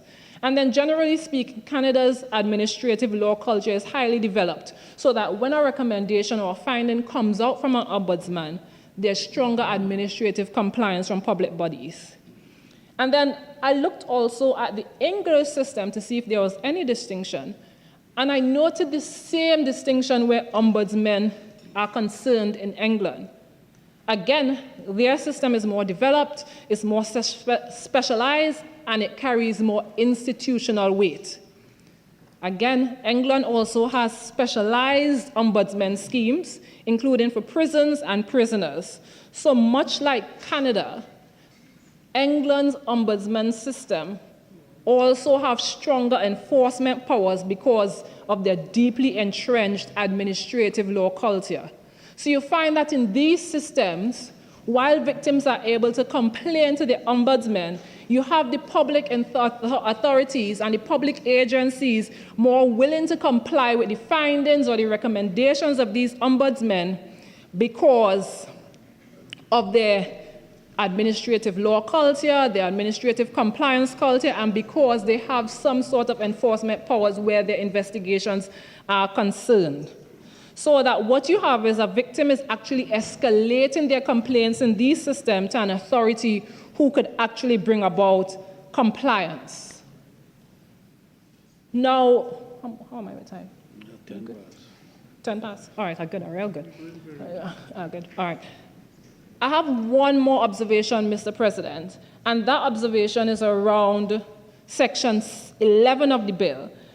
I am of the view that Section 11 also needs some additional work. As it is right now, it seems quite incomplete, and it can benefit from some stronger drafting. In its current form, Section 11 just has too many loopholes, too many ambiguities, and too many enforcement weaknesses, especially for what It really does. And to place my observation around Section 11 into context, I would ask the Senate to recall again in the Honourable Minister's piloting, where he mentioned that sometimes as quickly, as a victim reports a crime, by the time they get back to their various communities, the accused or their little partners have already been informed that the victim came to the station to report them. So that is not enough to simply say in one sentence, don't disclose a victim's personal information. We need to be very clear on what this means. For instance, strictly speaking, disclosure does not cover confirmation. So perhaps you have a person operating an agency, a police officer, for instance, and they don't actively disclose the victim's personal information from a strictly language aspect. So they don't make otherwise confidential information known to others, but they simply confirm the information. And it happens very simply, very easily in a society like ours. And all a person operating an agency has to say is, boy, I never say he. Them fellas don't know was he. They just ask me and I say, yeah. I didn't disclose nothing, they don't know. But he has confirmed information regarding the victim. So perhaps we want to consider wording such as, something that says, no person shall disclose, publish, communicate, confirm, transmit, or otherwise make available. And this part is important, the otherwise make available to any other person identifying information relating to a victim. And then even within this clause, there's the question of what qualifies as personal information for purposes of this bill. And again, we need to keep in mind the sensitivity of what the bill sets out to do. We also need to keep in mind that we live in a very small, close-knit society. And take Tobago, for instance. I don't need to disclose anybody's personal information for that person to be identified. I could simply say something like, Blue Kana, or Scotiabank na, or the one with the blue jacket na. And within the right context, that can be sufficient to actually identify a victim.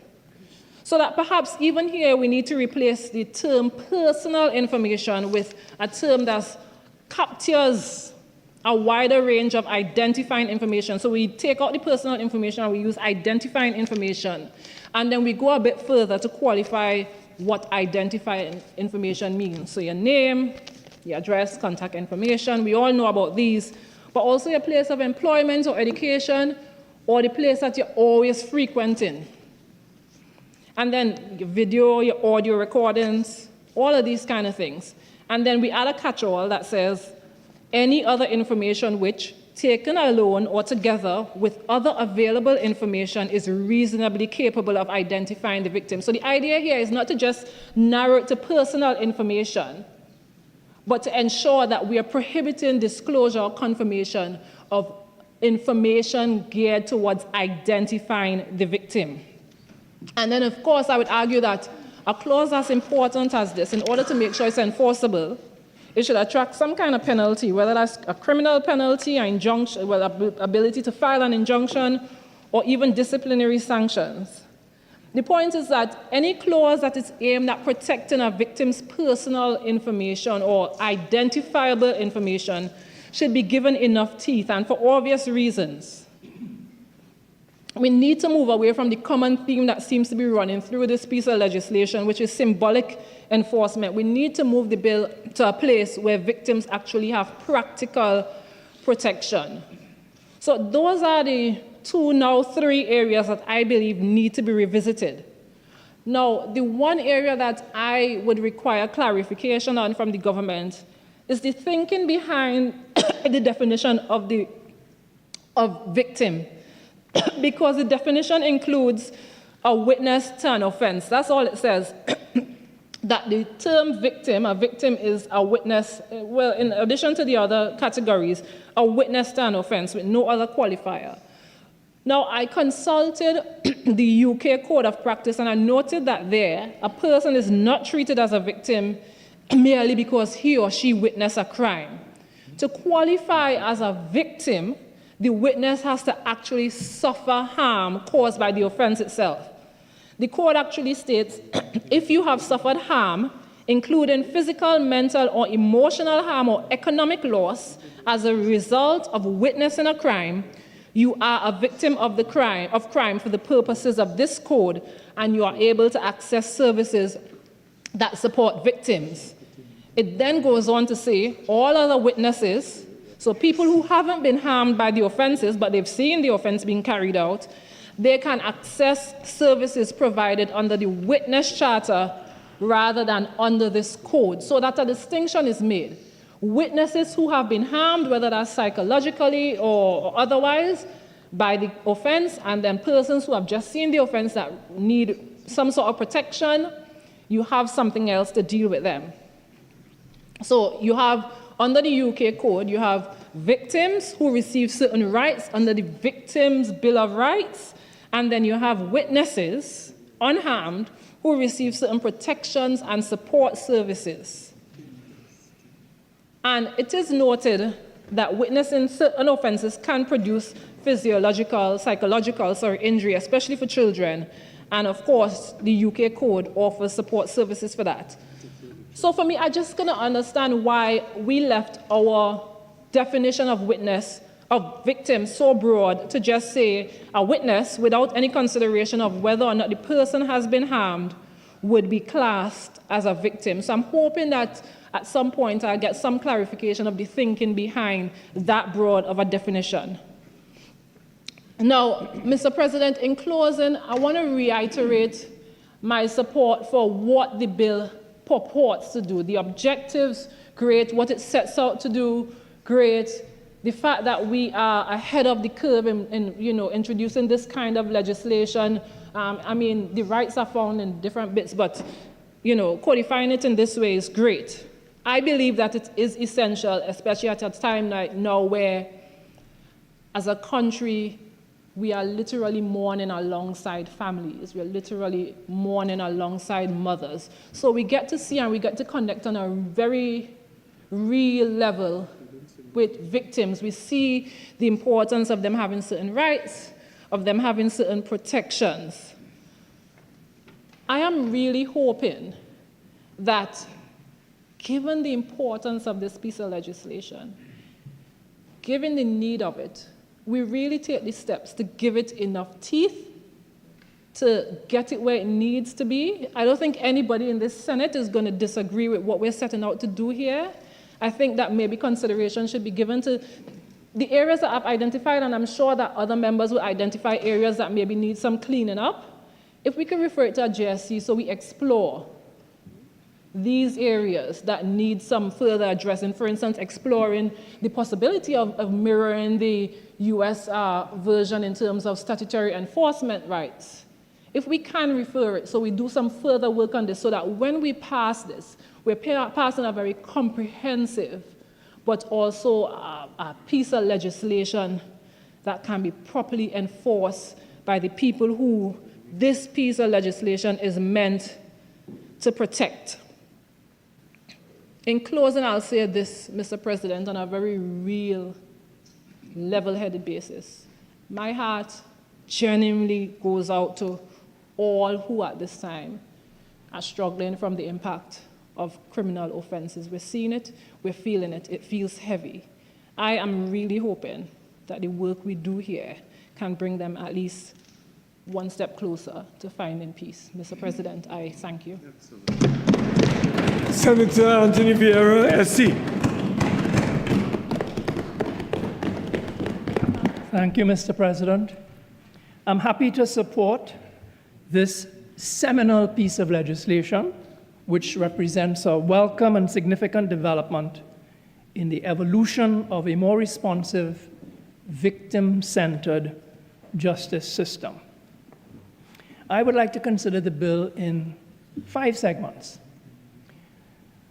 First, by explaining why it matters, why we should make special provision for victims under the law. Secondly, by considering whether this legislation is creating actionable legal rights or something else. Thirdly, whether the legislation is properly grounded in Trinbago history and culture. Fourthly, how the bill intersects with the Office of the Director of Public Prosecutions. And fifthly, by looking at the issue of restorative justice and how it features, if at all, in the proposed legislation. Perhaps I can begin by trying to make this subject real. Historically, and this may not be generally appreciated, many victims enter the criminal justice system without clear information about disclosure requirements, evidential processes, court procedures, or the protections available to them. Worse, there is a phenomenon often described in criminology as secondary victimization or re-victimization, where the criminal justice processes themselves compound the harm already suffered by the victim. Now, that can occur through indifference, bureaucracy, delay, humiliation, disbelief, institutional rigidity, or just a lack of empathy. The Honorable Minister spoke about the Todd-Lampkin case, and this is a useful starting point. In that case, the Honorable Mr. Justice Robin Mohammed documented repeated state failures to protect a victim and her family. Ultimately, the court imposed a positive obligation on the state to apply the law with due diligence and to take effective action to prevent deprivation of the right to life, infringement of the right to protection of the law, and infringement of the right of respect for family life. So one of the positives of this legislation is that it gives statutory force to the court's mandate that the state should act positively to protect victims. Now, in the span of my practice, it was not uncommon to hear complaints from victims of domestic violence about not being taken seriously, whether by the police dismissing incidents as private family matters, although I have to say that this has changed somewhat, whether via pressure to reconcile with the abuser, a failure to act until the violence started escalating severely, repeated retelling of traumatic events to multiple officers or agencies, and cross-examination in court attacking credibility, morality, or sexual history. The consequences of that type of behavior on the victims of domestic abuse could range from emotional re-traumatization, a loss of trust in the justice system, increased danger if the abuser decided he was going to retaliate, and the victim withdrawing the complaint out of fear or just simply being exhausted. That is particularly acute where the victims are financially dependent on the offender or have children with them. At one point in the 1980s, I did some work with the Rape Crisis Center, and my eyes were opened to what sexual assault victims were often made to endure. Intrusive questioning about clothing, prior sexual history, conduct, delays in the forensic examinations, public exposure, gossip, lengthy and uncertain delays before trial, aggressive cross-examination implying fabrication or exaggeration, and cases collapsing for a lack of evidence, despite credible complaints. So, in those situations, victims of sexual assault would suffer shame, humiliation, psychological trauma, a reluctance to report future offenses, and a perception that it was they who was on trial. Victims of burglary and theft have also had unpleasant encounters with the legal system. I was once retained to represent the victims of burglary or theft who had lost access to their own property. In that case, it was expensive and sentimental jewelry, because the police wanted to hold on to that property as for evidential purposes. I learned from that experience that when the police retain a victim's property, whether it is a phone, a car, cash, tools, or electronics, and they hold on to it for years, the property deteriorates while it's in police custody. When the police and the courts fail to return the property promptly after proceedings conclude, and when the victims have to repeatedly attend the police station or to the court to retrieve their own property, it could have consequences. It could be financial hardship, an inability to work if your tools are in the lockup, or business equipment was seized. And very often they were left with the feeling that they were being punished by the system. In fact, in some jurisdictions, victims have complained that recovery of stolen property creates even more inconvenience than the original theft. Secondary victimization or re-victimization also occurs when the victims are made to endure countless court attendances. We all know what it is like. Repeated adjournments. The witness goes into the court, he's waiting all morning, only for the case to be postponed. Little coordination, little regard for the victim's employment obligations. The unintentional, the inadvertent, but the very real knock-on effect of our court processes on victims could include a loss of wages, the risk of disciplinary issues at work, child expenses, transport costs, and emotional exhaustion.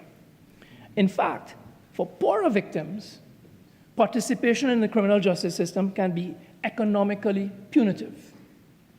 So I was heartened when I heard the Honorable Minister recognize that victims are rights owners, not just an afterthought. And it resonated with me when I heard him say that victims have an inherent interest in the response to crime, that they are not just witnesses for the prosecution. So I join with him in recognizing that when victims are excluded from plea discussions, or they're not given timely updates about their case status, or they're not informed when the accused gets bail, or they discover that their cases were discontinued without explanation, the victims feel invisible. They feel used. They suffer from a loss of agency, and they may feel, and understandably so, that the system belongs to the lawyers, to the court officials, rather than to the citizens that the system is meant to serve. Now, I could speak about victims of fraud or financial crime and the pressures on them in terms of complex reporting requirements, having to produce extensive documentation, having to endure long investigations with no updates, and having to attend both civil and criminal courts simultaneously.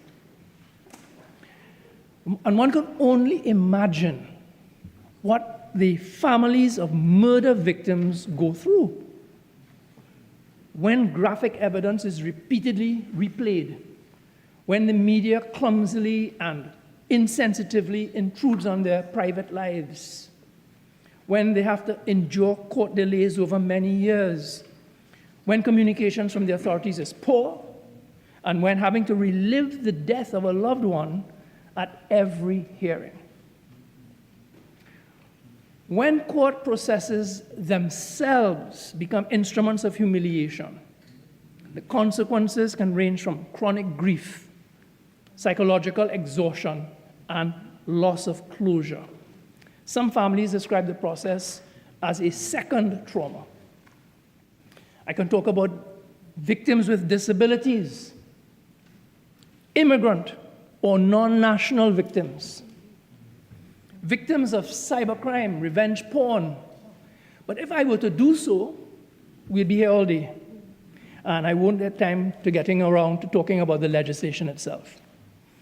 Suffice to say that the criminal justice system was historically designed primarily to adjudicate guilt fairly, to restrain state power, and to protect accused persons from wrongful conviction.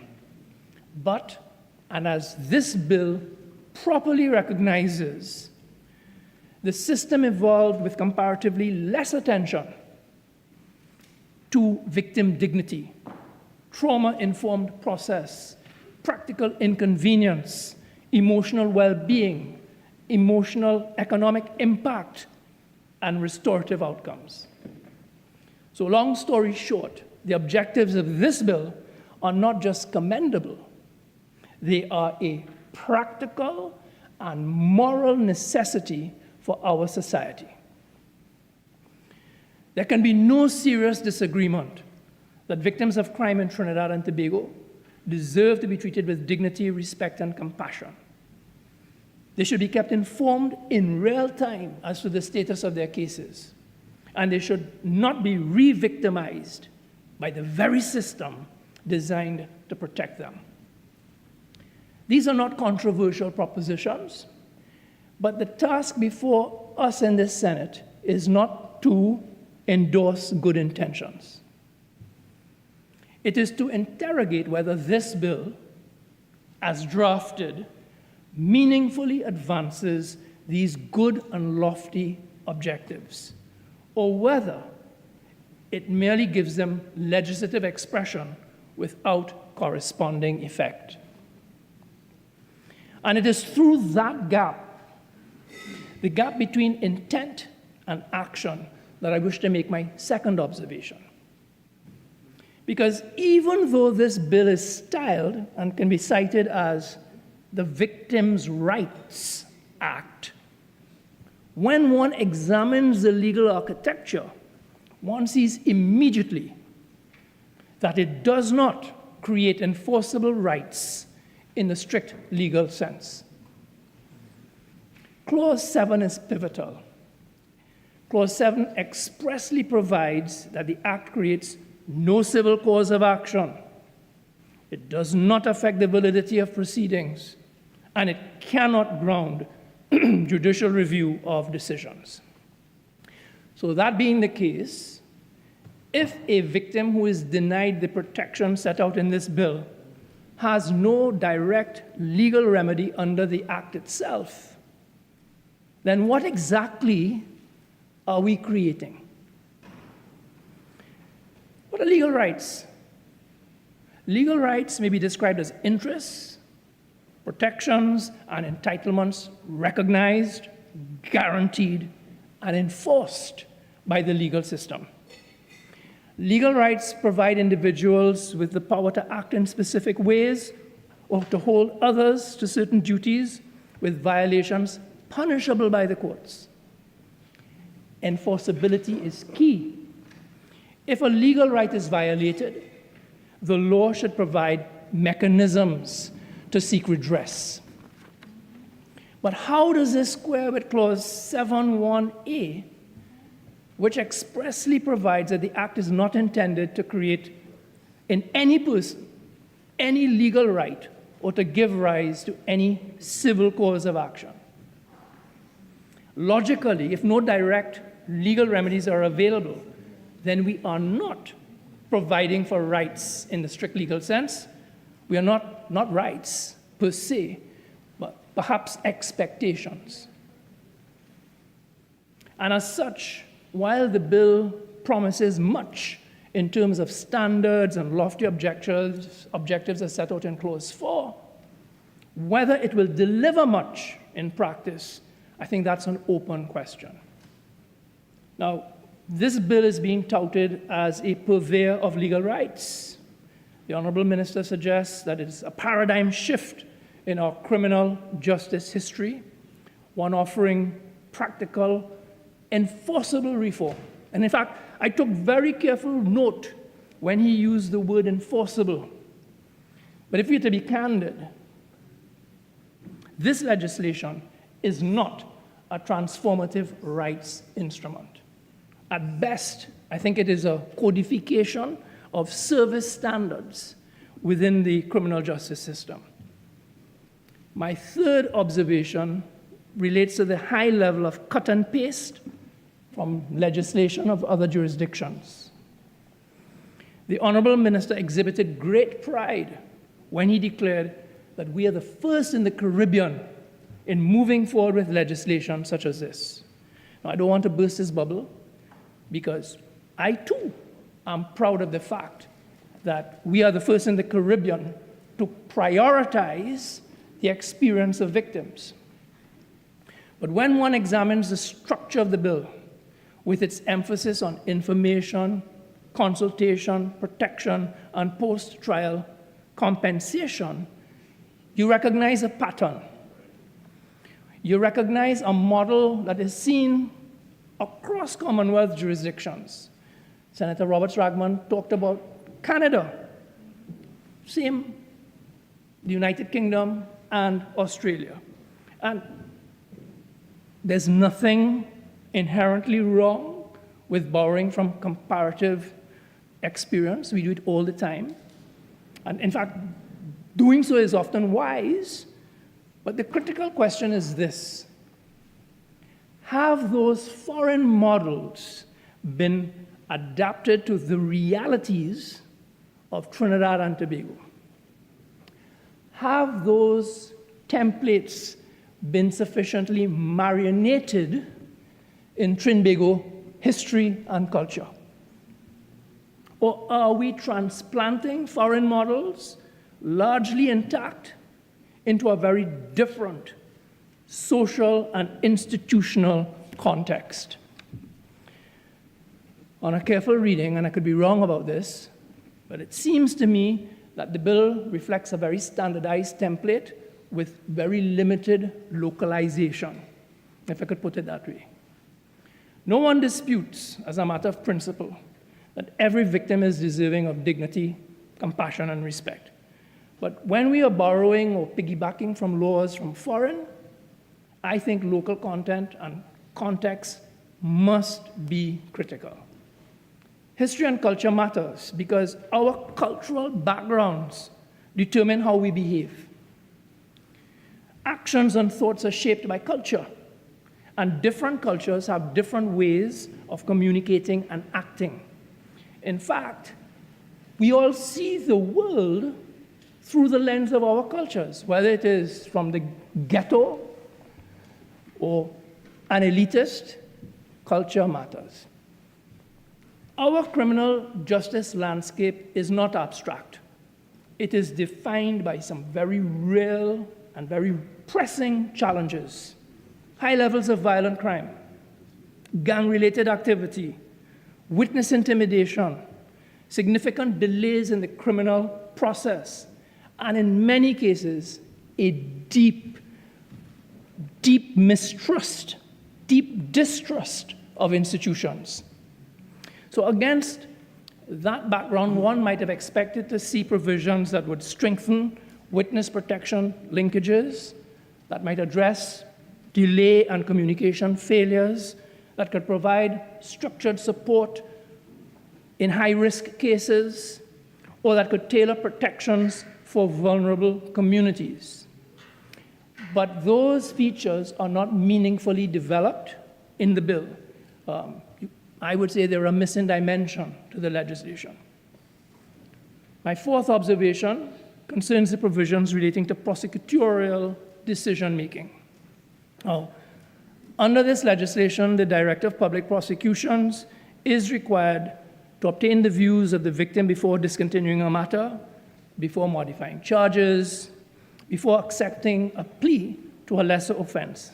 And this is an important development, but we need to be precise about its legal effect. It bears highlighting that victims' roles remain consultative, not determinative. The DPP is not bound by the victim's views, and it shouldn't be. So this is obviously right in principle. Our law has long recognized that the prosecution of crime is undertaken in the public interest, not as a private contest between individuals. And the bill preserves that orthodoxy as it should. From a legal system standpoint, initiatives of this kind will inevitably raise questions about balance. Any expansion of victim support must operate within clearly defined parameters, and the rights of the accused are not compromised. That's the balance. Now, having said that, it's unclear if and to what extent the bill may impact on plea bargaining. Even if one accepts that the legal position remains unchanged, it may be oversimplifying to say that we may be shifting the practical dynamics. At the end of the day, plea bargaining depends on efficiency, flexibility, and timely decision-making. The introduction of a statutory obligation to consult victims and provide reasons may slow down that process. It may introduce additional layers of communication, and in some cases, it may constrain prosecutorial discretion in practice, if not in law. So I see a potential tension here, a tension between the efficiency of the system and the expectation of the victim. And that tension is not resolved by this legislation. In fact, that tension is introduced by this legislation. My fifth observation relates to the matter of restorative justice. The Honorable Minister mentioned restorative justice in his contribution. He said, and I agree with him, that justice should not be merely punitive. It should be restorative. Yet ironically, this legislation is completely silent on the matter of restorative justice. Now, for those who may not know, restorative justice is a way of thinking based on a set of principles and values. The court system is about determining guilt or innocence and deciding on punishment. Restorative justice is about admission, accountability, restitution, and eventual healing. In a nutshell, restorative justice is a process where a person who has been harmed and the person who has caused the harm, they come together with others who have been affected to discuss what happened, what the impact has been, and what can be done to repair the harm. The process requires the person who has caused the harm to take responsibility. The focus is to repair the harm and satisfy the needs of the person harmed and others who have been affected. So even though victims' rights are part and parcel of restorative justice practice, there is no framework in this legislation for victim-offender mediation, for conferencing, for reparative dialogue, or any structured non-adversarial resolution. And this is striking because internationally, modern victim-centered reform increasingly incorporates at least a right to be informed about restorative justice options or to access such other processes as may be appropriate. This bill does neither. So it struck me as irrelevant to be talking about restorative justice when that is completely absent from the legislation, and as we know, effect cannot be given to an unenacted intention. Suffice to say, I regard the absence of restorative justice provisions as a significant omission in this legislation. Now, as I draw towards my conclusion, it seems to me that we may be crafting legislation which proclaims rights without remedies. And this is a structural weakness in the bill. The goals are good, but it seems to me that the measures fall short. And what is the value of rights if they can't be enforced? If a victim is not informed, if a victim is not consulted, if a victim is not treated with the dignity promised in this bill, what happens then? The answer is that a complaint may be made, an apology may be issued, and an explanation may be given, but there is no legal entitlement recognized by law, no access to a judicial remedy if provisions are breached, no enforceable sanction within the proceedings, or any direct consequence affecting the outcome of the case. The enforcement mechanism in the bill is not judicial, it's administrative. So fundamentally, this bill risks creating rights without remedies, expectations without enforcement, participation without consequence. And when that occurs, there is a danger, not only of disappointment, but an erosion of confidence in the criminal justice system itself. So as such, we should not mistake the title of the bill for the thing itself, because this legislation does not create legally enforceable rights. It will not significantly alter outcomes in criminal proceedings. It does not incorporate restorative justice mechanisms. It does not fully engage with our local realities. It does not resolve the tension it is introducing into plea bargaining. And it remains to be seen whether this legislation has the punch necessary to achieve the beneficial purposes set out in the objects. My recommendation is that we change the nomenclature. Don't call it Victims' Rights Act. Let's call it the Victims' Charter. A charter frequently sets standards of service. It states principles or expectations. It articulates values or commitments. It guides public bodies administratively, and it promotes accountability, politically or morally, rather than legally.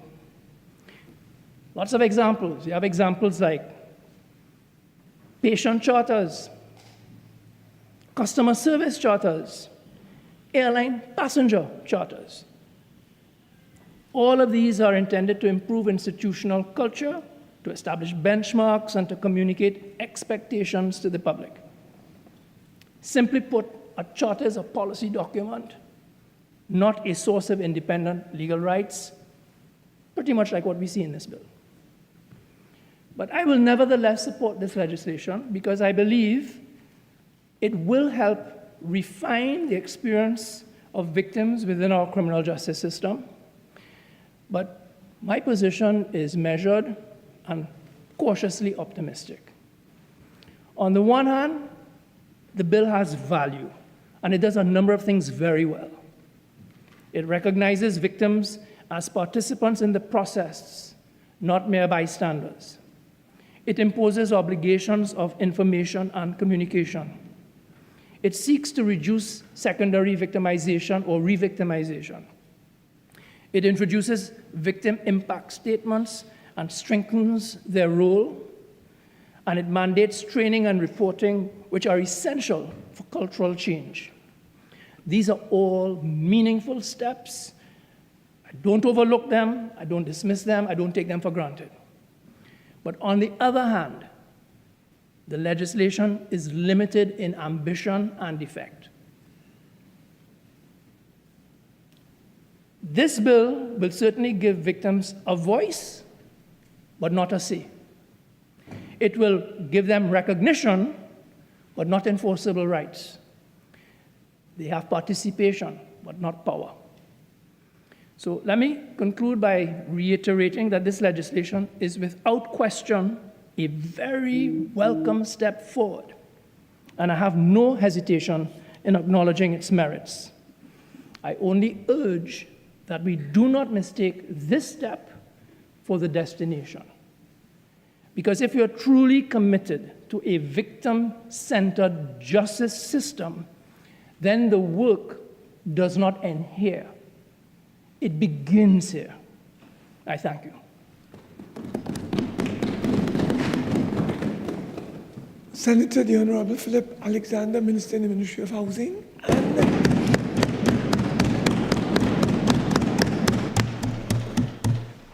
Mr. President, I thank you for the opportunity to bring some political sexiness to this debate. Just wanted to put a smile on some faces who are otherwise angry. Mr. President, I am wanting to answer some of the things that were said, but without a lot of the anger of the earlier contributions, because I think that we are late in the game now. But we, and I need to say this before I get into the substantive contribution, my substantive contribution. We on this side sit here every time we come here and listen to the opposition bench give ideas and suggestions and edits to what they're reading. And one might be confused into forgetting that they were in government for the last 10 years before the election in 2025. That all of these bright ideas that they seem to think that they have, they did nothing with. And Senator Vieira is someone that I have a lot of respect for. I've known him a long time. And we used to talk a lot more when I wasn't a senator. We used to talk a lot. We used to exchange when I was an activist. I find that a lot of people, now that I'm in government and in the Senate, who used to talk to me as an activist are not as forthcoming. I wanted to say just a couple things to him with respect, especially when he raised the issue that this is rights without remedies. And I just wanted to say that we need to stop letting the best be the enemy of the good. Because he did agree that this is a very worthwhile bill. And we need to accept and admit that, because we need to start somewhere. We need to begin somewhere, and I highlighted some of the somewheres that we are beginning in this bill. Like Clause 9. I've been an activist for most of my adult life. We've been fighting for things like this. I didn't know this was coming. This government is just going so far and beyond the activist agenda. And I had to say to the Prime Minister, the Honorable Kamala Prasad-Bissessar, thank you.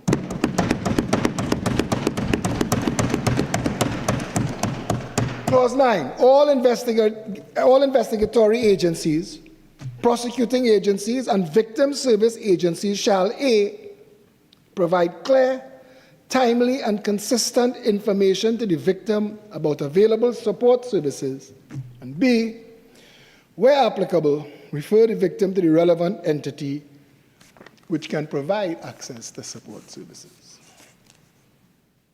And Senator Melanie Roberts-Radgman, who brought up my post and hit me over the head with it, I'm going to read it into the record. I don't know if the PNM government and the PNM party opposition that she's a part of ever looks at people and see need, and looks at the poor people, and looks at the people who are most times victims, who are the victims of most of these crimes, and see that they're the ones most in need of this sort of help. She lamented, Senator Roberts-Radgman, my post, and if you give me just 1 minute to pull it up here, because I want to say it to the national community who have not yet heard it. Across 450,000 views, so a lot of people have. But for those who didn't, and those who might be misled by what she said, I want to say it now. Because this is important. PNM constituencies out of control. 2-year-old among 3 murdered in Belmont this morning. Lack of representation. Lack of education opportunities. Lack of skills training. Lack of social support. lack of proper jobs, and not 10-day hustles in exchange for votes. Belmont is a perfect example of what happens to good people when bad politics prevails. Gunmen, gangs, and government corruption, drug empires, using abandoned human capital as their human resource. The PNM cancer in Belmont has metastasized to the bone. Condolences to the loved ones of this innocent child caught in the crossfire of PNM mayhem.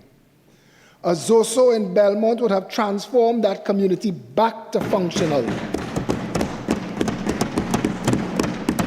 but would have robbed the drug lords financing the PNM of their cheap, expendable labor. The independent bench in the Senate had a chance to help fix this and went the other way.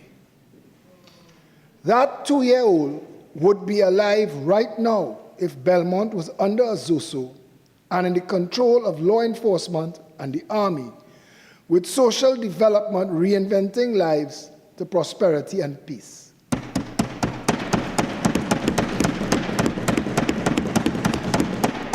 Shameful, disgusting play for the camera politics and hidden agendas aimed that bullet this morning. Every PNM community has failed, every single one. And it's time to get serious. We have a chance to fix this. Law enforcement has, and I'm quoting the Minister of Defense, that this killing of this 2-year-old child was a reprisal for what took place in Morvan a couple of weeks before, where another, a 6-year-old child was killed. I said nothing then. So nobody could have told me don't politicize it. But when I said this, they said don't politicize crime. Their leader said the blood was still wet. The blood was dry. In Morva, none of them were talking. None. None of them had any concern for that little 6-year-old child. It didn't become a national issue. There was no post getting 455,000 views to cement that child into history. This one is. Because this forced a national debate. And while the PNM tried to solidify that debate around my right to speak, what it did was expose why certain communities in this country, and I said outside this parliament, the last time we were here, to the media,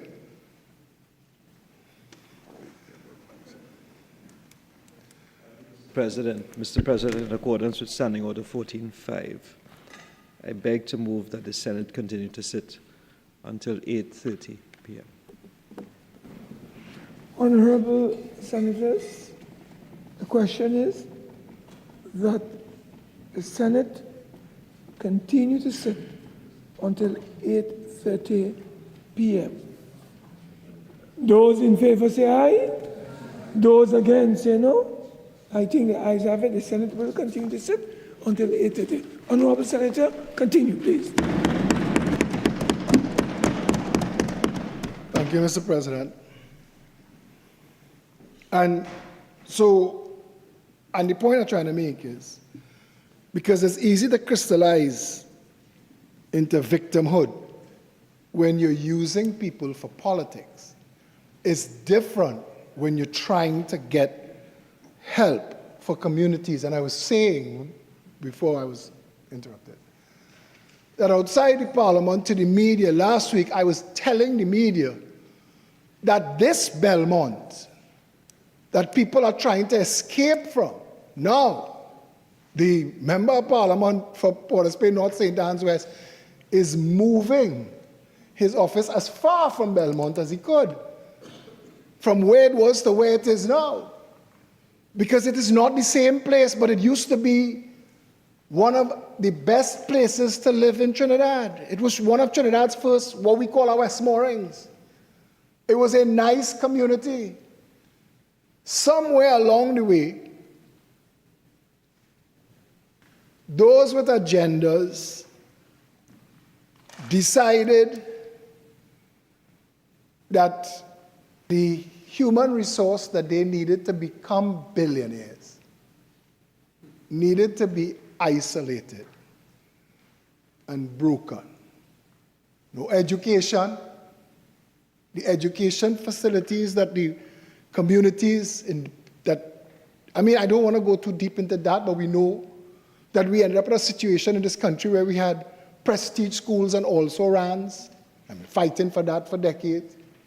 I was the one who stood up by Fatima College. I touched one wall, Fatima College, the other wall, Mokorapo Senior Comprehensive. I asked, a wall separating them. How could one be a prestige school and one be a failed school if they both have the same Ministry of Education and the same curriculum? How could that be so? How could it be so? Financial opportunities, credit, the ability to start businesses. You walk in any business, any restaurant, all the chains of restaurants. I remember a businessman said on a television show once that his group of people were the smallest, but they were the most powerful. And I said to him, you're only the most powerful because of the people that work in your businesses. And they can't get credit to open businesses of their own. These issues were never raised under the PNM. They had office for 10 years. Mr. President, I rise on standing order 46-1. Not a clause mentioned yet. His post. Overruled. Continue, please.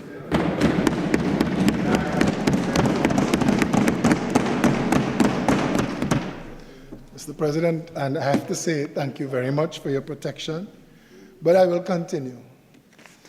He sneered at me down his nose with his 46.1.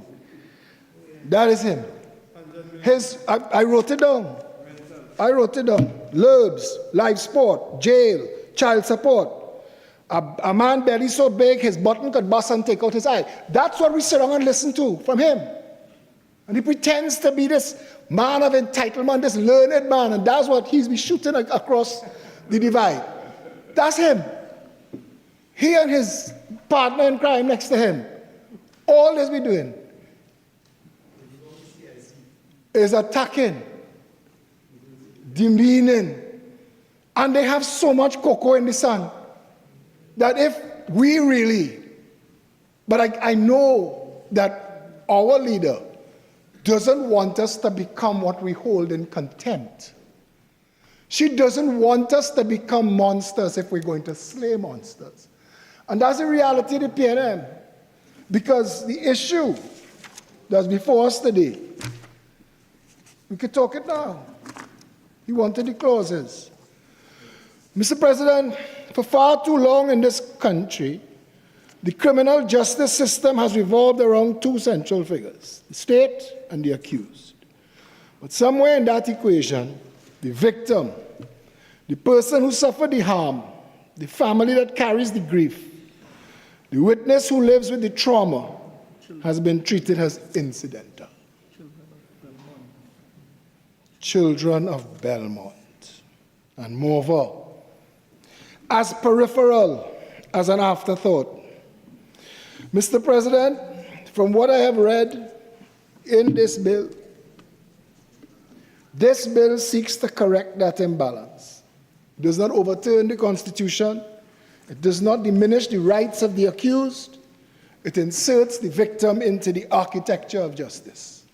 And that, Mr. President, is long overdue.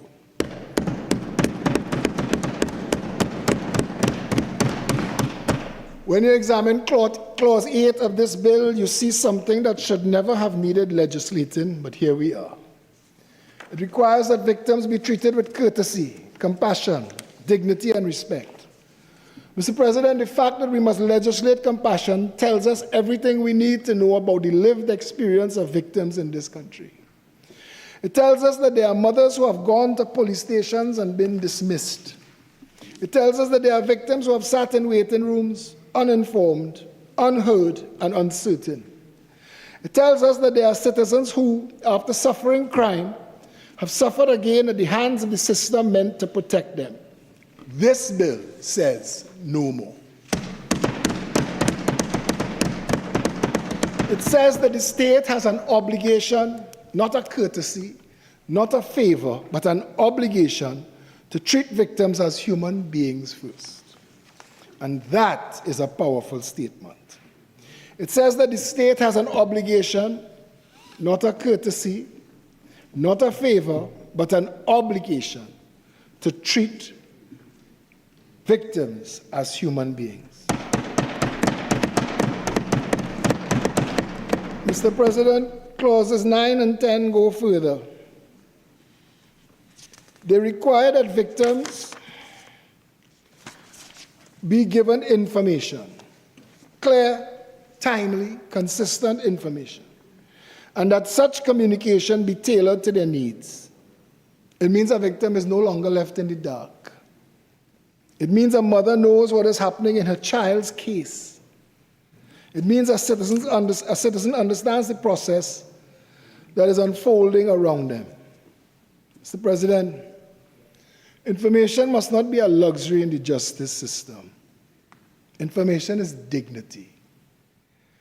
And this bill begins to restore that dignity.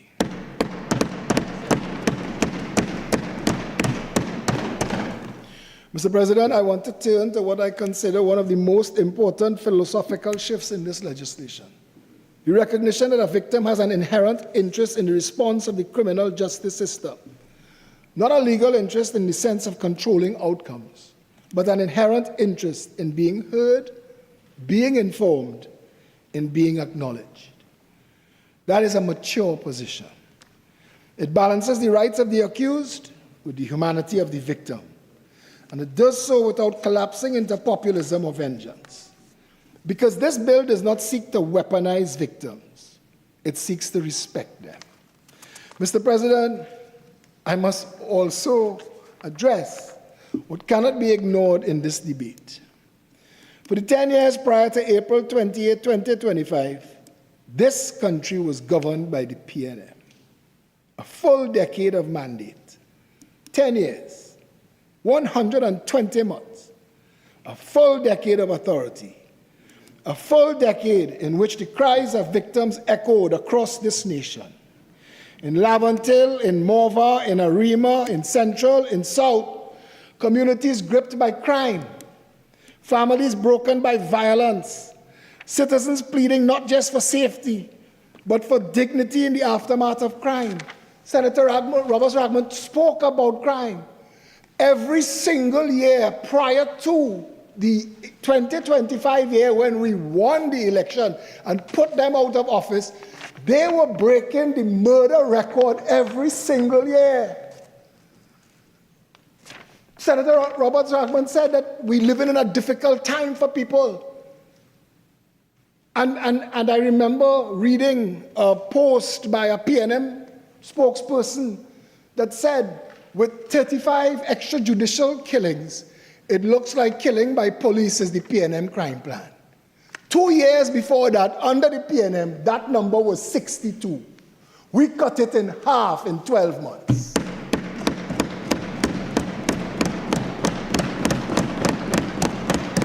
The murder rate dropped 42%. They're doing everything in their power so that people don't realize that or recognize that or feel that. 46-1 again.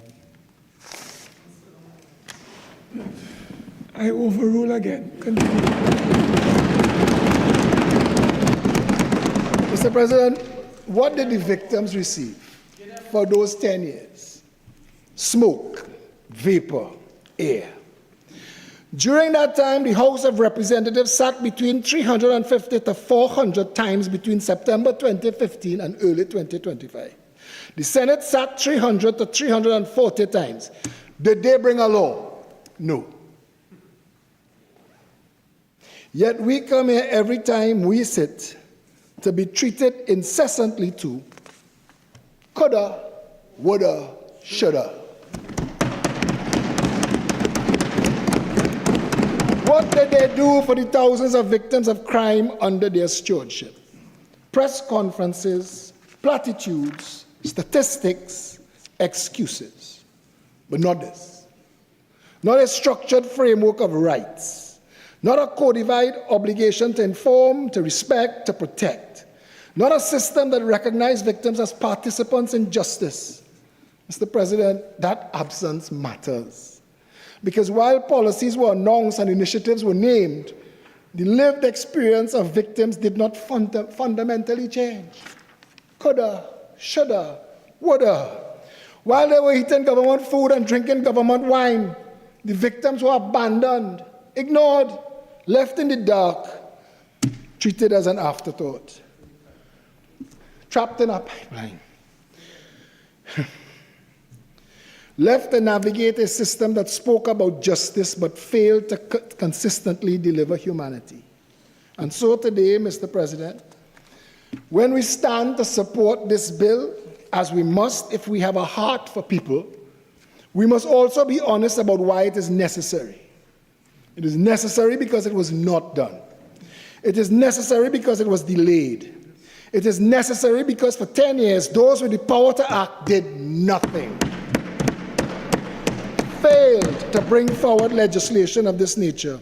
It is necessary because victims have rights, and it is the duty of those who hold high office to enforce and protect those rights.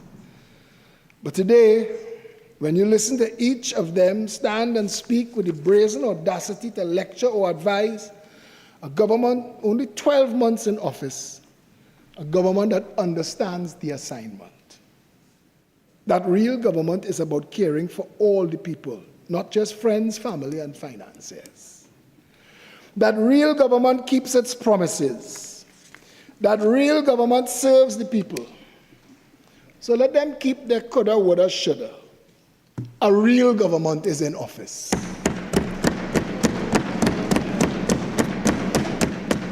A real prime minister has her hands on the wheel of the ship of state. Mr. President, let us be clear. This is about accountability. Because governance is not only measured by what you say, it is measured by what you do and what you fail to do. And on this issue, that decade represents a missed opportunity. Mr. President, during the investigation phase, this bill requires that victims be updated at reasonable intervals. And yes, there are safeguards. Information can be withheld where necessary to protect the integrity of the investigation. That is appropriate, that is responsible. But what we are doing here is ending the culture of silence. Mr. President, during the prosecution phase, the bill becomes even more consequential. It requires that the victims be told whether charges are laid, why charges are not laid, when hearings will take place, what the outcomes are, and even the conditions of bail. Let us pause there. Because in this country, there have been victims who learned that an accused was granted bail, not from court, not from the state, but from the street. And that is woefully unacceptable.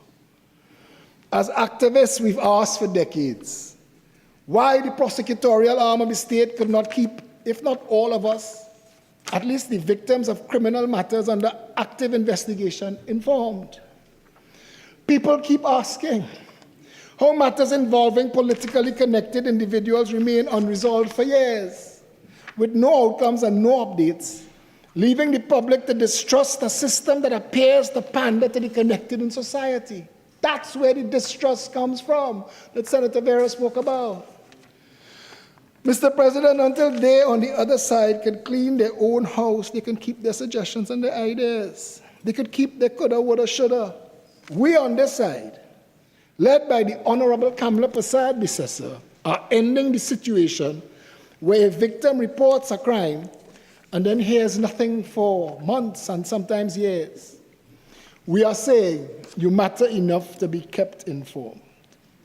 This bill closes that gap. It ensures that the victim is not the last to know in a process that affects them the most. Mr. President, Clause 17 introduces a particularly important requirement that the Director of Public Prosecutions obtain the views of the victim before making key decisions, such as plea bargains or the decision to discontinue a case or to accept a plea to a lesser charge. Now, let's be clear. The DPP retains full discretion, and that is correct. We must protect the prosecutorial decision-making. But there is a difference between control and consultation. This bill mandates consultation. It says to the victim, your voice will be heard. Even if the final decision does not rest with you, and that is fairness, that is balance, that is justice with humanity. Mr. President, the provisions relating to the courtroom environment are also significant. The requirement to minimize contact between victim and offender to protect against intimidations, these are not abstract concerns. These are real issues that victims face every single day in our courts. And by addressing them, this bill begins to make the courtroom a place of justice, not fair. Mr. President, after the prosecution, the bill provides for victim impact statements, compensation, and the return of property. Again, these may seem procedural, but they are deeply human. A victim impact statement is not just a document. It is a voice. It is an opportunity for the victim to say, this is what was done to me, and this is what it cost me. And in a system that often speaks about victims, this allows victims to speak for themselves. Mr. President, I would be remiss if I did not address Clause 7, the provision that makes it clear that this act does not create a civil cause of action. Some will say that this weakens the bill. Some will argue that without enforceable rights, these provisions are merely aspirational. I understand that concern, but I say this. Legislation is not only about remedies, it is also about standards. And standards, when embedded in law, have power. They shape behavior. They guide institutions. They create expectations. What my colleague, Senator Nakhid, was trying to say earlier, as to how we carry ourselves here, it matters. We send a message to the world watching what is taking place in this room. We could give them hope in government. We could change the attitude on the ground tomorrow by what we do in here. The people see, they take guidance from this space. So the nonsense about lurbs and jail and child support nonsense being shouted across the aisle, that doesn't help. That diminishes. Mr. President, this creates a basis for accountability, disciplinary, administrative, and ultimately political. This bill lays that foundation. This is not the final step, but it is a necessary step. Mr. President, the inclusion of a complaint system is another important mechanism. It ensures that where the system fails, there is a pathway for redress. Mr. President, what this bill represents at its core is a shift in philosophy. It says that justice is not only about the accused, it is also about the affected. It says that the state's duty does not end with prosecution. It extends to compassion, communication, and care. And in a society grappling with crime, with trauma, with fear, those elements are not optional. They are essential. Mr. President, I support this bill because it moves us forward. I support it because it recognizes the humanity of victims. I support it because it begins to rebuild trust in a system that, for many, has felt distant and indifferent. But I also say this, our work does not end here. This bill must be implemented properly, it must be resourced adequately, it must be monitored rigorously, and where it falls short, and it most likely will, we must be prepared to strengthen it. Because the measure of a society is not only how it treats the accused, it is also how it treats the wounded. And today, Mr. President, we take a step towards treating them better.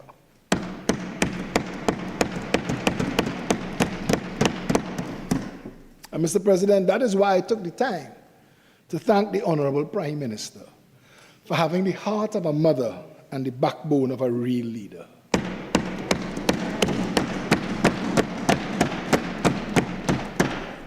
Bills like these are how real governance is done.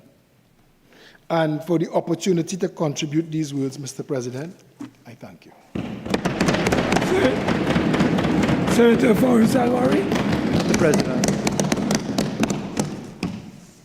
Thank you, Mr. President. I rise to contribute on this bill before us.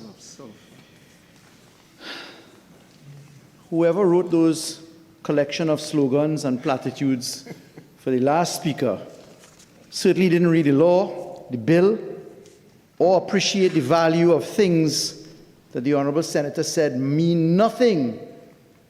The Honourable Senator just told us things like child support is nonsense. The Honourable Minister called off on his remarks in responding to Senator Radgman Roberts. He called into living record in the Hansard his views expressed elsewhere, but repeated here today, that a Zozo in Belmont would have stopped a 2-year-old child from being killed. Disgusting. That child would now be alive if only they were under the protection of an army or police force. Disgusting. What on earth does a state of emergency do, Mr. President? If not suspend all your constitutional rights, allow the army the aid to enforcement with the police, allow cordon, allow curfew, allow restriction, allow police presence, allow limitation of gathering. What on earth was the last speaker talking about, Mr. President? Absolute arrant hogwash, in my respectful view, Mr. President. No wonder he ran from the chamber, Mr. President. Really is a difficult task to listen to the honourable member who just contributed, Mr. President. Even for them. Mr. President, I heard the honourable member state that the last government did nothing for victims' rights. Nothing at all, Mr. President. He said to do and to fail to do. He said that there was no law, there was no codification of obligations, etc. Mr. President, I mean, come on, Mr. President. The Interception of Communications Act, Chapter 1508, debated by Act Number 13 of 2020, Act Number 25 of 2020. The Criminal Injuries Compensation Act, last debated by Act Number 19 of 2020. The Criminal Procedure Plea Discussion and Plea Agreement Act, Chapter 1307, Act Number 12 of 2017, amended 2017-2018. Chapter and verse, including victims' rights, Mr. President. The Children's Act, amended. The Whistleblowing Protection Law, watered down and amended because the last opposition would not support it, Mr. President. All of these laws, the Trafficking in Persons Act, the Home Invasion legislations in the trespass position, all of them included victims' rights, Mr. President. Let me take you to the Criminal Procedure Plea Discussion and Plea Agreement Act, Chapter 1301, Mr. President. The honourable member clearly don't use the tools given to him in the Parliament, the iPad that could research the law or whatever it may be, Mr. President. You will notice Part 3, Section 13, under the heading Victim Impact Statement. Every victim may provide a victim impact statement explaining the physical or emotional harm, financial loss, or other impact of the offense that the offense had on the victim. Mr. President, this starts at the moment of somebody being a suspect, for heaven's sake, Mr. President. And we had to listen to the academic drivel coming from the last contributor, Mr. President. Mr. President, we hold a very different view of the law and a very different standard. And I will never be guided by the likes of Phillip, Edward, Alexander, the Honourable Senator. Never, Mr. President, ever would I be guided by him talking to us about the irrelevance of child support and children. Come on, Mr. President. Mr. President, I was looking forward to this bill because the Honourable Minister, the Honourable Devish Maharaj, whom I've known for my life, I have a lot of regard for him. He said when we were debating the probation law, we were dealing with the Probation of Offenders Act, and we proposed amendments. I proposed a series of amendments, Mr. President, several pages of amendments, asking the Honourable Member to include victim impact statements and positions. The Honourable Member said, trust us. The law is coming just now. The victim impact is coming just now. So when this law was sprung upon us on Monday for Tuesday or Tuesday for Wednesday last week, I was like, okay, looking for the law. Lo and behold, Mr. President.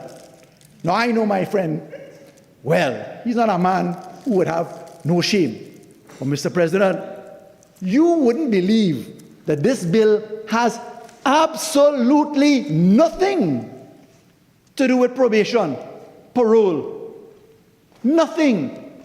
We deal up to after conviction. We certainly don't include release from prison when people are most afraid of those who have been incarcerated for years, sharpening the proverbial blade to come and exact vengeance. You could believe that this bill has none of that, Mr. President?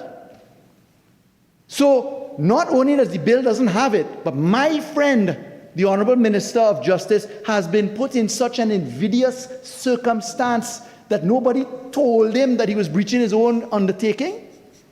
Not my friend, the Honourable Minister of Justice. Couldn't be him. He's an honourable man. Mr. President, this bill cannot, in any serious way, bring the justice that we're looking for. Let me say, there is a legitimate aim, certainly, in giving a statement of victims' rights.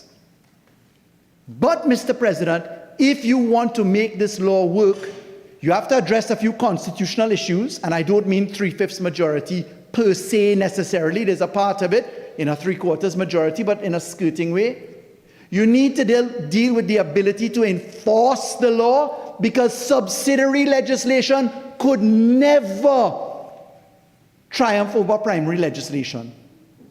And by that I mean you cannot be leaving rules and regulations under the minister's hand to tell you that the law will prevail. It does not work as the dominant factor over primary legislation.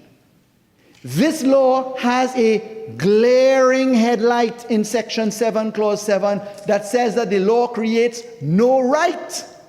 Mr. President, this bill says in its Clause 7, quite shockingly, Mr. President,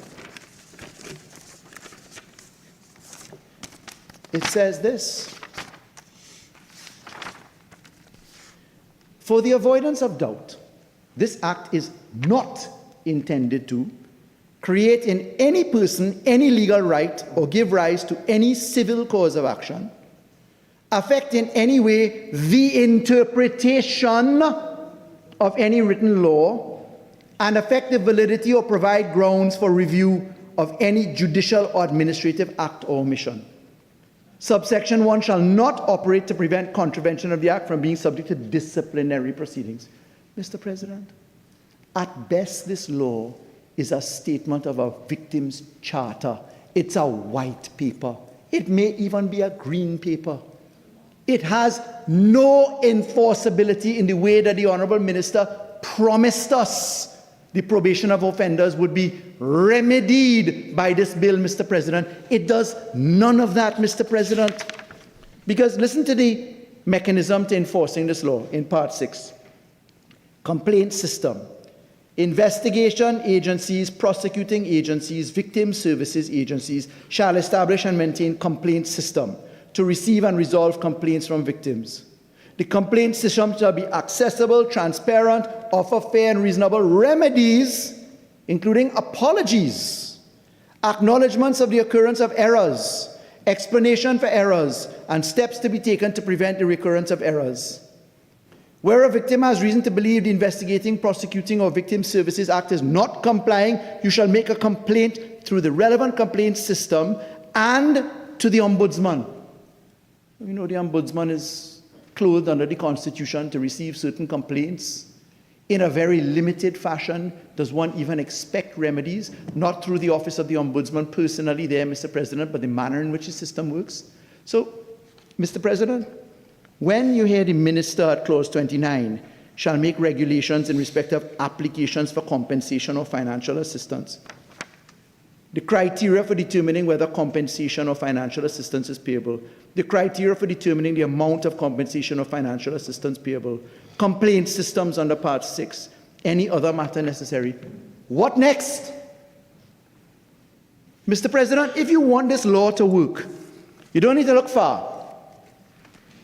In the United Kingdom on April 29th, 2026, they passed the Victims and Courts Act 2026. You know what that law did?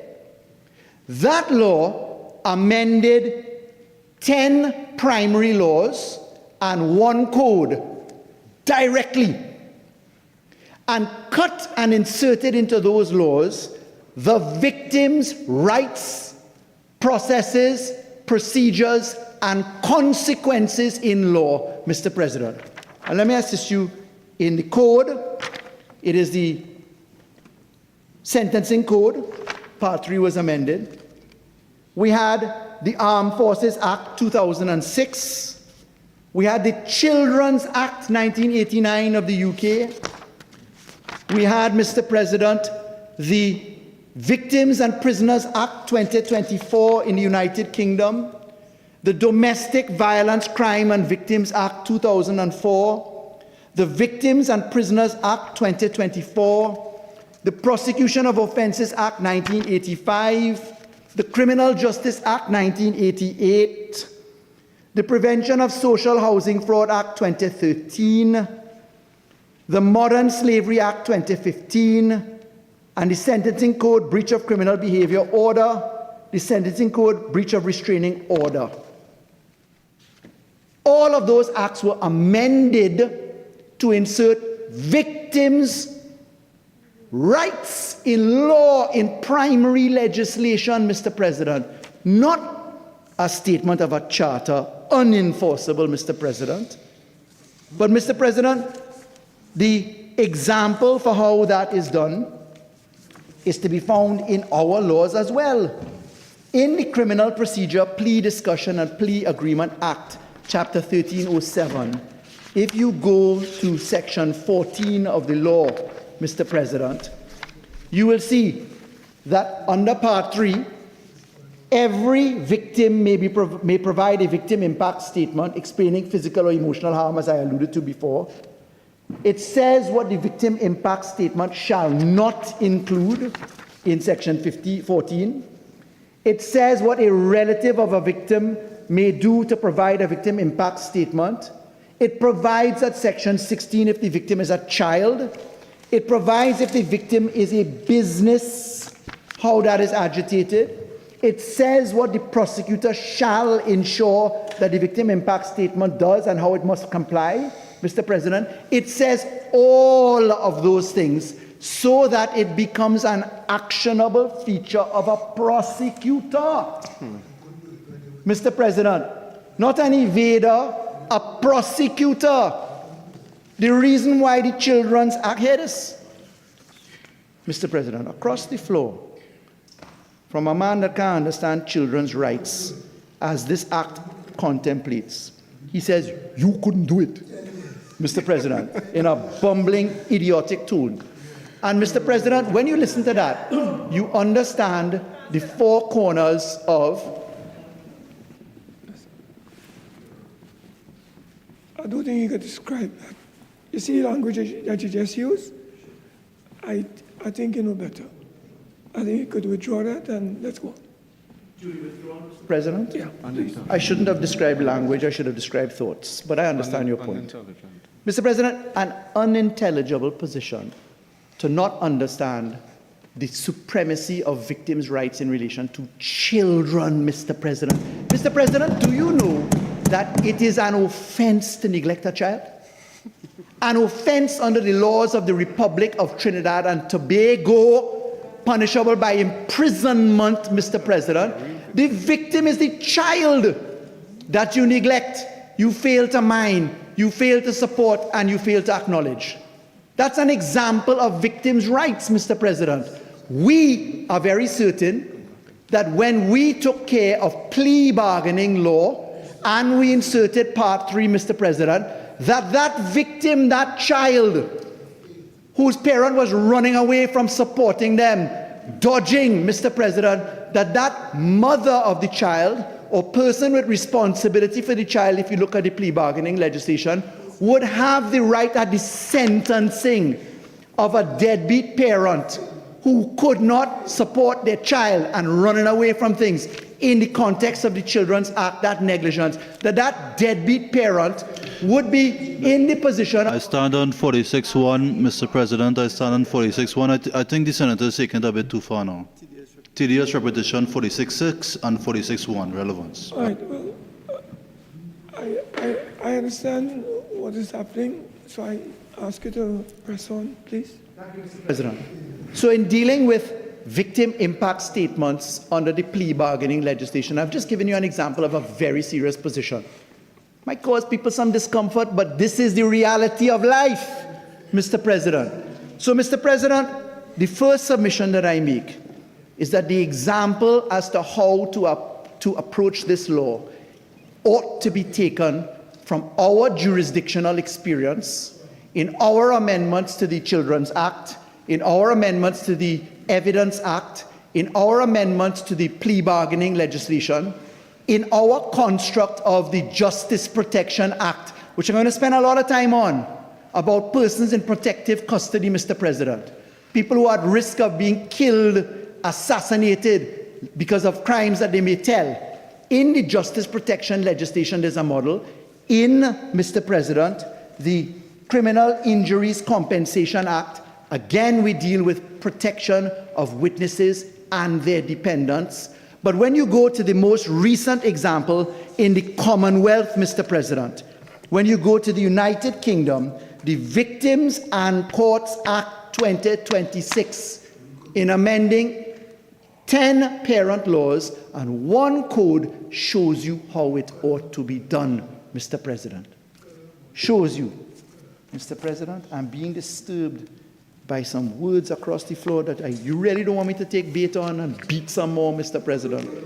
Thank you. Don't take no bait. Just address the chair. And I'll ask members to allow the honourable senator to speak.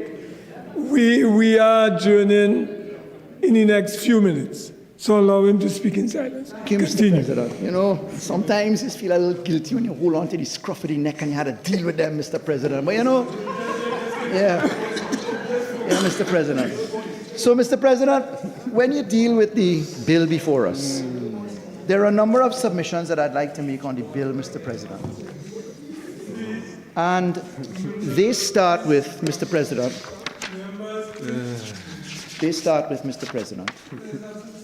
in summary, because I know we're coming to a close in 9 minutes before I'll have to move on, I have recommendations in respect of the definition section, Mr. President.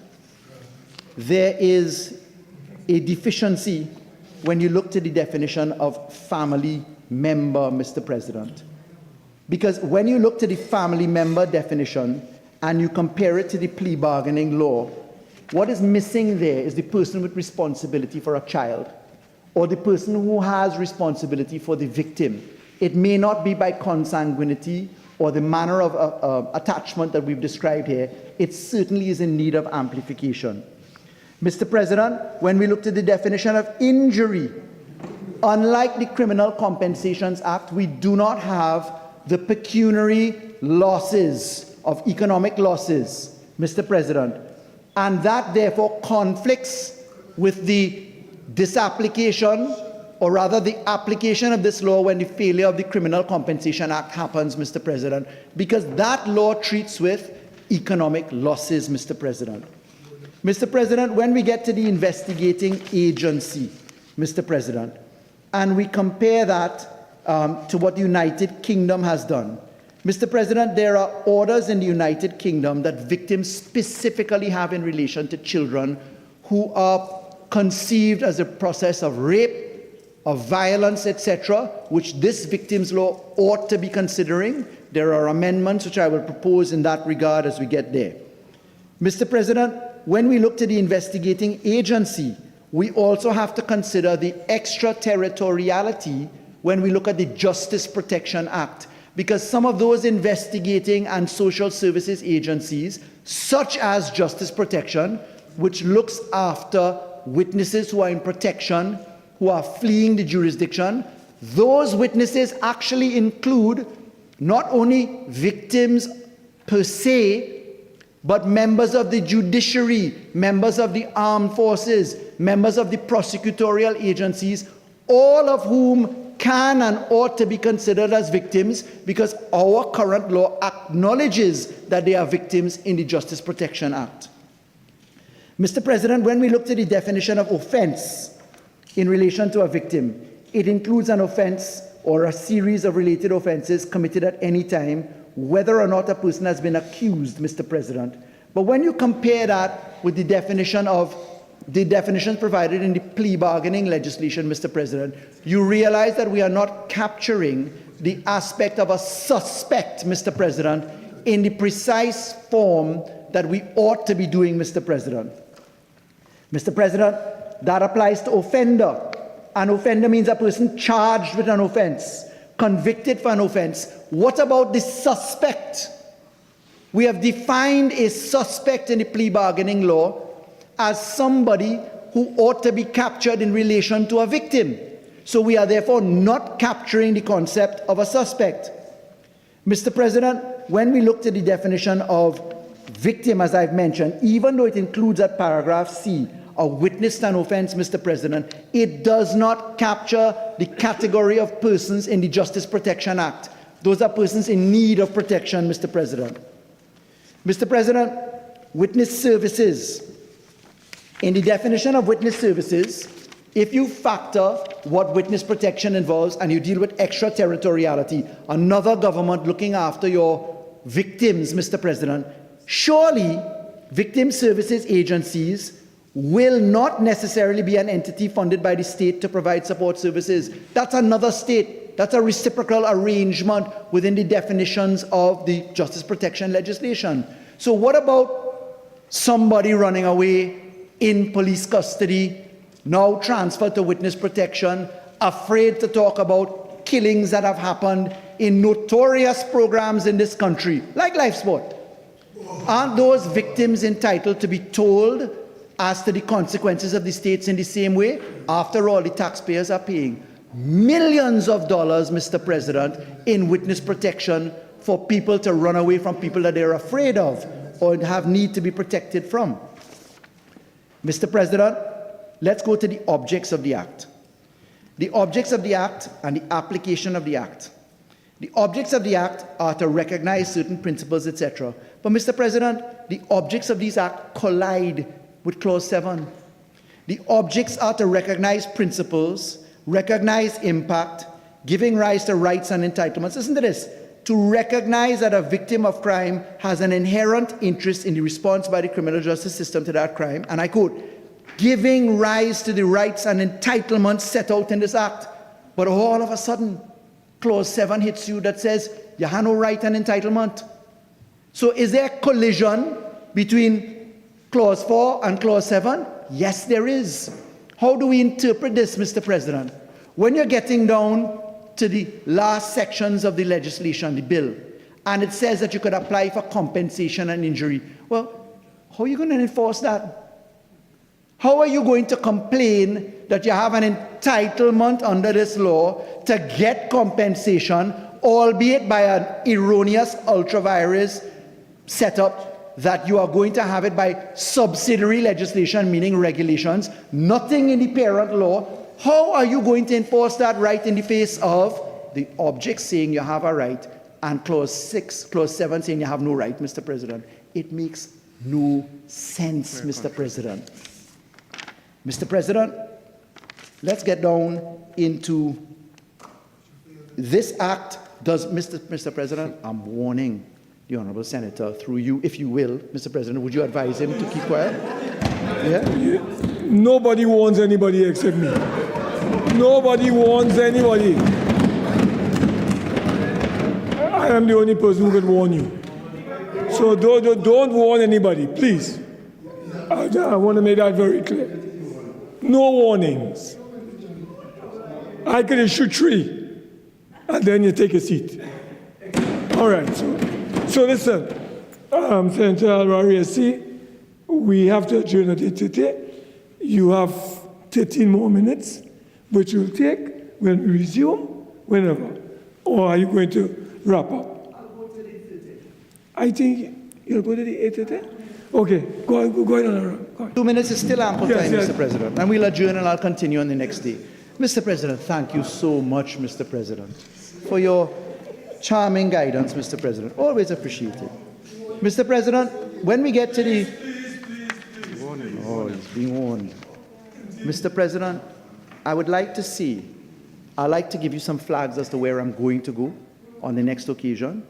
The treatment during an investigation, the treatment during a prosecution has to be amplified by treatments after conviction, on early release, on maximum sentence indication, on probation, on parole. These are critical aspects for us to consider. Mr. President, I will then get to the consequences of the mandatory directions to the Director of Public Prosecutions and the can of worms that is going to open in the requirement for reasons where the DPP may not be in a position to do so or ought not to be directed by mandatory wording of this legislation. And Mr. President, I will also go into, with your leave, the requirements that we need to do to shore up the provisions around sections 18 and 21, 29, etc. But Mr. President, I know that we have amendments that we'll take at committee stage. I will be, Mr. President, proposing significant amendments. I genuinely recommend to the Honourable Minister, great intention, best done in a joint select committee if the Honourable Member is serious about having. President, I beg to move that the Senate do now adjourn to a date to be fixed. Honourable Senators, the question is that the Senate do now adjourn to a date to be fixed. Those in favor say aye. Aye. Those against say no. I think the ayes have it. This Senate now stands adjourned to a date to be fixed.